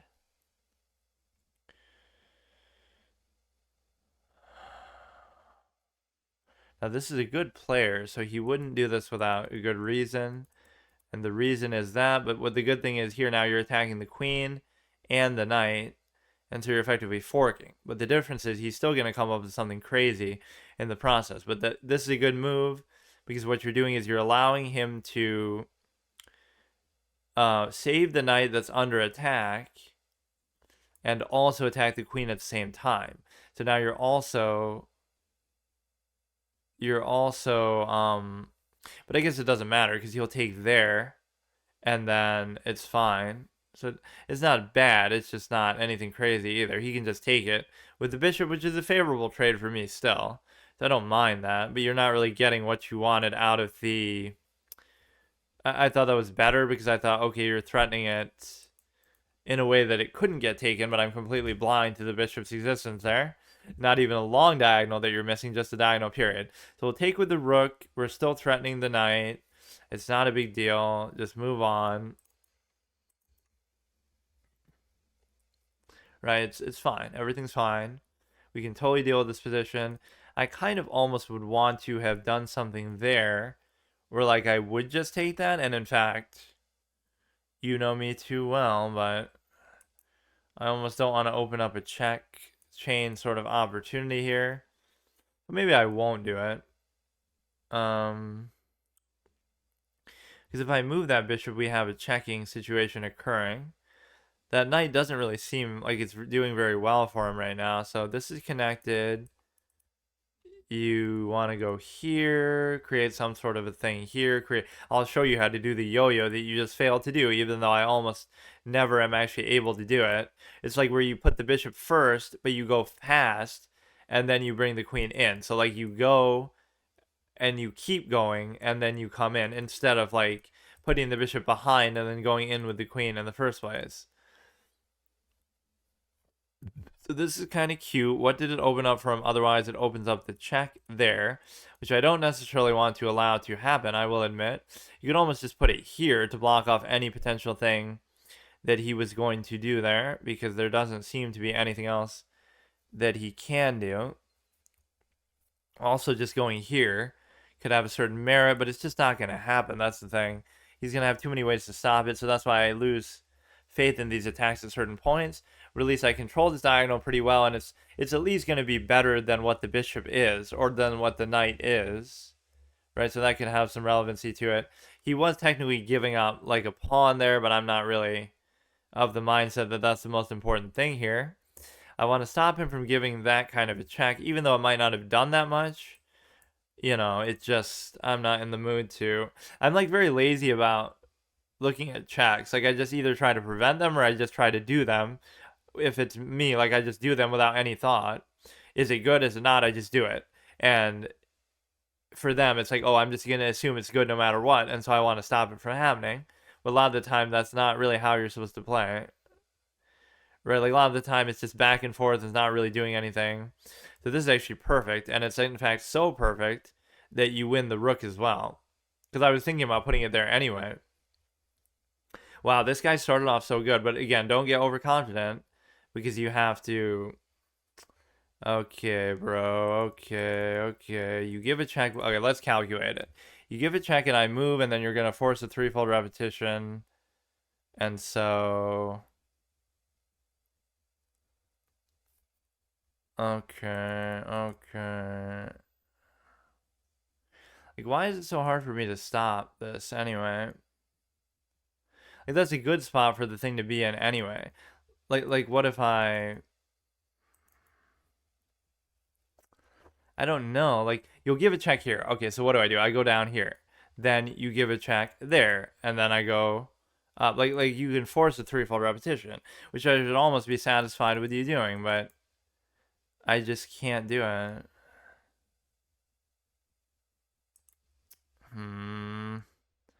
It's so irritating, man. I could take there. Like, I hate this. Okay, leave the bishop there and just move on and do something. I don't give a shit. There shouldn't be any other check you can give now. Maybe there is. I don't care. So you're still attacking the rook. You can't give a check, but he's going to move the rook now. So now I turn all that down for what is going to be a loss on time in a game that I was very triggered. Okay.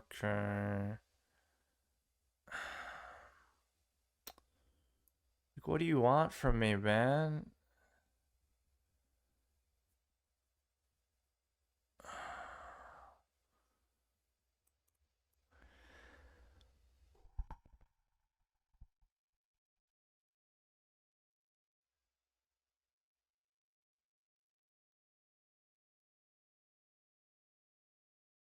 We could trade. We could trade. I've had it. I've had it. I'm done. Just trade. Just trade. It benefits him, but I don't have the time to do this, so it always benefits me. I'm going to lose even the threat on the rook that I would have potentially had because I just can't. These positions are triggering me. They really are triggering me. It's you could say it's a sign of these players. Oh my god. Oh my god. Dude, please. Please, dude. Like, you gotta be fucking jerking me around. If he gives a check, I take. If he gives a check, I take. Like, I'm just gonna go for it. And if it's good enough, then fine. If not, I don't care anymore. This should be good enough. If it's not, you can have it. Like, at some point, you would think a threat would convert. Like, he gave me too much opportunity there to do it. And then I was so, like, worried about the check. Oh my god. But now at least it's good, because if he takes back, then I take. And before he does something crazy still, but now he almost has to trade this too. And the reason why he has to trade it is because of the simple fact that if you don't, then you lose the knight, right? So you have, wait, couldn't I have just not done that and just taken the knight? Whatever, it's still a good thing, but okay, now you just gotta go Zerg mode, don't give up a fork. He can give up a check, but it's not gonna be a fork. But this is what people always do in these kind of situations, is they do give checks randomly even, and I'm a big culprit of doing that. Okay, I don't have much time. That's the only problem. I don't have much time, but we get an opening there. And so he's got to eat up the pawns on this side. Anything here. I'm going to somehow trap my shit in here now. Like, you can accept pawn for pawn trade, because in the end I have the rook and you don't. So whatever you do, it should be fine. Right? Like, I'm embracing the thing. It's fine. Don't even worry about it. Is we'll ultimately have to do it this way, one way or another. If he pushes, I'm going to keeping the pressure on. We go ahead, we attack the little weak link. We got 59 seconds left. We go ahead, we give a check. We go ahead, we make sure he doesn't check and fork. He can't even give a check at all. We could do this. Although it's not the greatest thing, he can threaten me out too easily with it. And so now we go here, we try to push the thing. He can come there, and it's a little bit simple for him to do. A lot of back and forth sequences. Going to be a threefold repetition. That's perfectly fine with me. If he checks, I take. It's okay. It's okay. It's really fine. In the worst case, you just fucking sack for the pawns and you let it be, because, you know, he's going to have a check and a fork and he's going to win somehow. But no, even if you just sack for the pawns, what happens is you basically are in a position where it's a draw because the knight's obviously garbage. And so now you give a check.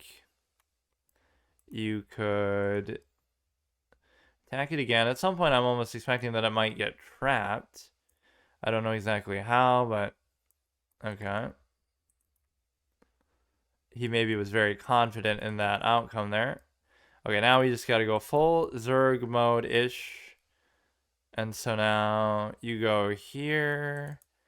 You go here. You got to bring the thing in. You know what? Why don't we go all the way across, just so he can't do anything about it? Like, whatever we do, whatever. I can totally do this, although I don't know off the hand how to do it. So you go here, you take this, and then you just figure out how to do the mate. And if I can't figure it out, then I don't really deserve it. But you should almost do it kind of like how you would do it with the queen, but you got to keep kind of rotating him here a little bit. But the goal is you're kind of trying not to give checks with it, so I don't really understand exactly how you do it. Because you can go the other way, for example, now, and then I just don't know. You go like this. You go, I don't know. I don't know what you do. I don't know what you do. You go like this. You go like this. It's going to be some kind of fucked up sequence, I bet.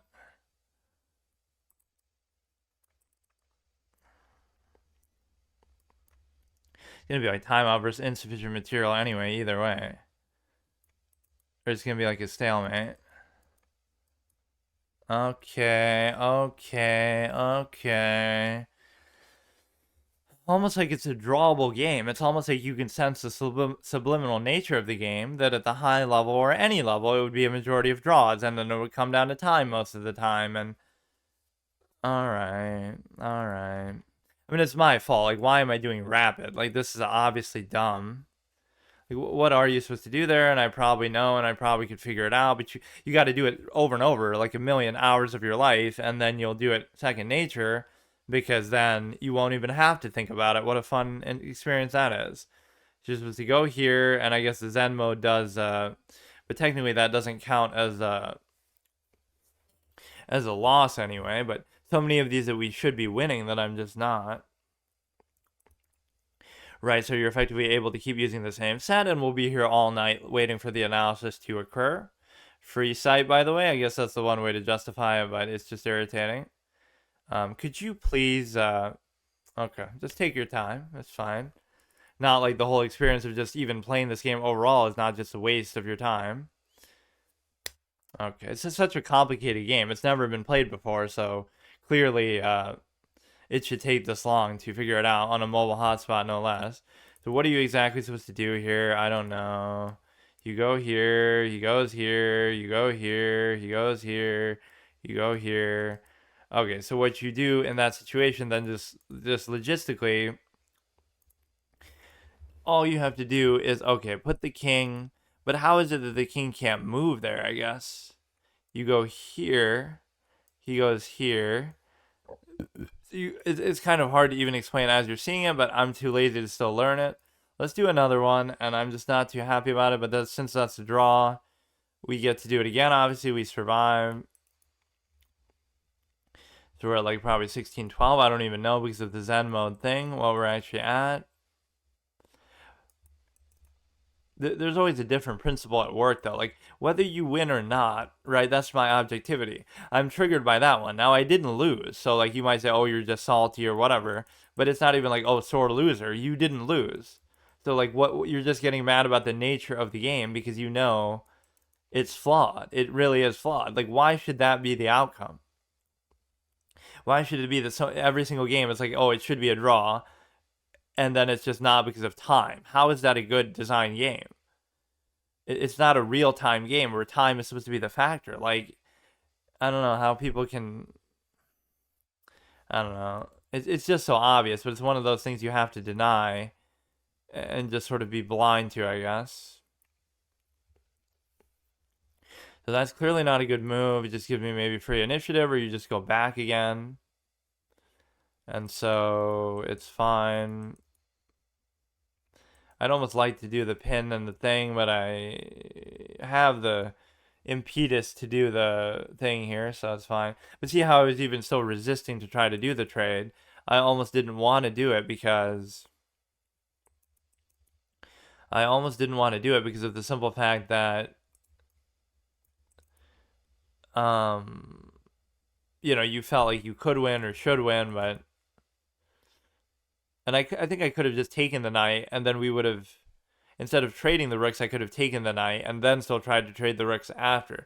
So I had a free knight earlier, and I was just so fixated on doing the trade that I didn't even do it. What happened? He just keeps moving the knight way too many times. This we can do a trade. I'd be fine with that. This is fine. This doesn't have a cover. So you kind of have to put the rook here, I suppose. You almost want the bishop to be there for the sake of that cover. He's really a fan of moving the knight, eh? Frivolously in the opening at that. And before you actually make a good move with it. But that's rule number one, isn't it? Like, don't keep moving the same piece more than once if you... in the opening... But he's just also without purpose too. It's not like if it's even a good move, bad move, anything. We should arguably be able to double take what we can't, but I'm still not going to resist the trade. Now it's just a matter of him simply moving the bishop to allow me to take this, or of me posing a double attack, which is really hard to do, right? It's virtually impossible to double attack that. But now we can raise this for either purpose that I want, right? It's just a good clean move to make. Or I guess the way then that you would try to double attack it is with the queen like over here, but that's a little bit overextended, but you're also creating a double stack. The speed element is just very strange, but again, 10 minutes should be arguably enough for all intents and purposes that it shouldn't bother you too much. Now, even if I win like 2 in a row, it's still, I'm just trying to get to like some sort of a checkpoint, but I shouldn't even worry about it. Just whatever you do is fine. You almost want the queen to be here. No, it doesn't matter though. See, like if he raises the pawn, if he takes, I take. If he takes, I still take. So in other words, you are disrupting his pawn here. If he takes, takes, takes, takes. If he doesn't take, sure, I can't take it, but it's like, I cannot imagine that's a good pawn structure to have, right, in any sense. So, fuck it. Now, taking here maybe isn't the best idea either, but it's an interesting structure that I've given him there that probably actually does favor him, because now this one isn't as weak as you'd think. I'll just do that, even though it might not be that good. In fact, it arguably just opens up. If he takes with that, no, I can't even do anything. So my dark square diagonal actually isn't all that good. And the reason why is because, or no, you can't even take with that one, so you have to take with that one. But it doesn't matter, because so what? There's nothing bad about doing it. But now you're going to be triple attacking this, but it's not even that good because the queen is in front. So like no, I guess you could do this, this, then this. And if you don't, then I take this. So you are at least posing some credible threats in the process. This pawn could also be pretty strong, potentially. Now what you're going to do is you're going to take here, and then if he takes back, then I can just take. If he doesn't, then we'll see what happens. It might not actually be all that crazy, really.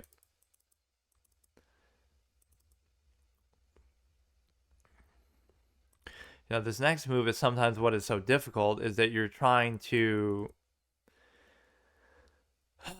move the queen away so you can actually move this. And I don't know, if you could do something with that, it would be kind of cute. You go here, just, it's fine, and then, no, but that's even bad, too. See, this is where it fucks up. If I move this, he could take, I could take, he could still take. So how does that make any sense? What?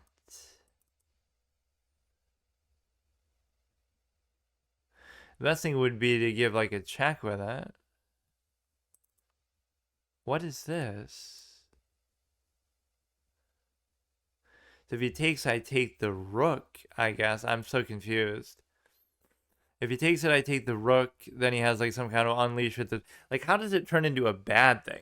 How does that position possibly turn into something that is actually gonna hurt you? Like where I end up losing a piece because of it. That's what I hate. That has nothing to do with anything. And it even allows me to maybe give a check here on that. But he'll take the thing, right? He'll take the bishop, and there's nothing I can do about it aside from take his rook here in a very weird spot. Now this is even strange. I would check, take, check. And then I should at least be able to get out of there with the thing, right? Because the next one would be a check as well. That's the thing. So if he moves the queen, then I would just take and remove the threat. If you do it this way, you give a check and you also remove the threat to the extent that this is going to be relevant. So it's not the greatest position that I put myself in. Oh, okay. Alright. That's fine. It's fine. That's like single layer, single level calculation where you just do it where you're sure of what you're doing and then you just don't even think about it. But okay. Alright. Probably you deserve to get mated here or some shit too. I don't even care. I just, I don't know. After a couple, you should just stop. We're kind of about where we were before too, so I just can't consistently do it where it's like I'm putting too much, I don't know. I'm just expecting that I kind of value it more than what I actually do, and I just don't. Giving him a pass pawn for no reason, just because I'm lazy and bored. Just do whatever you want, man. Honestly, just do whatever you want. It's just dumb. It's just dumb. I don't like it. We should be able to like double attack it, but who knows? He'll find a way to promote it. He's already +2. I'm not going to be able to use the pawns effectively enough. He covers it with the rook. I double attack it. He'll be able to win this at least. I mean, I have a pass pawn of my own, but my likelihood ratio of actually promoting that is literally fucking 0%. Like, it's just not going to happen. I could check with it, but he could still just take. So I'm more concerned about this. And so now he can't take that. I could try to double stack, but it's not going to work. But at least we addressed one major issue there. I'm less concerned about this than you might think, because what he's going to do is he's going to take that no matter what, right? So the bigger concern is just sort of try to win something here on the other side so you can equalize a little bit. But again, I don't value pawns nearly as much as I would a bishop.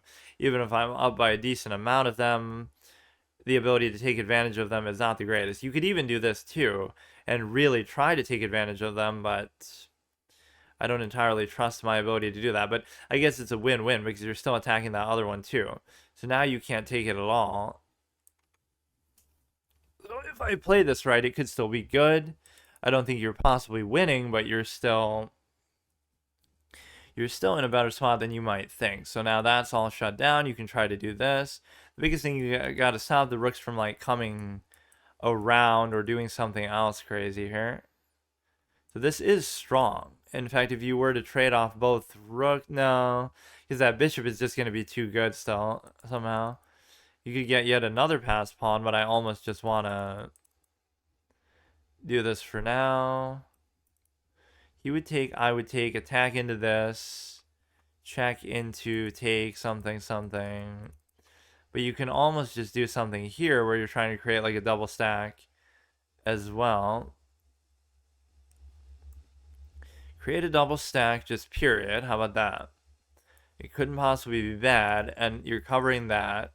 So it'd be interesting to see. He's going to try to take an open file. He's threatening there. There must be something like he would take, I would take in check. Then he has almost nowhere to go.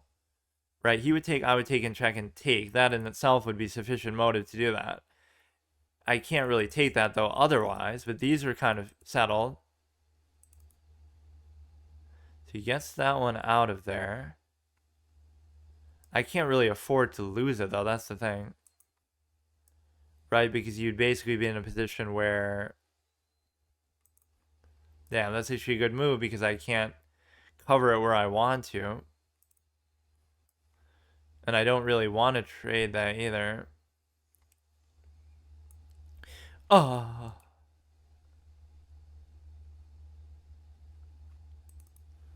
Okay. Okay. Alright. That's fine. Should be pretty hard to cover this one.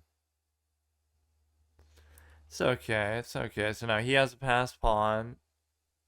It's tough, you know, it's tough to put a consistent effort into one thing the way that I've expected to do with this, and it's to the point where I've kind of given up because, okay, this would be good if you had the cover in the other dynamic, but you also do have it here. And so it's more about the middle one that we're trying to cover that as well. Because if you're able to do this, he would take, I would take, he would take, I would still take. This you don't really need the cover for, so you're looking more for the cover there. He'll bring the thing in check or something crazy. And that could win him this because Kind of exactly what I just said. Okay. So the problem with it is the simple fact that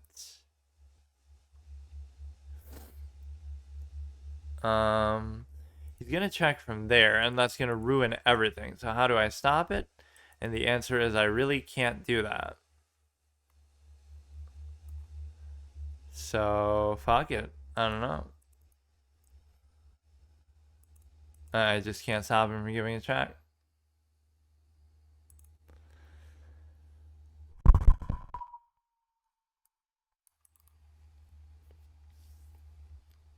He gives the check. He can take on here. He can just win the game. Fuck it. I'm done. I'm done for now. I can't do it. It's too bad. It's just too bad. Had some kind of good elevated pawns, but I'm making these little ticky-tack mistakes that are just very sad. So it's just an effort thing. I mean, I don't really buy any other rationalization for it. Like, if you're not going to try, and I consistently don't, you can blame time, you can blame a lot of things, but I'm just not happy with my performance at all. It's just not good. This might be okay. I've just kind of given up even trying to think about it, though. I don't care. So now what you're doing with this is you're basically in a position where if I check here, he would take, I would take, so I don't know how that helps me. He could easily just give me like a mate here, I'm sure, and so I'm going to be too stupid to even figure it out. If I had a double stack there, it would do everything for me, but I just can't get it. I'm sure he's just going to mate my dumbass. Like, I don't care either. Just do it. Do whatever you want. Okay, this would at least guarantee the promotion. In fact, it even still wouldn't. He would take... oh, no, it would. It wouldn't even be that good, though. I probably won't be able to stop that. It's just all for nothing, man. I can't do it. It'll just be a mate, probably, before I can even do anything.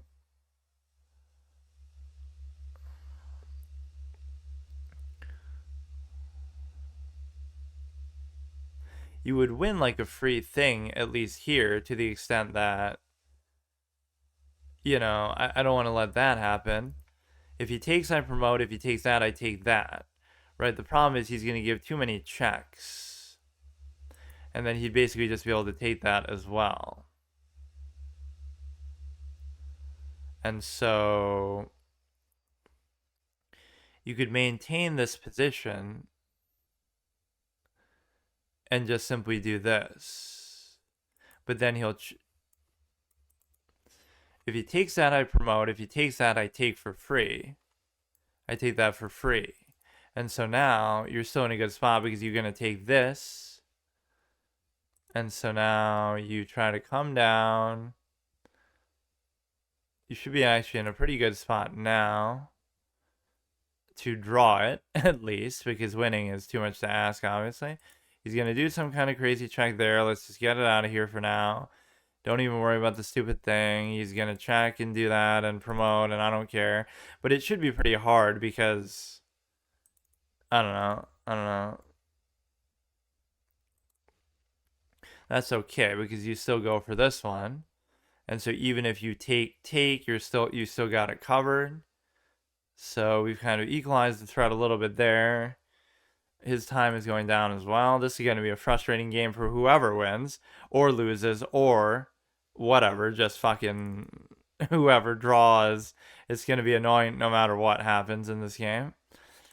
So the problem is here that you're in a position where you're never going to have enough attackers to actually adequately do this. And so the problem is that he would take, I would take, but he has to. He has to. And actually that favors me a lot because if he doesn't, then I'll just take it and then he's screwed or something. A little bit confused by that. But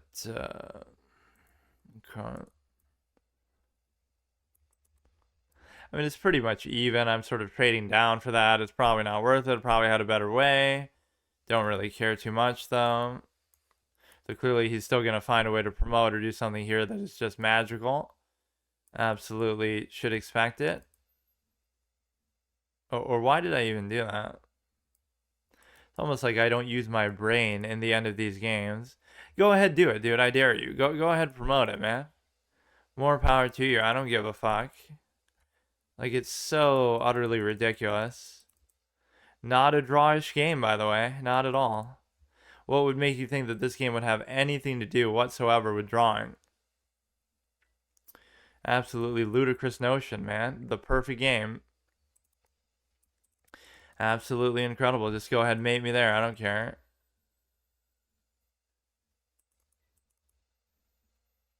I don't care. I said I don't care. Just do what you want. Give a whole bunch of checks. Go ahead, do that. It's fine with me. Wow, so impressive. There actually was a mate there that he missed. Even with his little time. Try to flag his dumbass. Just don't attack the rook, which I'm sure he's going to do. Or he's actually not doing it. Yeah, get a threefold repetition. It's fine with me. You could easily attack the rook, at least that would throw me off a little bit. Like, he's maybe more likely to flag than I am. Perfectly fine with me. So we've gotten a couple draws in a row. This is actually looking to be a pretty high level chess experience because you see, this is what you're working towards. I hope one day I can draw over 50% of my games and just waste both of our lives and play for long classical 90-minute plus experiences to get that very result, even though it might be a bit of an up and down experience. Here, the fact of the matter is, a lot of these are much more accurate and they still end up the same way. If you play badly, it evens out and you draw. If you play good, it evens out and you draw. If you're really good at the game, it evens out and draws. If you're both really bad at the game, it evens out and draws. So basically, no matter what you do, it draws. That's pretty much how it works. And that's objectively fact, too, but okay. But even this isn't a good example of that because this one had clearly... In fact, I almost had resigned myself to the fact that I was definitely going to lose. But see, that somehow turns into something positive. In fact, it's actually quite a miracle that it even was a draw. Like, look how bad it is for me. But yet I'm still dissatisfied with it. It's hard to even explain, like, what is happening here. Like, what is he supposed to do here? I don't care. So, we have these two. So, I'm not entirely sure what to make of this. Like, this set does survive. Right, for the second one. I forget what we were even using with this one. But we had gone on a little streak there, so we're 16-12. So I guess I could do like maybe one more.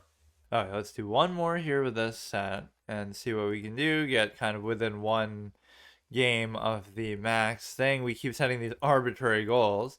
But no, because we drew both of those, miraculously even. See, like, I even look at that in such a negative sense. You should be happy with drawing a game like that you should have reasonably had no chance of winning, but yet just not the way I look at things. So chess is clearly the wrong game for me for that reason alone. Just like I despise draws and what they represent and they're what the game is all about. Any great player is gonna live off draws, honestly. And there's no shame in it. It's actually the correct way to play. And you might say, oh well, it's a high level thing, but it doesn't matter because whatever level you're at, this I should never allow to happen. Actually, you can tell the salt level just increases though so drastically to some of this extent. The problem is you don't even have anywhere to go. That's the problem. Oh man. Be the perfect time for a pin, and it would almost force me to do the other thing, but you might have to extend. See, you're always supposed to make like some sort of zany, crazy night move, but it's just not my style. Like, I'm fine. Just do this. What are you gonna do? You go like this. You can't. Oh, God. Okay, man. I'm sick of this already, but he's not taking advantage. So what we have to do here is to stop the bishop from coming in altogether, because there were a lot of nasty plays with that, because you can't stop it with that. And then you're basically trapped. You might have to sack a knight. Like, already losing in the opening. This is a great way to start. Look, just let me get through the opening and I'm fine with it. If you end Pizants, it's fine, especially on account of the knight, but I don't know if this is really a good move or not. If he takes, I take. If he takes, I still take. You don't even have to use the pawn in doing that. I kind of just want to trade something off. If he raises, I take. If he takes, I take. If he takes, I still take. Or really, it's like take, take, take, take that I was looking at. You're double tagging this. Oh. There could be something good with this because he can't even take with that at all. Although he has more than adequate things to take with, it is still an interesting dynamic. Maybe I was a little bit over eager to do it just for the sake of it. There's so many things that like, oh, it looks like something, but it's really not. Or something better could come about because of it later. He has enough to take with, though, anyway. It doesn't matter. He takes the dark square bishop. If he takes, I simply can't do anything about it, so why would I even worry about it? He takes, I take. My development is kind of a little bit slow here. You should be able to do this and then still take the thing, or no? He still can't move that one, though. So, like, you could literally take that one. Oh my god, oh my god, oh my god. You could literally, you could literally take that one, like, with the queen, but it's just not gonna happen for me, is it? You'll have some crazy unleashed capability. I'm guilty of overestimating the knight, though. Or no, you can't even take it. This is so irritating, man. Like, yes, you're self-pitting for immortality, but can you actually just move on with this and let me do something?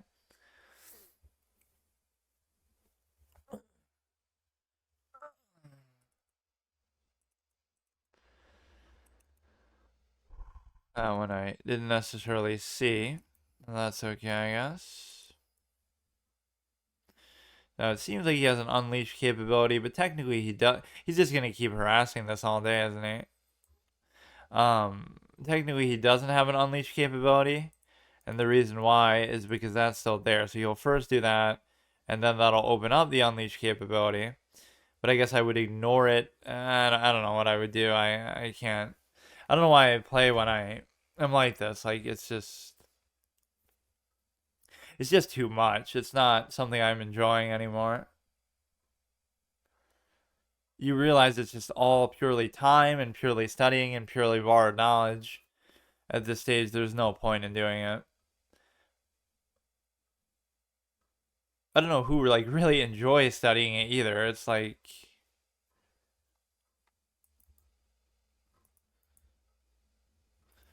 so he can do that to any effect that he wants, and I don't know. The amount that he's doing this right now is truly mind-blowing. Just this back and forth, like, absolutely incredible sequence. Like, you can have this one. Like, I'm already done with it. You can have it. I don't care. It's no use to me, man. It's just no use. Just try to get something moving, man. I've had enough of this. I just can't deal with it. Wherever you go, you're gonna get fucked by something, so I don't care. He's gonna do some kind of unleash. Try to make it as little damaging as possible, but it's not gonna really be possible. You go there. I'm forced to move. Just give it up. Alright. You can have it, man. You can have it. Alright. That's enough for me. Yeah, just another average night, mate. You know, turn 18, just another game. I don't know about this, man. Let's actually do another one though. Let's just no, I don't even care. I should almost do a game of Hearthstone just to. I kind of want to do it just to test it. Yeah, I'm not too happy about this. I mean, it's more the way that these are going, right? It's not about the outcome. You can win three, you lose one, you draw a couple, you lose one. It's just like it's just the way that it goes, the style of it that I don't like.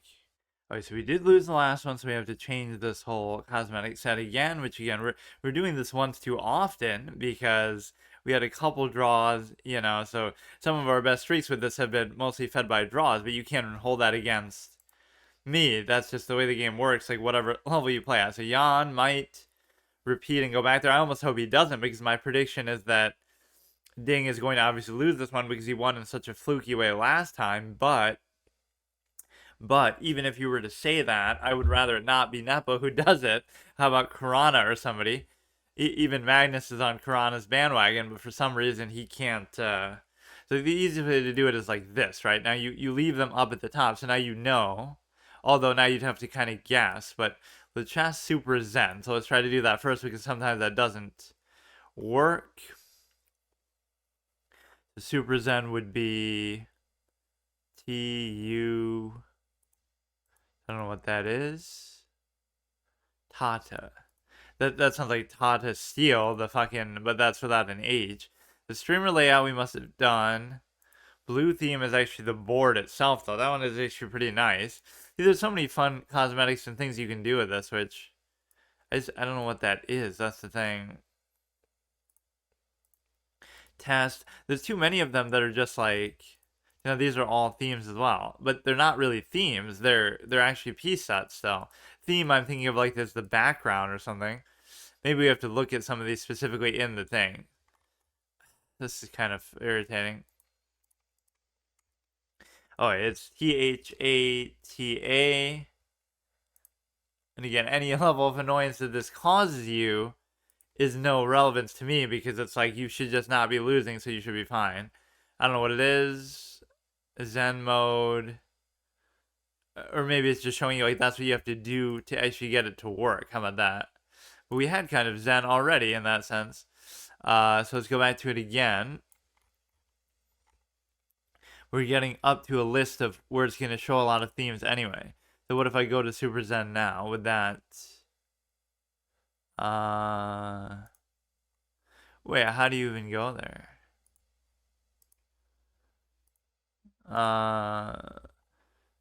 Wait a second. If you go there, it adds Zen mode under piece set, but it doesn't. So that's kind of cool, I guess. There is another way to do a Zen mode, I feel like, anyway. It's just natively on the site. So I don't even get that part either, but... So Deitch pieces and chess 24 green, which it's not even green. Okay, so this doesn't even show up. So this one doesn't work either. I always like to do the theme first because then sometimes, whatever, they all conflict with each other where some of them just won't work. So let's chess 24 green, then the Deitch pieces, and then this one is going to be the actual... This one is going to be the actual... whatever these are, test HD, doesn't really matter. Yeah, these ones we have to actually start to see, though. Like, why... And even those might be sets, so they're just mislabeled as themes. This is actually supposed to be a set 2, which probably works with only a certain thing, but it won't tell you. Like, some of these I even remember using before, when I did the challenge before, or when I was just testing out the P-sets in general, but... Somehow, in the last few years, they must have changed. It's not like I've been back doing this for that long anyway. So this one isn't going to work either. We're almost going to run out of themes before anything else happens. But no, this is good to constitute an intro, but it is just a little bit annoying that it's this this hard to get to work sometimes. Street Fighter 2. Now, I assume that's not a background, because the way... Yeah, these are all like piece sets. I don't get it. Translucent board. I don't know what that means either. What is so translucent about it, or it's just not even working? Which, even if it was, I guess I could maybe count as a theme if it makes the board translucent, but it doesn't matter what board you're using, kind of a thing. Okay, let's just see. We need a theme, Discord emotes. I feel like I tried using this one before, but it didn't have enough of them. Uh, like some of the pieces were missing. Yellow style Chrome WebKit. Does that mean it doesn't work? Mozilla Zug chess meme 3D pieces alpha. Personal use pieces. You could barely tell the difference there. Curtains, something, it's a board. Isaac, we've obviously seen. Complete Zen mode. Again, it's very hard to tell even sometimes when or whether some of these things are working. Like, let's look at yellow style Chrome.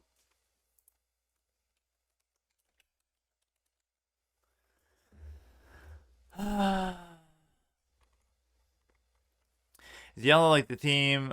To install, show CSS code, then click install. Improve if you want. I don't know how some of these work. I mean, it tells you too, but I don't really care. Like, I shouldn't have to do that for this one that I don't have to do with any of the other ones. The Zen mode isn't actually working either, it doesn't seem like, because, I don't know what the other one did, but, okay. I'm just assuming a lot of these aren't working because that's just the vibe that I'm getting. We're just at a point in the alphabetical list that stuff just doesn't work.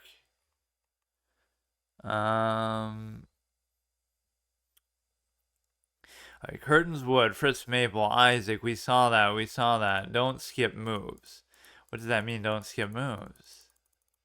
Like, some of these you really need an explanation for. How am I supposed to know what that means? How does it skip moves? Modify the chess.org analysis board engine line suggestions.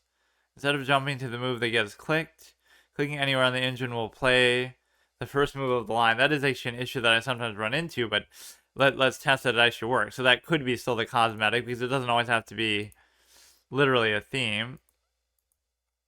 So like if you're at the beginning, then you click here. Wait.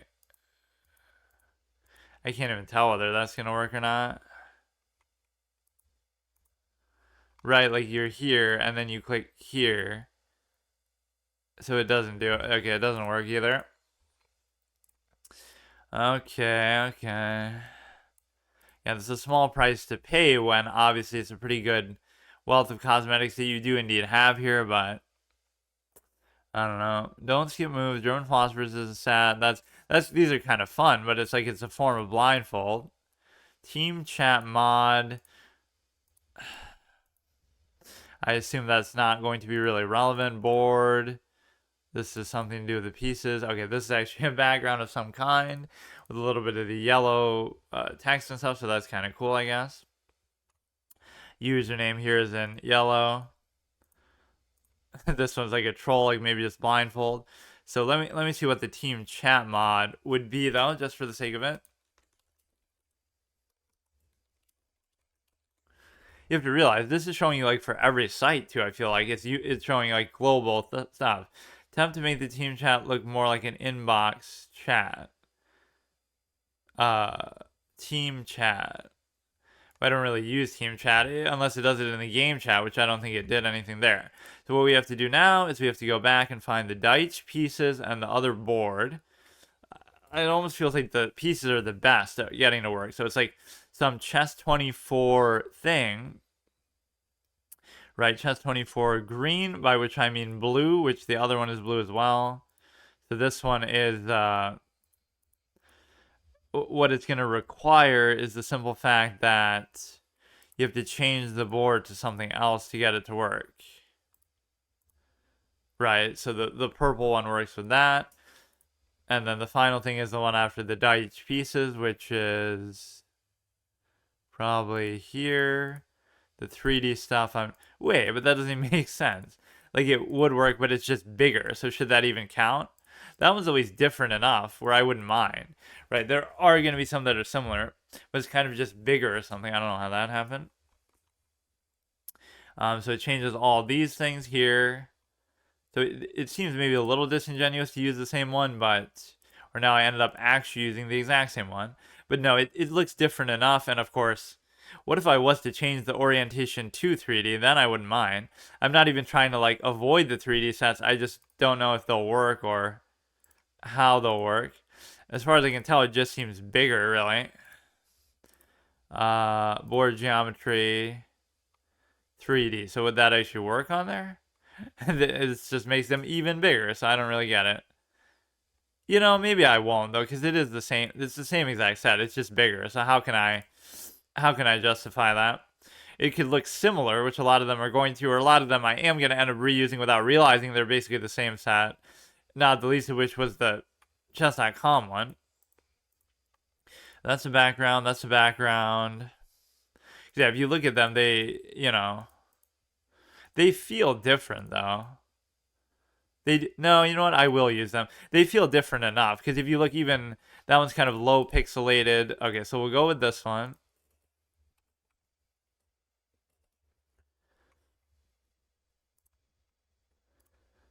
Oh shit, we have to change the board geometry thing though. Because we're still trying to use it in 3D just because it's called the 3D set. Okay, let's try to take these opponents seriously because I haven't been doing that or whatever, so it just hasn't been going too good. But again, it's one of those burnout phase sort of moments where it's just not right.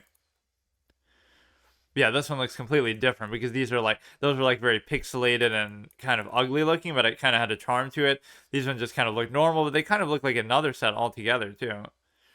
I don't know.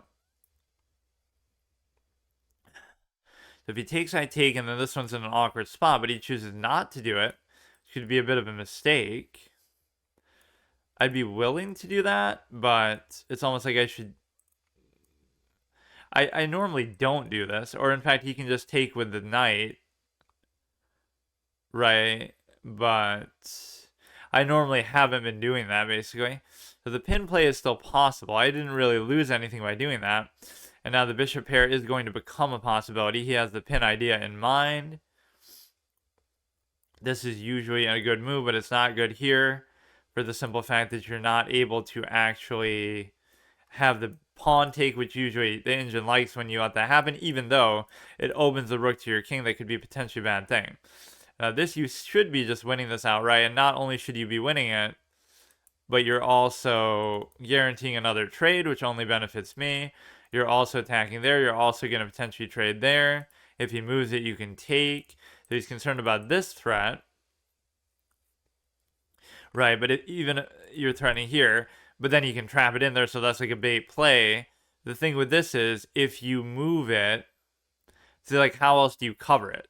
So if you can't cover it, and if you move it, then I take the rook, and if you don't move it, I'm double attacking, so I can simply take. So this seems like a good position for me. You can't cover it with a pawn, you can't cover it with another piece. You can just take there. And then I would love this sort of trade mentality too for the queen, but I don't have to overdo it. So we're already in a great spot early on. This is kind of amusing because if he doesn't, no, but this is the kind of move that gets me in trouble. Like I shouldn't do it for any reason. Now this sort of kingside pawn push could become difficult. If the knight wasn't there, I'd be willing to try something, but we should almost just push the other side, you know, all together now. And come here with the knight. Almost like you go here, but then you can't sidestep it because the queen is in the way. So if you go here, then he goes here. It's too late. See, if the queen wasn't there, then he goes there, then I go, then I'm already, I don't know. If the queen wasn't here, you go here, then I go here, but then you go here, I go here, or you sidestep it. So you go here, then I go there, and something like that. Right, that would be the ultimate intent of what you're trying to do. But here you would almost have to trade then now because of the simple fact that otherwise I would take this, right? So you have to somehow cover this without letting me take that. So now if I go here, this is the answer, right?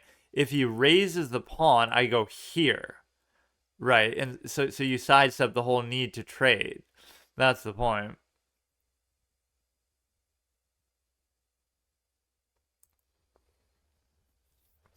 Right, so you're not doing it to try to trade for anything. You're doing it to try to sidestep the trade. But in this, no, I was gonna say in this case, I can just take, of course, of course. That's beautiful because you did sort of avoid the whole issue. And even if he does get the queen or something in there, it wouldn't still be that big of a deal, really. So now, I don't know, just to back the queen off because it feels like we're, now we're not in as aggressive potentially of a position. These are the kind of games though that I still lose somehow, and that's what really pisses me off. Okay, we're trying to get this out of there. This would be like a royal fork sort of position. And at the very least, he could still give a check, right? There's no way I can stop that. So if we do this, he can still give the check. And at that point, I don't think he can really do much with it. We're trying to get the queen out of the way. We're trying to cover this. And we're trying to prevent the fork of any kind, which again, that's cute, but what does it do? Because now, where do you go from there with the knight? And the answer is, you can't go anywhere, but it is still a good spot for the knight. We'll keep it attached here, though, just in case that pawn goes somewhere that we could somehow take the knight, but I doubt it.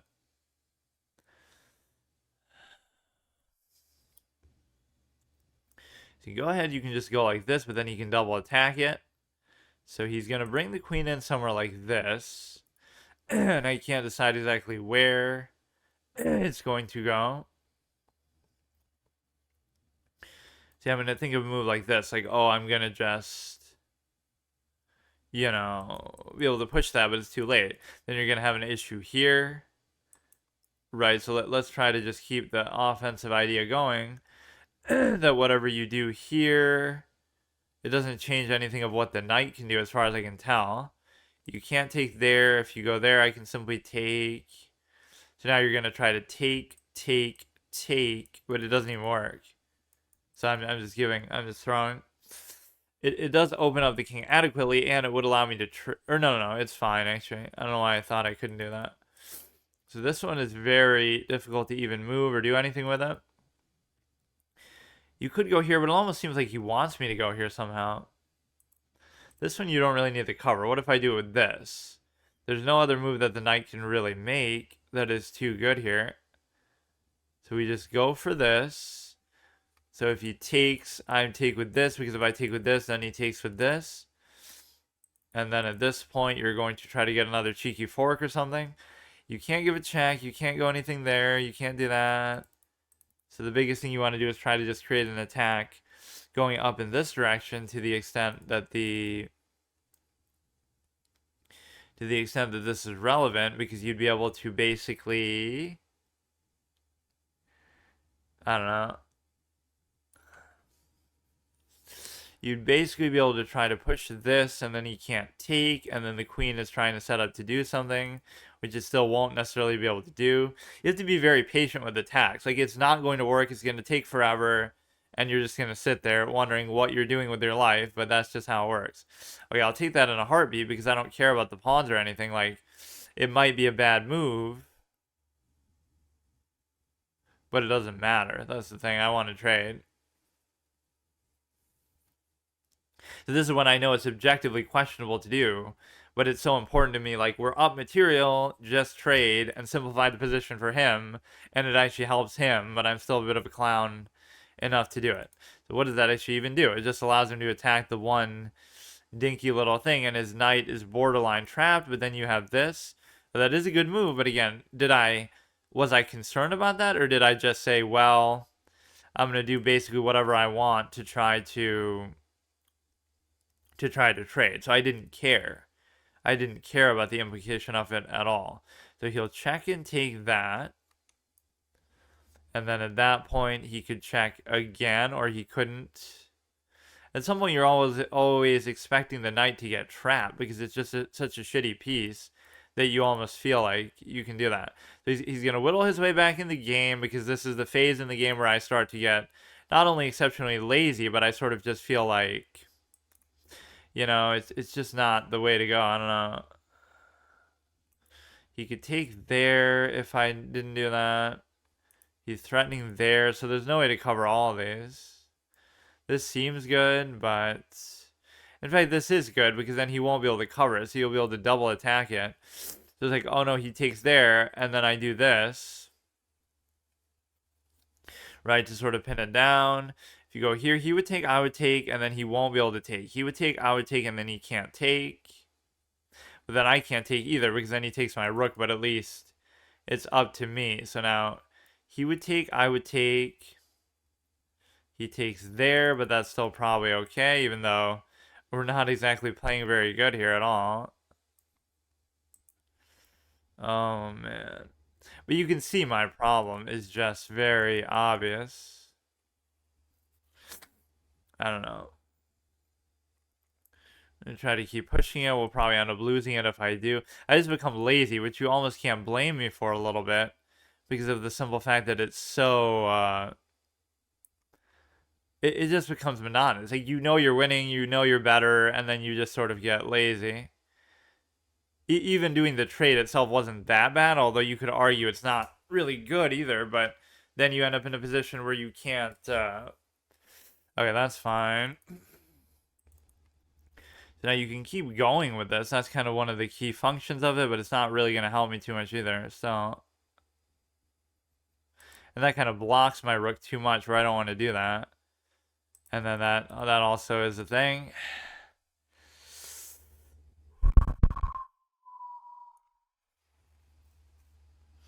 But no, we are at least, you know, he can't cover this. Can't do anything with that. You know, that was kind of the fork potential idea that we were looking for, but it just doesn't actually materialize. This dude's flailing around with his horse almost as aimlessly as I sometimes do. There's still nothing you can do. You can't cover that, or you can't really do anything. You can go here. You also cover this. You got to look for a fork in the process. We got to stop using this YouTube for the loot, man. It just doesn't work. There's an ad between every fucking thing. We do have a pass pawn here. We're a little bit low on time, so this is what it's going to come down to. Both laziness at that stage, but also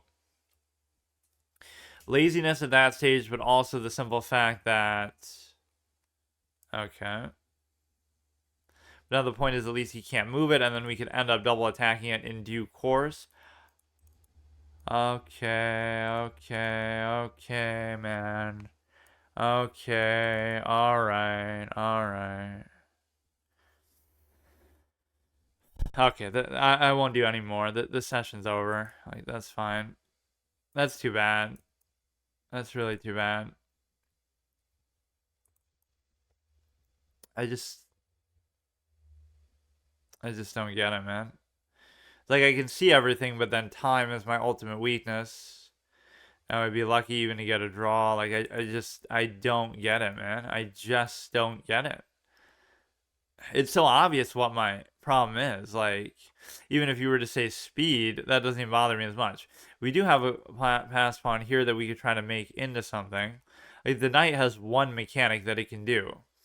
And that one mechanic is called forking. And I was repeatedly seeing it and sidestepping it and everything like that. But it's like, I don't know. We still have a little bit of time left, but it's just, at some point, it's like, it's just not even fun anymore. It's just dumb. It's just really dumb. Yeah, that shows you such a lack of interest that you would say, well, see, now you can go there and I can't even cover it, or maybe I can, I don't know. There's like no other fork that he can do. I'm going to try to promote that. Let's try to come in here. He can give a check, doesn't really bother me. He can do the check fork there. Oh my god. Oh my god. Oh my god. Oh my god. Oh my god. Oh my god. Oh my god. Oh my god. Oh my god. Oh my god. Oh my god. Oh my god. Oh my god. So he'll give a check here. It's too bad. It's just too bad. There is such a lack of interest. This makes me question even doing this in the first place, but I guess what you should do is compensate for an objectively flawed game by studying it, and then you'll say, okay, fine. Because it really isn't, it's just not really what people think it is. I don't know. So you go to here, and then he'll probably get a fork that I'm just not even looking for.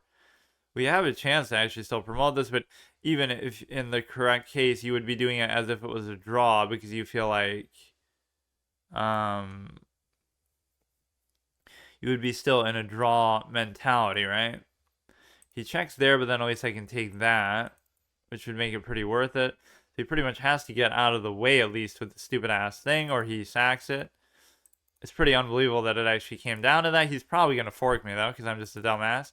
You got to get more familiar with like what the structure of getting forked looks like. Like somehow you should be able to picture exactly what it's going to be and how it's going to look. Like if you keep it far enough away, then I'm still not going to win even. That's the whole sad part about it. You should still be just playing for a draw, especially with this amount of time. There's no way that I should be trying to look for a win here. Almost to the point where you'd rather sack it for a pawn or something if you're just simply able to... Even if he blunders the knight, like it's still not going to do anything for me because you get a fork. I mean, we all see it, or it's not even a fork. Never mind.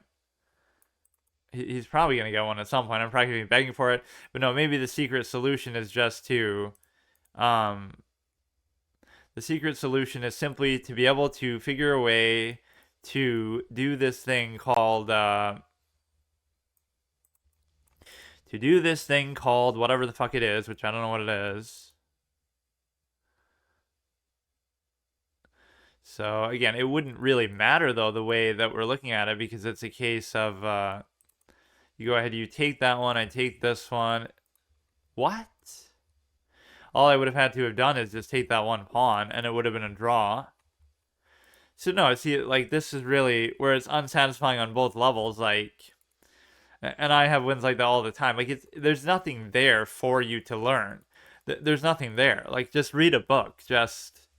watch some video by one of these content creators. Like, there's nothing there of value. And that's what most of this experience is. But, either don't go for the trade or at least play a little better once you do. That's actually the best way to beat me, honestly. The best way to beat me is to give me a lead early on, and then I won't play seriously at all. Like, somehow I get the lead, like, okay, he's making mistakes, but how does that turn into a loss? Like, it doesn't even, it boggles my mind, but it's like you have a lead and you don't know what to do with it, right? That's even fine still. And it's even fine for a long time after. And then I think, we get forked somewhere, even though I keep saying that I'm pretty aware of forks and, like, I start to worry about time because we're down to only 2 minutes at that stage, which is very irritating to me. But even there, see, he probably gives it back to us where we actually end up winning somehow. Right, we're winning, but we're too low on time. And so if you just simply took the knight, that'd be good. Again, with only 40 seconds left, but even that's still fine. And then that should have been a draw. Or he gives up the knight a couple times, but I mean, at that stage in the game, either I'm giving them too much credit, like, oh, they wouldn't make a mistake like that, or... And even here, I'm still not losing, you see? How do you lose every game consistently when you're either winning or even on the evaluation bar? Oh, it's because I lose on time, not because they actually ever beat me in a game ever, but... What I like about that is at no point in the game are you actually truly losing, because even when I give up the fork and stuff, you see how, like, oh, you're so much better than them, or they're so bad, or whatever, that they'll still sort of give it back to you. That's the thing. So we get the dice one again. Unlucky charm, I guess, although I think I did a little better with the other one, maybe, or maybe not. Sometimes I just lose the first one with each of these. So we're on lichess.org with that, which is just like over here, or that wasn't even the one. Wait. I thought that was, oh, it won't show up though. So it must be, this is pieces, this is pieces, this is some sort of a theme for it. Writer text, that's actually pretty useful. Yeah, I never really think about that, but the text is so dim. Like all these little minor things you can do, but what is this site? Like Bethesda, where they let the fucking modders do all the work for them and fix all their problems? To run the Dice 3D again, and then the Chess 24, or I mean, at least that's what we're up to. That one's just a board. This one is elegant, pretty nice one, and then we get to do, and again, most of these I've used before, and unfortunately some of the ones that I used before maybe I can't use, or I can't figure out how to use, because of the simple fact that, so we're at the board, like Chess 24 category, I think, Chess 24 wood we did, Now it's going to be chess base. Now I think chess base is that program that everybody always jokes about or tells me to use, or that I make fun of. Like every yeah, chess is pay to win because you have to pay $500 for chess base to be able to use it like a professional player does. But you know, you don't need to use that at the beginning, but I'm sure it helps. It's some sort of like analysis software or something. Brown. Okay, so we had done blue, we had done green, which isn't even working. We had just done this one, I'm pretty sure. It's getting confusing because, but no, it was the chess 24 one for sure. Why does it feel like I wasn't using that? But no, we're using chess base, and some of these we'll have to play around with the other things. Let me actually maybe reset the thing. Chess 24 wood. It must be though, right? Just logically. I don't know why I'm not processing that this is what I was just using. But yeah, let's just use chess base here and try to actually do a little better. Yeah, use chess base as in I'm cheating. But no, I mean use the chess base inspired board. I'm sure you can change around shit like that too, but it must just be the default one on there.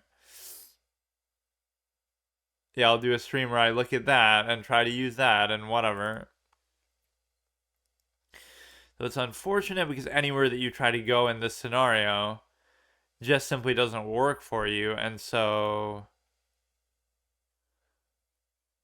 but maybe let's still do this first, and then we can always just go back with it, because there is no other option, and the knight's just an annoying piece to use. That is always just a liability and stuff like that. So we can put it here now, block off something else in an undesirable way. Like you see what a nuisance and a pain that piece can be. It's just really a shame.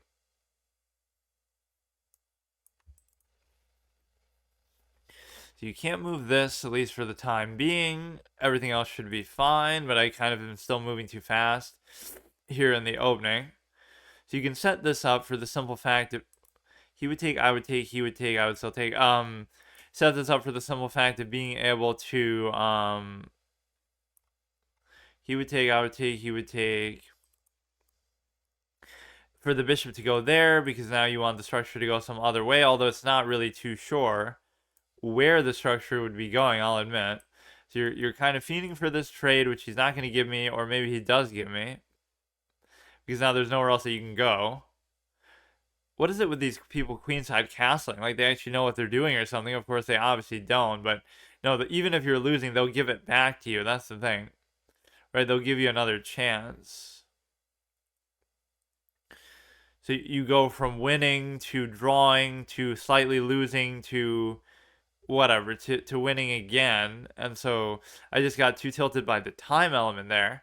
So that's the one consistent formula that I value so much, is that whether I'm winning or losing, I'm always going to be down on time, because you can see that I'm at least putting forth that amount of whatever time, discipline, and effort that you should always want to do.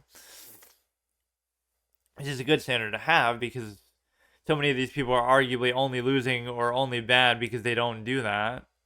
He's 1564 unprovisional and whatever that is, 960, I think. So we'll take this one here.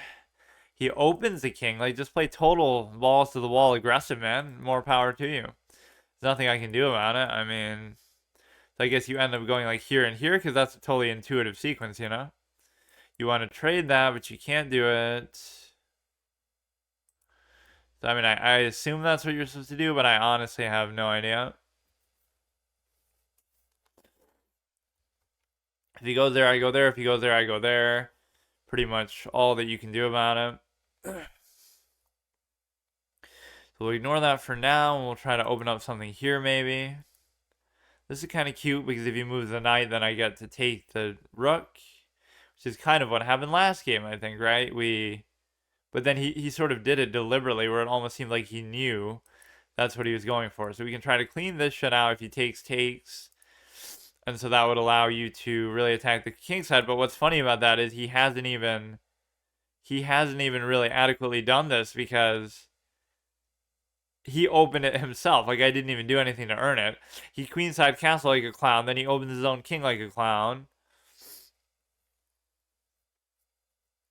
So this is fine. If he takes, I take. If he doesn't take, I still take.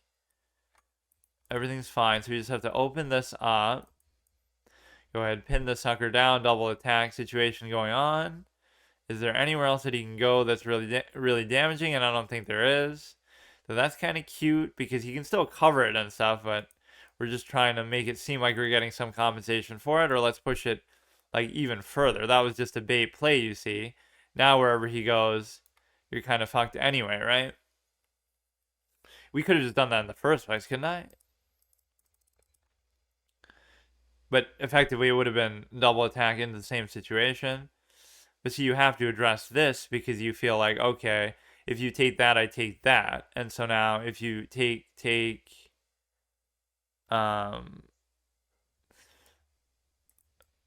now you can take with this. So now I closed off his king in a way that it was open before that I just made fun of.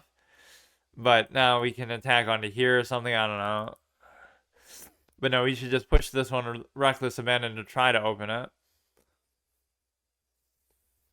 So we possibly could have done better there if I just done that maybe in the first place. But no, the point would have been if he took, then I would have took. But now I don't like what I've done with this particular pawn. And so this is kind of a no-brainer. That's the whole reason why I did that. It doesn't seem good. And it might even be worth it to sack in some way. But I don't know. I don't know how I'm supposed to deal with these kingside things. I just can't. I just can't deal with it. I don't know what it is that these people think that they're doing. I don't know what it is that they think that they're doing, but you can have it because I just can't do anything with that. Like, what am I supposed to do with that? It makes no sense. Like, what the fuck is that? Like, really, what the fuck is that?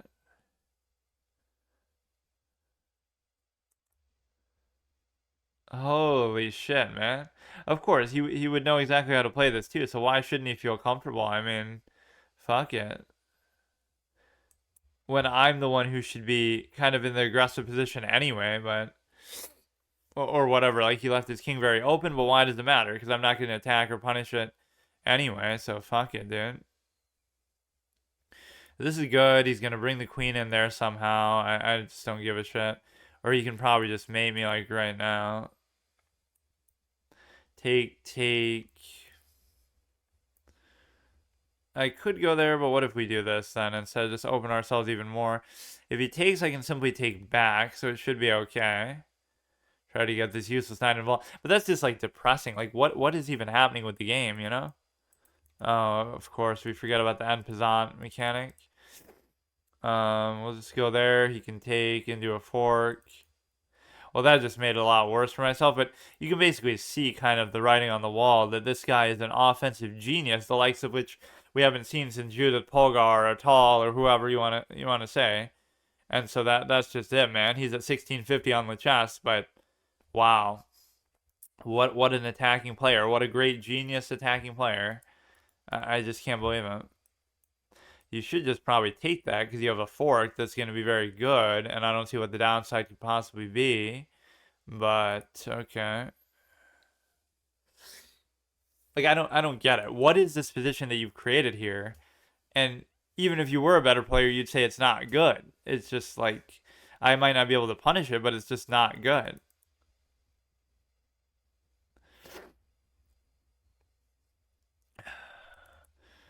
So what you can do is you can probably not really do much of anything. Well, let's just try to go in this direction, I guess. So you'll take and promote. There's probably an easy mate opportunity as well. He takes, promotes. I can take back. He can check. And that is mate. I mean, that's it. That's all you have to do.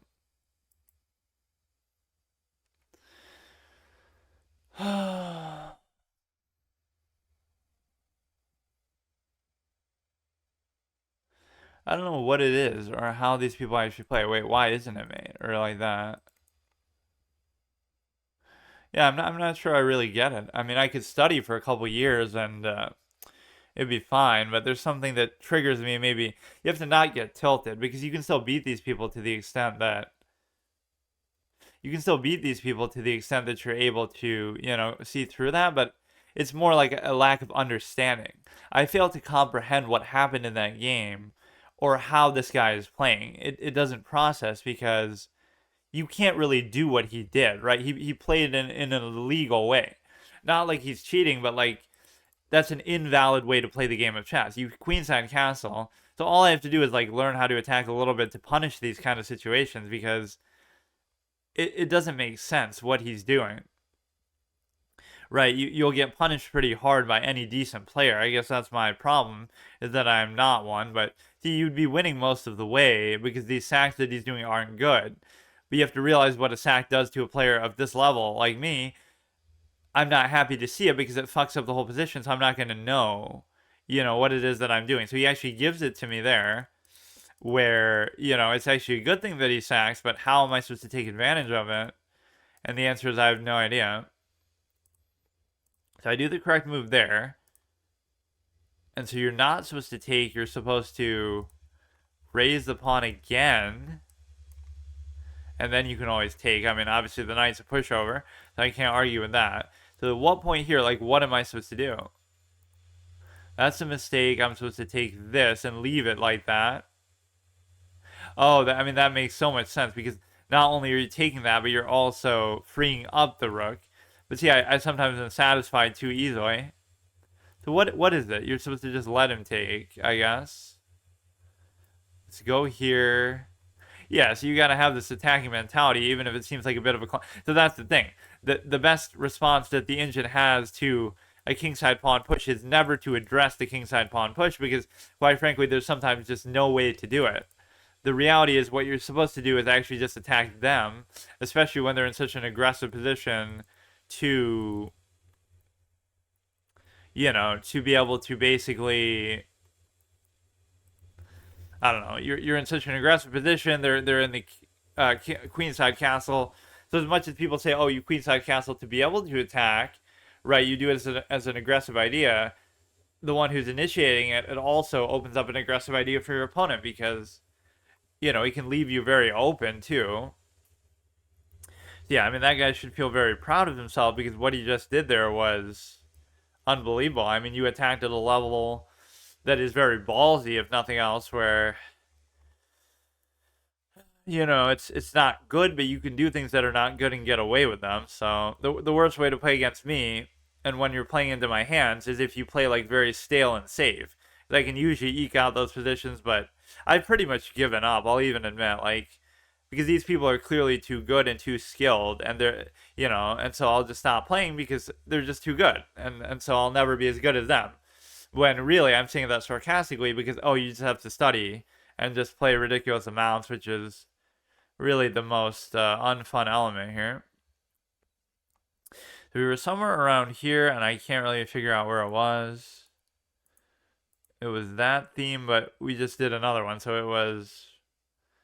I forgot even what it's called now. Brighter text. So it's like... It'd be hard to even place exactly where that is because it was somewhere around here, brighter text. But it's like a dash. So if it's a dash, it'd be like around here. One of these is going to be, like the dash thing. Chess.com metal background. Okay, that must be the one. Then from the P set, we will move, the board will move from chess base. So it'll be... we were at like where the chess 24 stuff is. Now CVD. So we got to actually look up some of these to see like, or just take a guess. There's either CVD or dark red. And just remember we're at elegant. Elegant thing. CVD is nothing there, nothing there. Let's actually look it up and give it a fair shake because we don't want to see that too many of these don't work.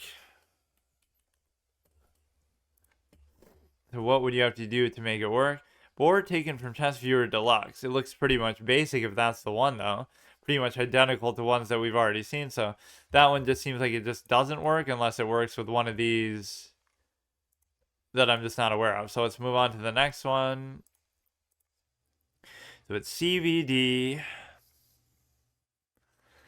is going to be that one. Then dark red was working. That works with the purple. That's kind of a nice effect to it.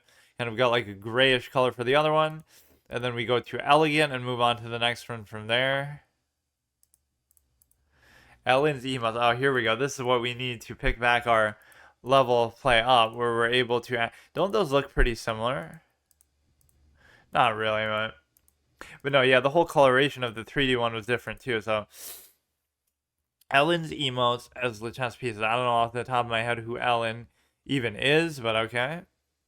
Um, so that would be fine. So we have the dark theme, metal theme background from chess.com. We have the dark red board, which is nice. This one I'm gonna have to look at for a second just to try to understand what's happening. And what makes it even worse is the fact that they're different on both sides. So the smiley faces are the rooks. The horses are at least intuitive on that level. The bears are, well, I guess they're just different colors of the same thing. The bears are the bishops, and then she is the queen, and the penguin is the king, and the nails are the pawns. Okay. So they're white, I'm assuming, unless they somehow have some inverse way of looking at this. Right, like based on her style, it turns into something else. That, oh, black is somehow white. It's an inside joke, you see?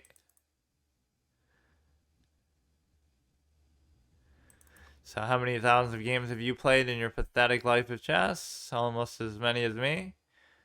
Right, we're pretty close, almost up to 1,000 in rapid. And again, collectively between all these sites, or even playing as a kid, whatever, probably it wouldn't exceed like 3,000, 2 to 3,000 of games total, at least in like a proper format. Because if you're counting bullet and stuff, then it becomes silly, right? Like obviously you can play 100 bullet games and like whatever, right? That doesn't even matter. But I've never really played those formats too much anyway. So the point is, like, the amount that I played, I probably should be like 2,000 plus by whatever standard I would use. But the problem is that you can always look at other people and say, well, they haven't done it either. But also, what you'd really be doing that's very disingenuous of people to always ignore is that, oh, they'd be studying. So you can't really measure that. But you can almost look at this like, oh, this is almost all he's done in his whole life. This is the majority of it. 1,000 here, 1,000 there, whatever, 1,000 on chess.com, and then a bit that we had done before. But that's pretty much it. I mean, so the one thing the knights do have the advantage of is in any of these sort of different sets, they're the one piece that's actually the most intuitive to see because whatever. This is similar to like a line that we see many times, right? But I don't know whether this is exactly still the right way to play it or not. You can never fear. See, this is where the one knight fucks it up, though. The one knight fucks it up for the simple fact that, at least it's not pinned down. It's just like something. Or no, actually, that's fine too. Why wouldn't I just do that? So you can take with the queen, take with the what is it, Ellen? I forgot even whose set we're using. This is kind of fun. Like, it's a cute idea in a way. Like, I could make my own like this with my own emote ideas. Like the blunderful one where the guy... I forget. There's one like with a guy throwing a piece. So, like, you're throwing the game or whatever, and then... You gotta kind of double check your work a little bit here. So this one I don't even like because then you're going to allow some shenanigans that you don't want to allow.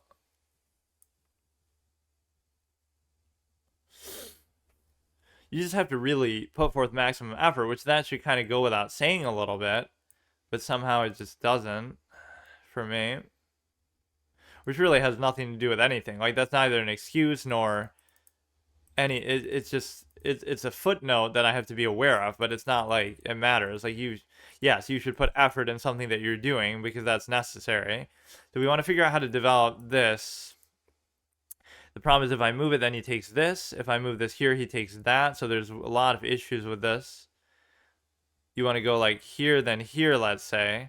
So if you do that, then it would free up the rook to be able to move and the bishop to be able to move. Everything else should be fine. I don't know what that even really does for you. Why would you even do that? You open up the dark square. So, but you don't even have a dark square bishop. And neither do I. So, well, I mean, at least that's a good reason maybe to do it. But what good did that do you? I can't even imagine. We both have a light square bishop. You opened your own dark square, maybe because you feel safe to it, sure. But I don't know.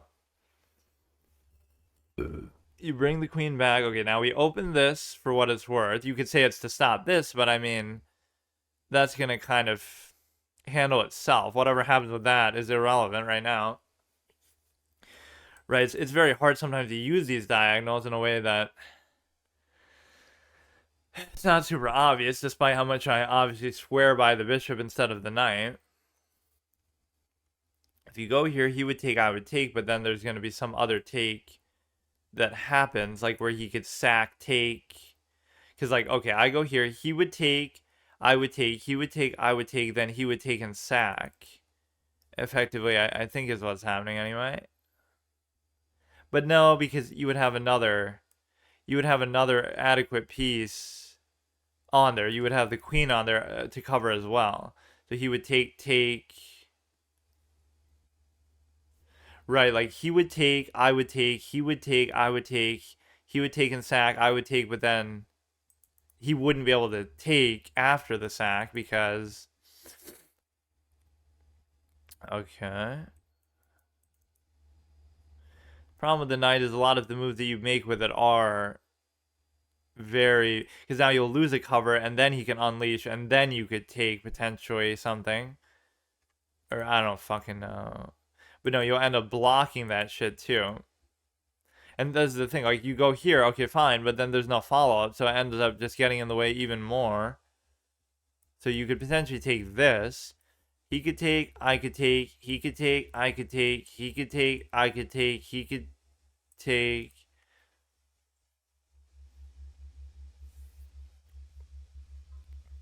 So we've had a couple good opportunities. That first game was very winnable.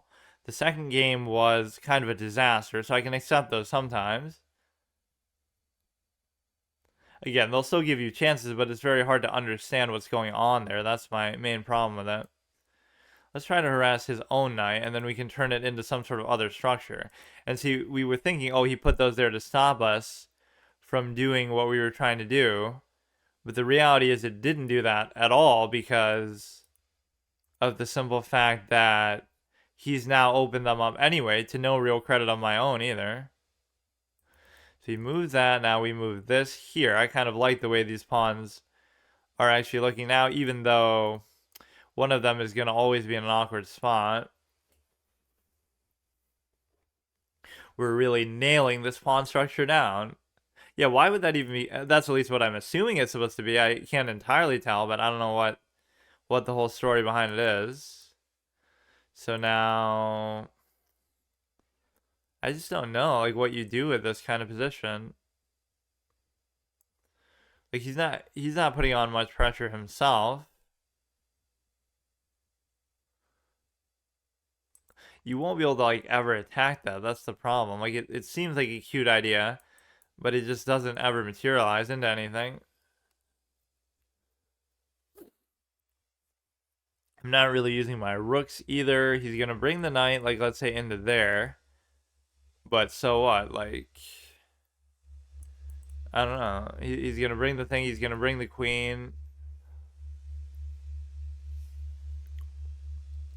That's cute. So if I respond with this, then what does he do? He doesn't necessarily have an adequate follow-up. Still, right? Like, you just go... I don't know. Like, here, then if he goes there, then I take, then he takes. Of course, he's going to know exactly what he's doing, but... So what bothers me here is the simple fact that, again, he has too many attackers potentially going there. My normal move would be to do this, but then he brings the knight, and then if I take, it leads to potentially a problem there because you're not going to be able to cover it or something. He goes down under there, but I don't see what exactly the next play behind that is, but it's possible you could sack the knight, but then I could even just choose not to take it still. So we got our nice little diagonal that I wanted, but I can't follow it up with anything at all. And you might say, oh, that's what he's doing with the pawns, but I highly doubt But by that logic, he should have just kept them there, and that would have been even better. I don't know. Like, people would always give these people too much credit. Like, just because you know what you're doing doesn't mean really that they know what they're doing. Okay, so I don't see what he's doing there still. Or it would allow him to put the knight there, but who cares? You put the knight there, and it doesn't do anything still. Right, I don't have to take it. I mean, I can't take it, but... Okay, I'd be more than happy to do this, because at least it cleans up what's happening a bit with respect to the simple fact that... Whatever, that bishop is more dangerous than whatever the stupid knight's going to be. He could check and forth there, but I still have the knight there to protect. So the main thing is don't move the knight this move, or even if you try to do that, then at least move the queen, move the king, I mean. So now you can't give the check at all, but that would have been a protected fork, but I guess even protected doesn't... No, it does matter, because then otherwise the queen could take it. See, it's pretty even so far, and so now time is going to become the factor whether it's really justified or not. But no, I'm having a lot of trouble just understanding what the knight is doing in its existence here. It's very tough for me. I just don't get it. Like, there's nothing. There's just nothing. So it's fine. You can't even trade it. You can't even do anything. You go here. If he takes, I take. If he goes there, I don't need to take. I can just move it. We're almost trying to go here, you see. I don't know why or how that's helpful to me, but I don't get it either. I'm as confused as you are. It would turn it like into a passed pawn, but what are the odds that you think that's actually going to convert into something? He would take, I would take. That's cute, I guess. So from there, though, what does he do? And the answer is probably nothing. He can try to target this, but even there, I could probably do something with it.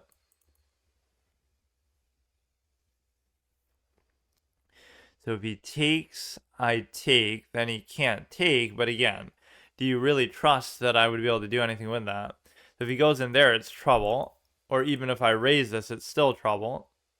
And so what you're able to do now is you're basically able to give up on the pawn. Just let him double take or something. And then as a result of doing that, you would be able to basically... you'd have to like cover here. And the reason why is because then it prevents him from going there. If he goes there, then I can go there or something like that. Be kind of cool if, you know, this piece called the knight could actually do something. That would be kind of a cool function that it may indeed have, but it just doesn't. So this would at least... No, this would actually hurt still, though. Because then the act of going there would be like, okay, I would take, he would take. So the queen to here is a pretty necessary move that you have to make. And so you're giving up the pawn, little shenanigans that I was doing in the process.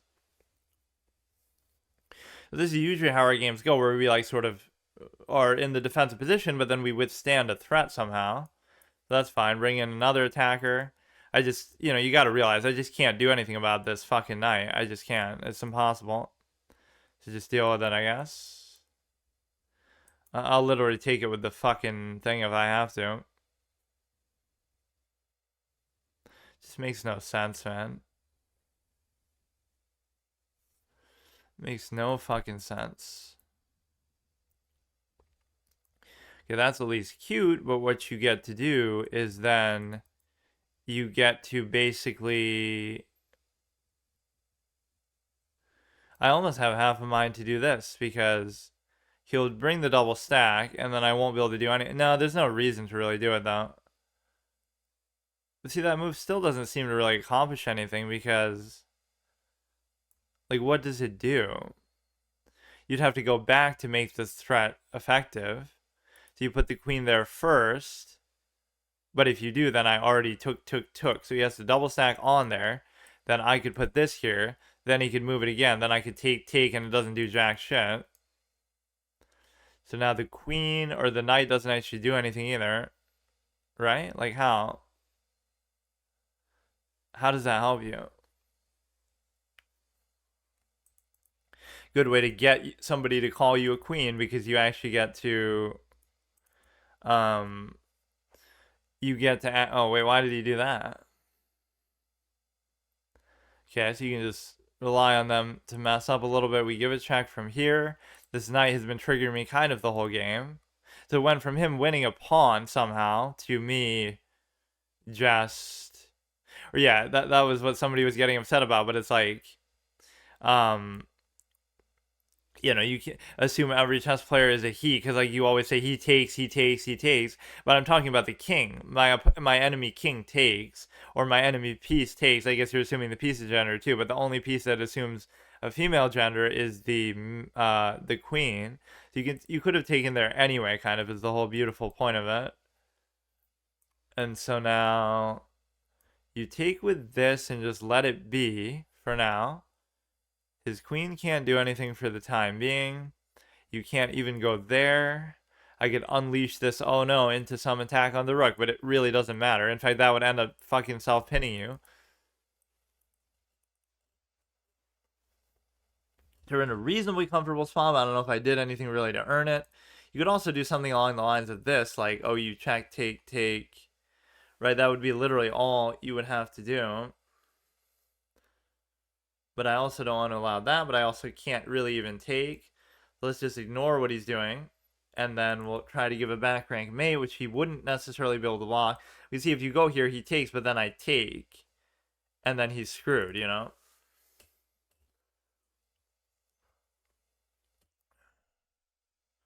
Now, if he takes with that, or if he raises it, I can simply take the queen as well as simply taking another free pawn.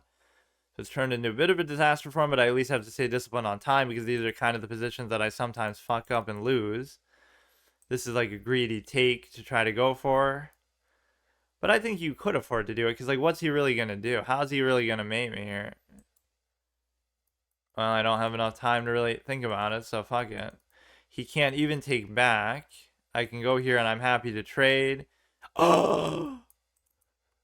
But see, we were up by enough that we can actually still afford to do that. Even though all I have is a dinky fucking knight at this point. That's too bad, man. It's really too bad. My brain just doesn't work, you know what I mean?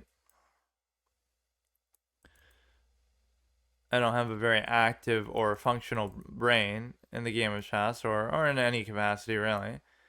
So you can basically have it. I don't care. I'm just deliberately throwing. Either I'll be motivated to study at some point or I'll just stop playing altogether.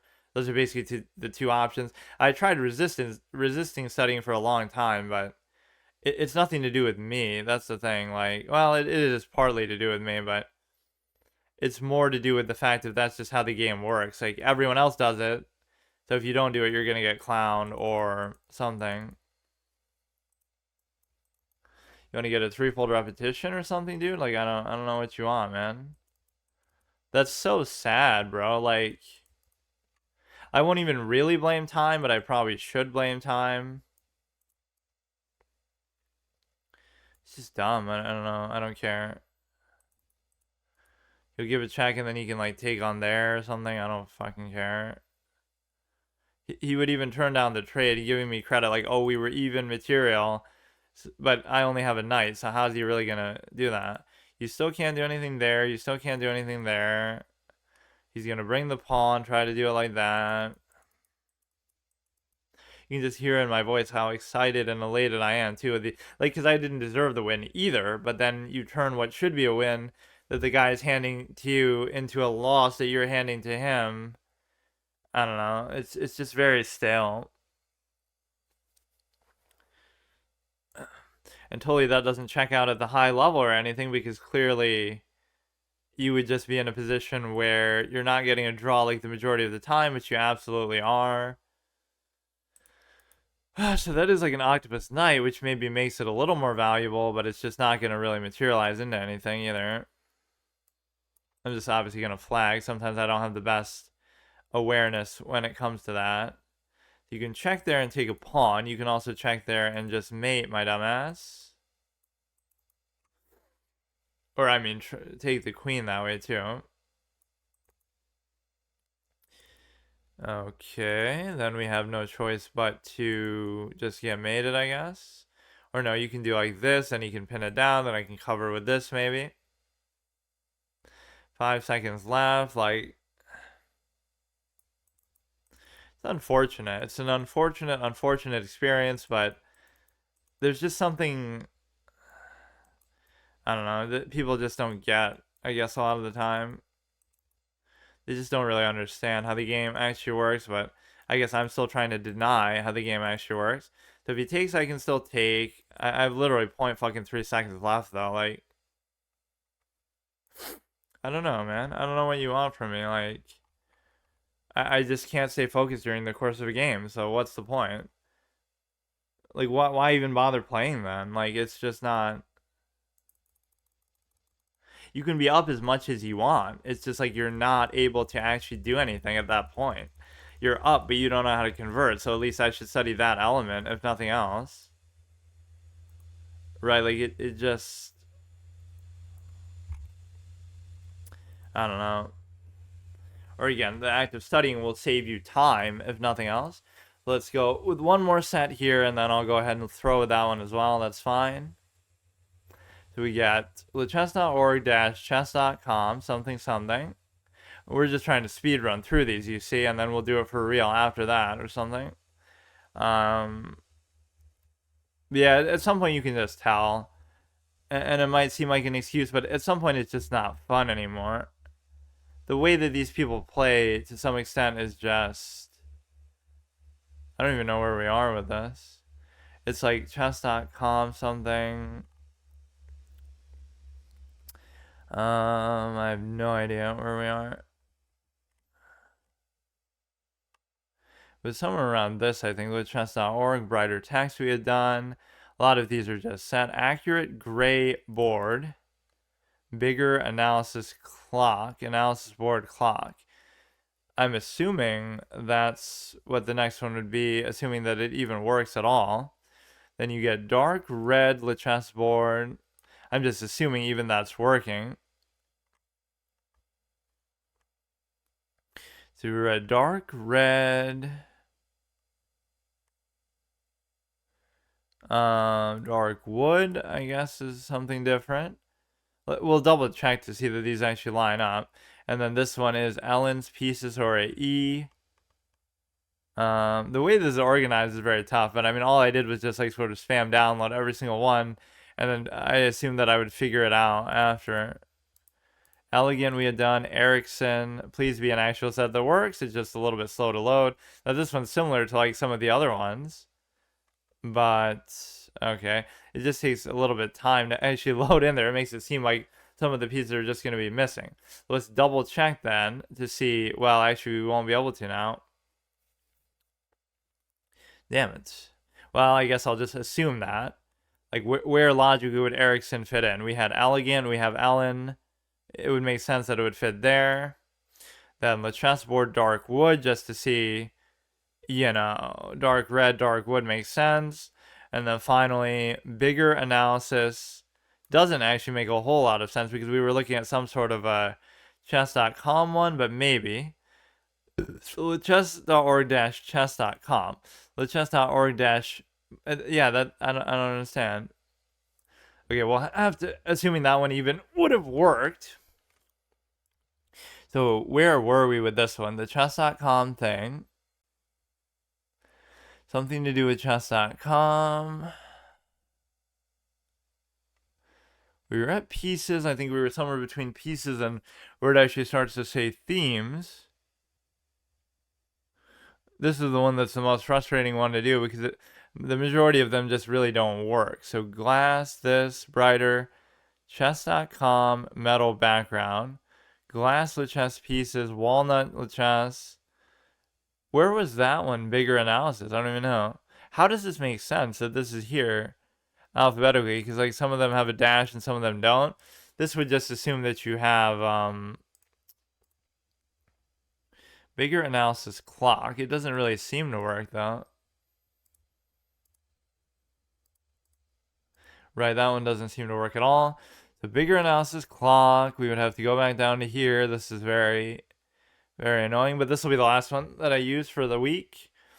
we'll do our normal episode, on Tuesday, but this is just depressing. Try to win 2 and get back to 16. So where were we here? We got to find the chess.com thing every time. So I can never seem to find this one. Okay, that one's fine. That one's fine. Accurate gray board. ICC, light gray. Pine wood, sand, board.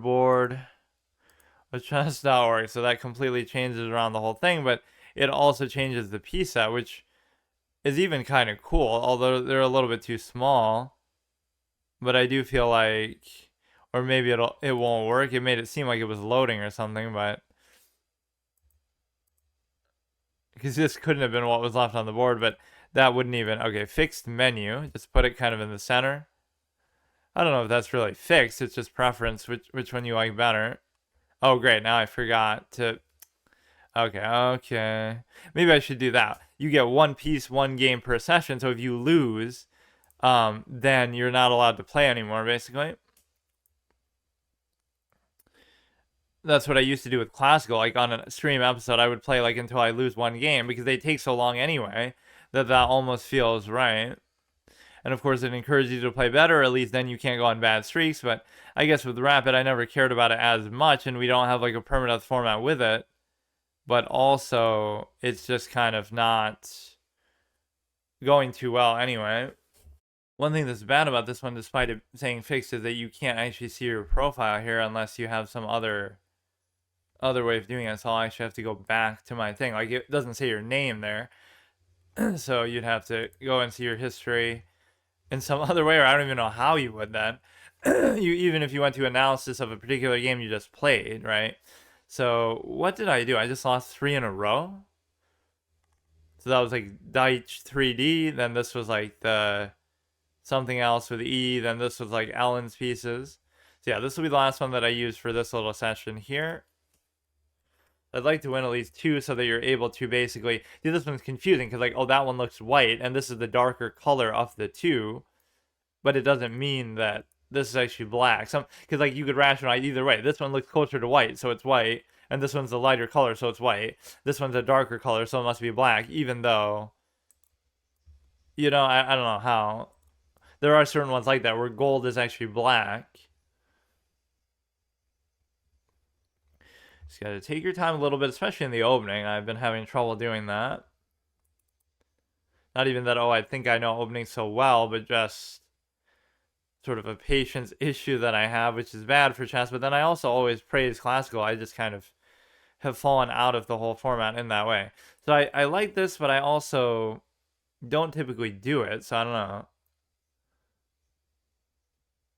It just makes sense. It just makes sense, and I'm doing it. It's not a good move, and I know it's not a good move, but I just do it anyway. And that's part of the reason why it's not a good move, but okay. Don't you love that? Like, I have this. One of these days, I'm going to show you what it really means because I always know everything, but I don't do it. Just take both knights. Fuck it, dude. I don't care. Just take everything. I'm done with it. So fucking annoying this whole game. I could have probably taken that too, but now he has too good of a light square diagonal, and so that's going to be the problem that we run into. That we have the ability to not really do anything about it either. You can go like this, and he'll bring the queen in to basically do this. Then he could potentially take there, but then I could potentially move it. So the fact that they're all on light squares, though, could still bode well for me because he has like no other pieces active or engaged. And so that has a certain value to it that, it'd be hard for him to do anything still. He's only +1. This pawn could be an odd one out that ends up getting taken later. And so we'll see what happens, but we're not in really that bad of a spot. In fact, this is a good move. Because whatever he does with that isn't too relevant just yet.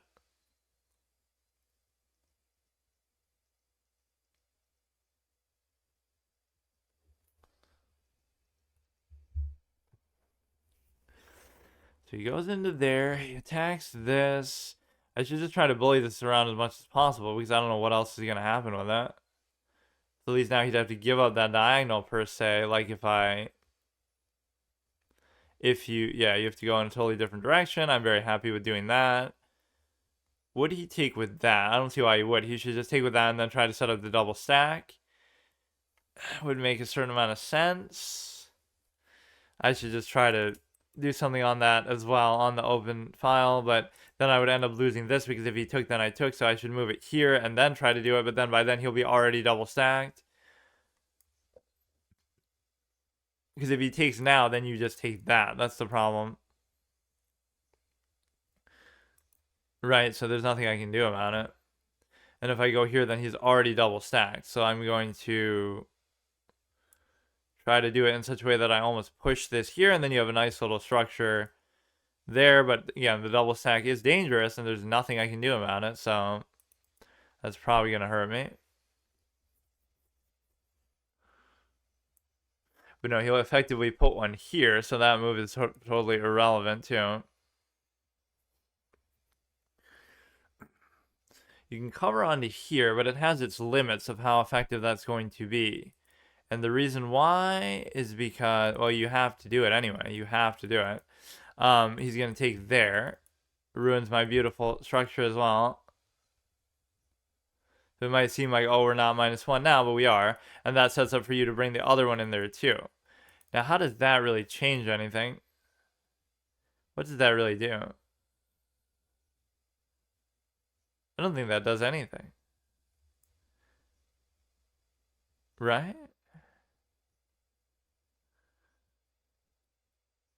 That one I don't really understand. If he takes now, I can still take. If he takes that, I can still take. If he takes. So it's this one that we're thinking about that I'm probably missing something obvious, but let's see what this offensive genius 1574. This is at least what I get to do. And I get to talk shit about these people. These people are as dumb clowns as me, and yet, so whenever they do something impressive, it's like, it's not possible because you're all garbage like me. Like, you're not allowed to make actually good moves or know how to attack or do anything, which is partly fair because how? They might know this one thing or they might specialize in a certain area, but they're not good. Like, if I can get this far, it's not impressive at all. Like, I don't know anything, even the amount that I've played. Like, people evidently have played more than me or the same amount as me, usually. Like, and again, that's just on this website. What the fuck are you doing, man?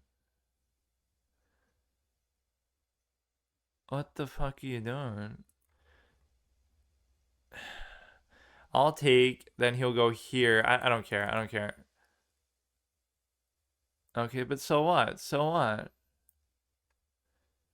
What do you mean, dude? Okay. Average 1500 rated attack. Like, what the fuck was that? Even if you win now, which you probably will, because I obviously suck and I'm tilted. What was that? Like, I don't understand what it was.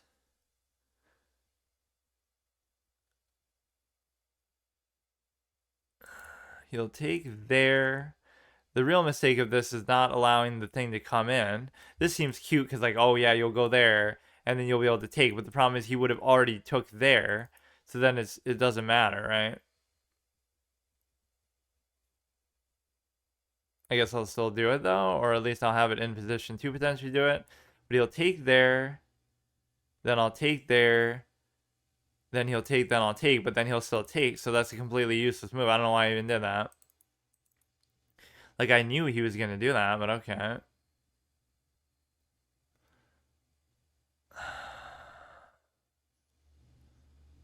He can't give another check as far as I can tell, so his position is still good, but mine should be better, I guess. Okay,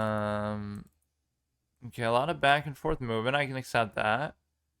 Pretty much the nature of the game that we're playing here, called chess, that you should be very acutely aware of all the time. You could maybe do something with that, but I don't know. We're just not giving him opportunities to give checks or anything, so it should be fine.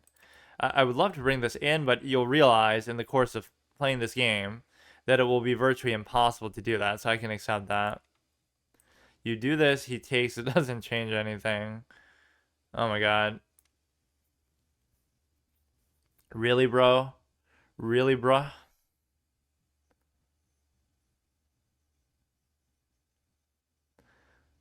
You would think you would have to do the trade at least, though, because I'm not going to take a draw. I want to win. I'm not going to take a draw.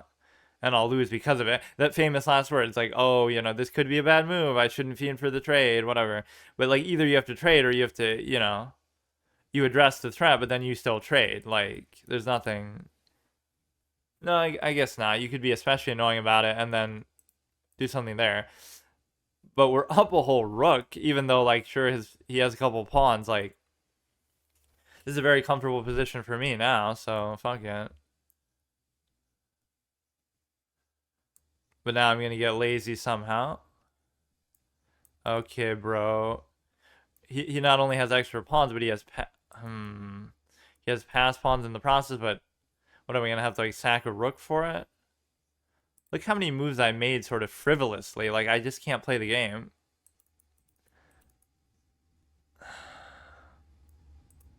This fucking other rook is impossible to involve in the game. I hate it.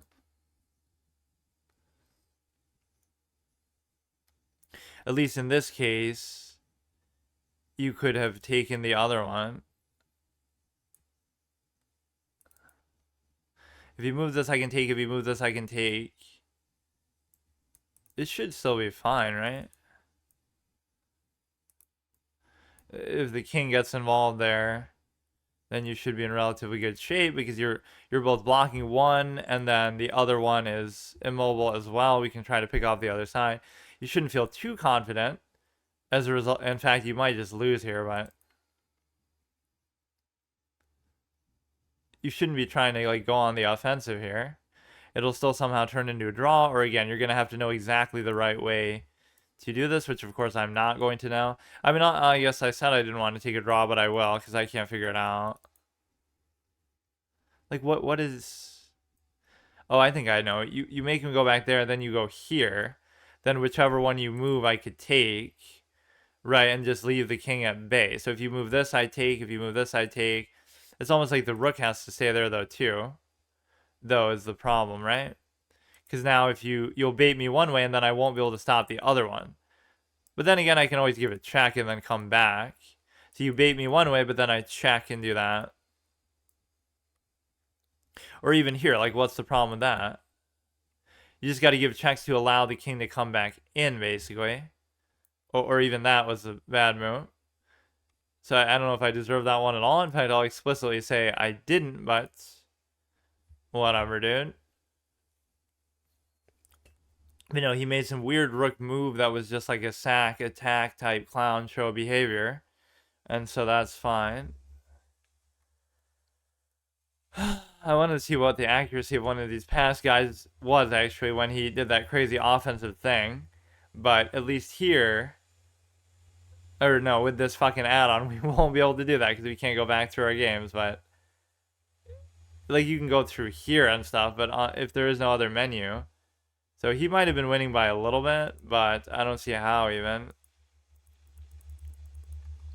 But yeah, he clearly made a blunder there, so let's just do this to get back to 16. And before it's a matchup that even if we win, we don't get it, but we do get it. Because obviously he's high enough that way.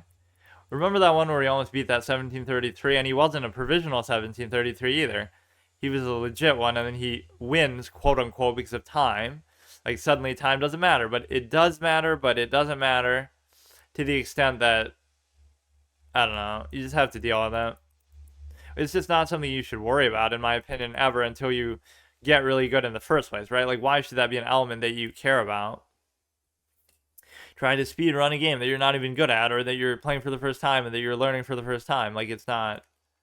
See, the engine will usually tell you to do that, even though this seems dangerous. I don't know. And see, now you're even opening yourself up to it, but I guess it's still okay. It seems dumb, doesn't it? Like, oh yeah, just here, go ahead, have that attack, but because normally you want to be the one to do it and not have them do it. Like, I don't know how to explain it. You just go here and try to, or you know what? this wouldn't be a bad potential idea because I don't know, you're posing some like pseudo threats, but they're not really good threats. This is good. So now you have the dark square potential idea here. I don't know if that was entirely the best idea, but that's fine. I don't know what the point of this is, just to engage my rook 2, I guess. So if he takes, I can easily take with any of these. I like this. I don't know. Well, at least it gets that off the back rank, and then we'll see what happens. So you can't take it. You could do some kind of attack with this. Can't do anything with that. I mean, again, I'll take those trades anytime. It makes it seem like, oh, I must have won it or something, right? That I would do it so eagerly, but obviously not. Now, the rook trades could indeed occur as well, but if he lets me initiate it, then I could potentially take that, but then again, I couldn't because... But see, he initiates trades too much because he's not doing it in the advantageous way that you normally are supposed to. So I'm not up at all, but I at least feel comfortable. But here, that could be good because then you're able to just simply cover that. I guess it's not a big deal. But theoretically, you'd be attacking in a line where that can't cover that, where you move one, I take the other. And of course, they can't cover each other at all, so... Okay, so we gotta just chill with this. Let's try to make a structure that we can actually protect, but I don't know exactly how to do that. Maybe we're gonna go for this like aesthetic structure that just seems cute, right? But at some point that's not going to be good. Because it'll be like take, then he'll raise that. So the whole logic behind this one is the V shape with one anchor, so you go here, then he can easily stop me from going there. Like either one that we go to. That one's not good. They have to decide what we actually exactly want to do with the knight now. The knight's sometimes good in these kind of positions because it's otherwise very stale. We do have the open file. We do have the ability to cover it here because this dark square bishop could just stay there. If his knight moves, we could take that. So if I take, he takes. If I let him take, it splits my pawn in some potentially undesirable way. His pawns are sort of split. We could go here to attack, and then we have like an octopus knight potential position in the works. Right, so he could push this, thereby also attacking this.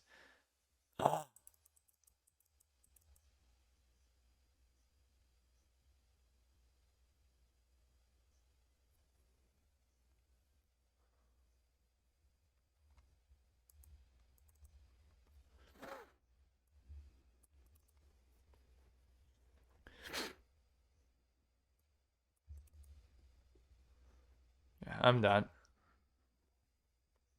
That's how you know this guy's a 1650, right? That's how you know he's good and he's better than me. He sees this crazy idea of like, wow, move a piece, one move, calculate, wow, he's so good, he's so better. That's how you know, he deserves to win. Not because he does something actually good. I give up. I actually just give up. Now, you could make a mistake and give it back, but I mean, I just don't have it in me to do this. It's so stupid, man. I don't know what I'm even doing. I can bring the king in to do something. He's going to bring his knight to somehow bully my rook. Would be one of his best options, but this octopus knight could help to even it out a little bit, but it's like, why did I do that? Like, you try to make the knight useful. Oh, I want an octopus knight, and then you get forked in the process. Like, just don't try to use the knight ever. That's the one lesson I learned a long time ago. It's not a good piece. You should never use it. It's bad. It sucks. Like, how many times can I go through that same thing before I really realize it? And I guess I just can't ever learn it. So there's nowhere that he can actually go from that, which is a fascinating prospect. Don't you think? Because, like, you go here, and then you'll try to go there effectively, I guess. Because then, of course, I can't go to the dark square to stop it either. And of course, this cover is necessary.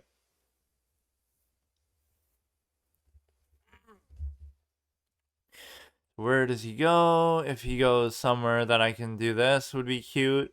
Doesn't mean that you win one either, still. Because you could just move that one and then this one's covered anyway. You can go here, so then you'll be effectively double attacking this. The problem is that what's going to happen next is he's going to effectively go here into here into here. But then I guess I could still stay connected, but it's more important we got to take this first before. So he goes there, I go there, he goes, no, but I can't even do it then. But he goes there, then I go there, then it's going to be too easy to pick these off, but then we at least guarantee the take here, and then we try to level the playing field a little bit. This is going to be potentially a weak pawn as well, but these two will become very weak, and my king's too far to make them really useful here either. But this seems like really the only logical thing, but the problem is he still goes there.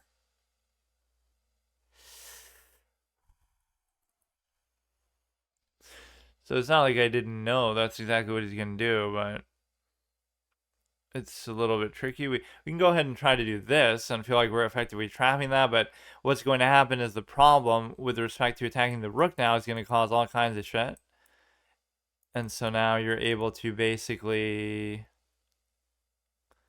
still not do anything, huh? That is a weird, weird position to be in.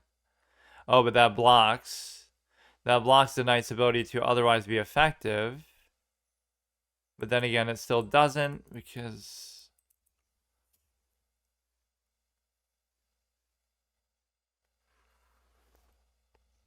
If he goes there, it's a very good move. And the reason why it's a very good move is because of the simple fact that... Oh my god. Oh my god.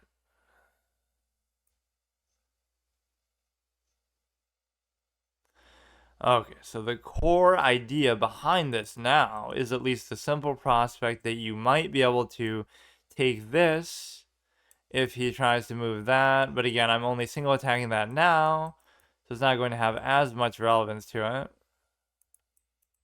You can go there, try to attack that. We had a simple thing like we could double attack that, but then we realized we can't. And the reason why we can't is because just the nature of how this is going to work. So you go here.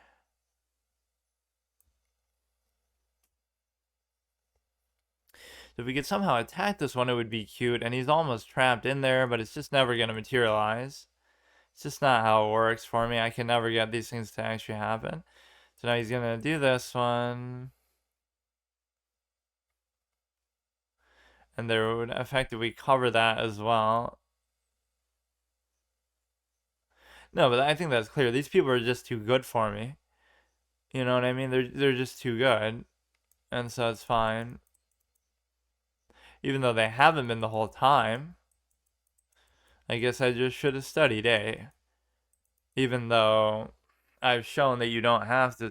Like, at least if even a clown like me, can get this far, right, without studying, then,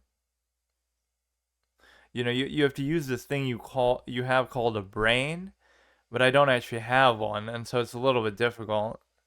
But if you actually do, then, you know, that's fine. I think I'm pretty much done.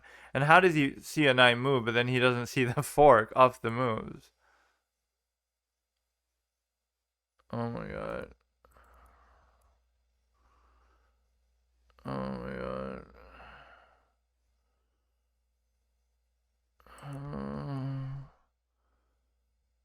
I just don't care, bro. I just don't care. Just do whatever you want.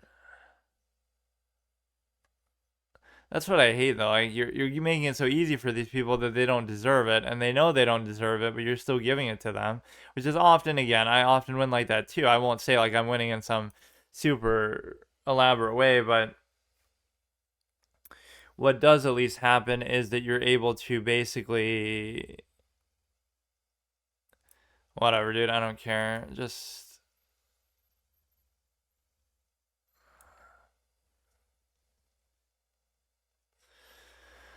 I would certainly favor him, but he still won't do it because he wants to be annoying about it, or actually I'm just giving that up.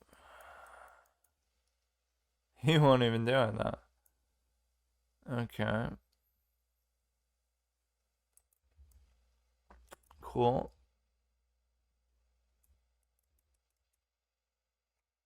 Yeah, you have to really maybe that's the problem too. Like you have to buy into the propaganda about the game a little bit, but this is my whole principle, just that you can always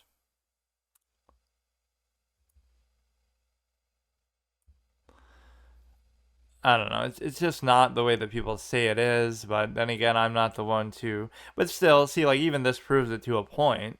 You don't have to. I don't know. You just hurry up, dude. You need infinite time. I won't even say like people making that stupid pay to win argument. Oh, you need like coaches and books and stuff. You need time. That's all I'll say. You need time, and you also need patience, which I'll give you credit for, to the extent that you need the ability to basically want to study and things like that. At least I'm making it a little bit annoying for him, but it's really not. I mean, he's obviously going to be able to do whatever he wants. It's just, yeah, it's fine, dude.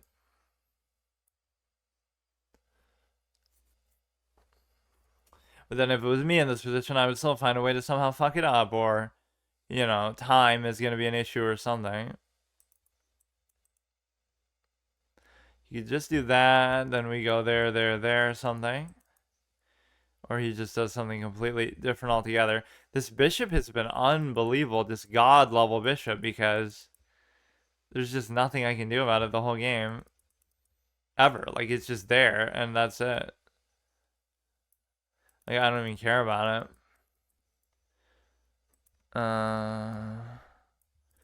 You go like this, and then at that point, you're maybe able to just block it there. You can only give a check with the rook. He's letting me have that.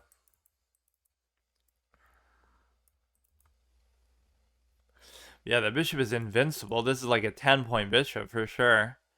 There's no question about it, man.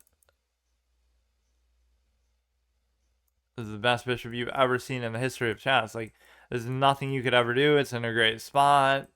You go through like 50 different things to try to deal with it, but you just can't. Yeah, so I mean, this is where you like, kind of just take a break, I guess, a little bit. There's no use in this. Like, there's nothing I'm doing from it. I like. Don't you like how it's exactly at 16 too? That's where you show like. Let's just turn these off so I can. Or I just hate that one particular theme, but or like where you can't see your profile. It won't let me reflect on whatever. We lost like 5 in a row or 6 in a row or something. Yeah, like how would I get there now, honestly? How would I navigate to my own fucking profile? What the fuck? Like, why would they. Players, how about you show myself? What the fuck? I guess you could like go here and then it might show yourself, but it's not. That's so weird. That yeah, improved menu, by which I mean you can't see yourself, which I guess that is an improvement because you suck so bad that you don't deserve to be on there. But you would think it would show my name somewhere, like I'm playing one of these games. But I guess I could like create a game against a bot, you see, and then if I do that, um, then it should at least show that I exist here a little bit. Let's just see what our actual level is. See, we could do the same Permadeath bot challenge on here, but the bots have less personality, by which I mean putting in a little text box or some dumb shit there is not. Wait, why did I lose so little for that one? Wasn't I?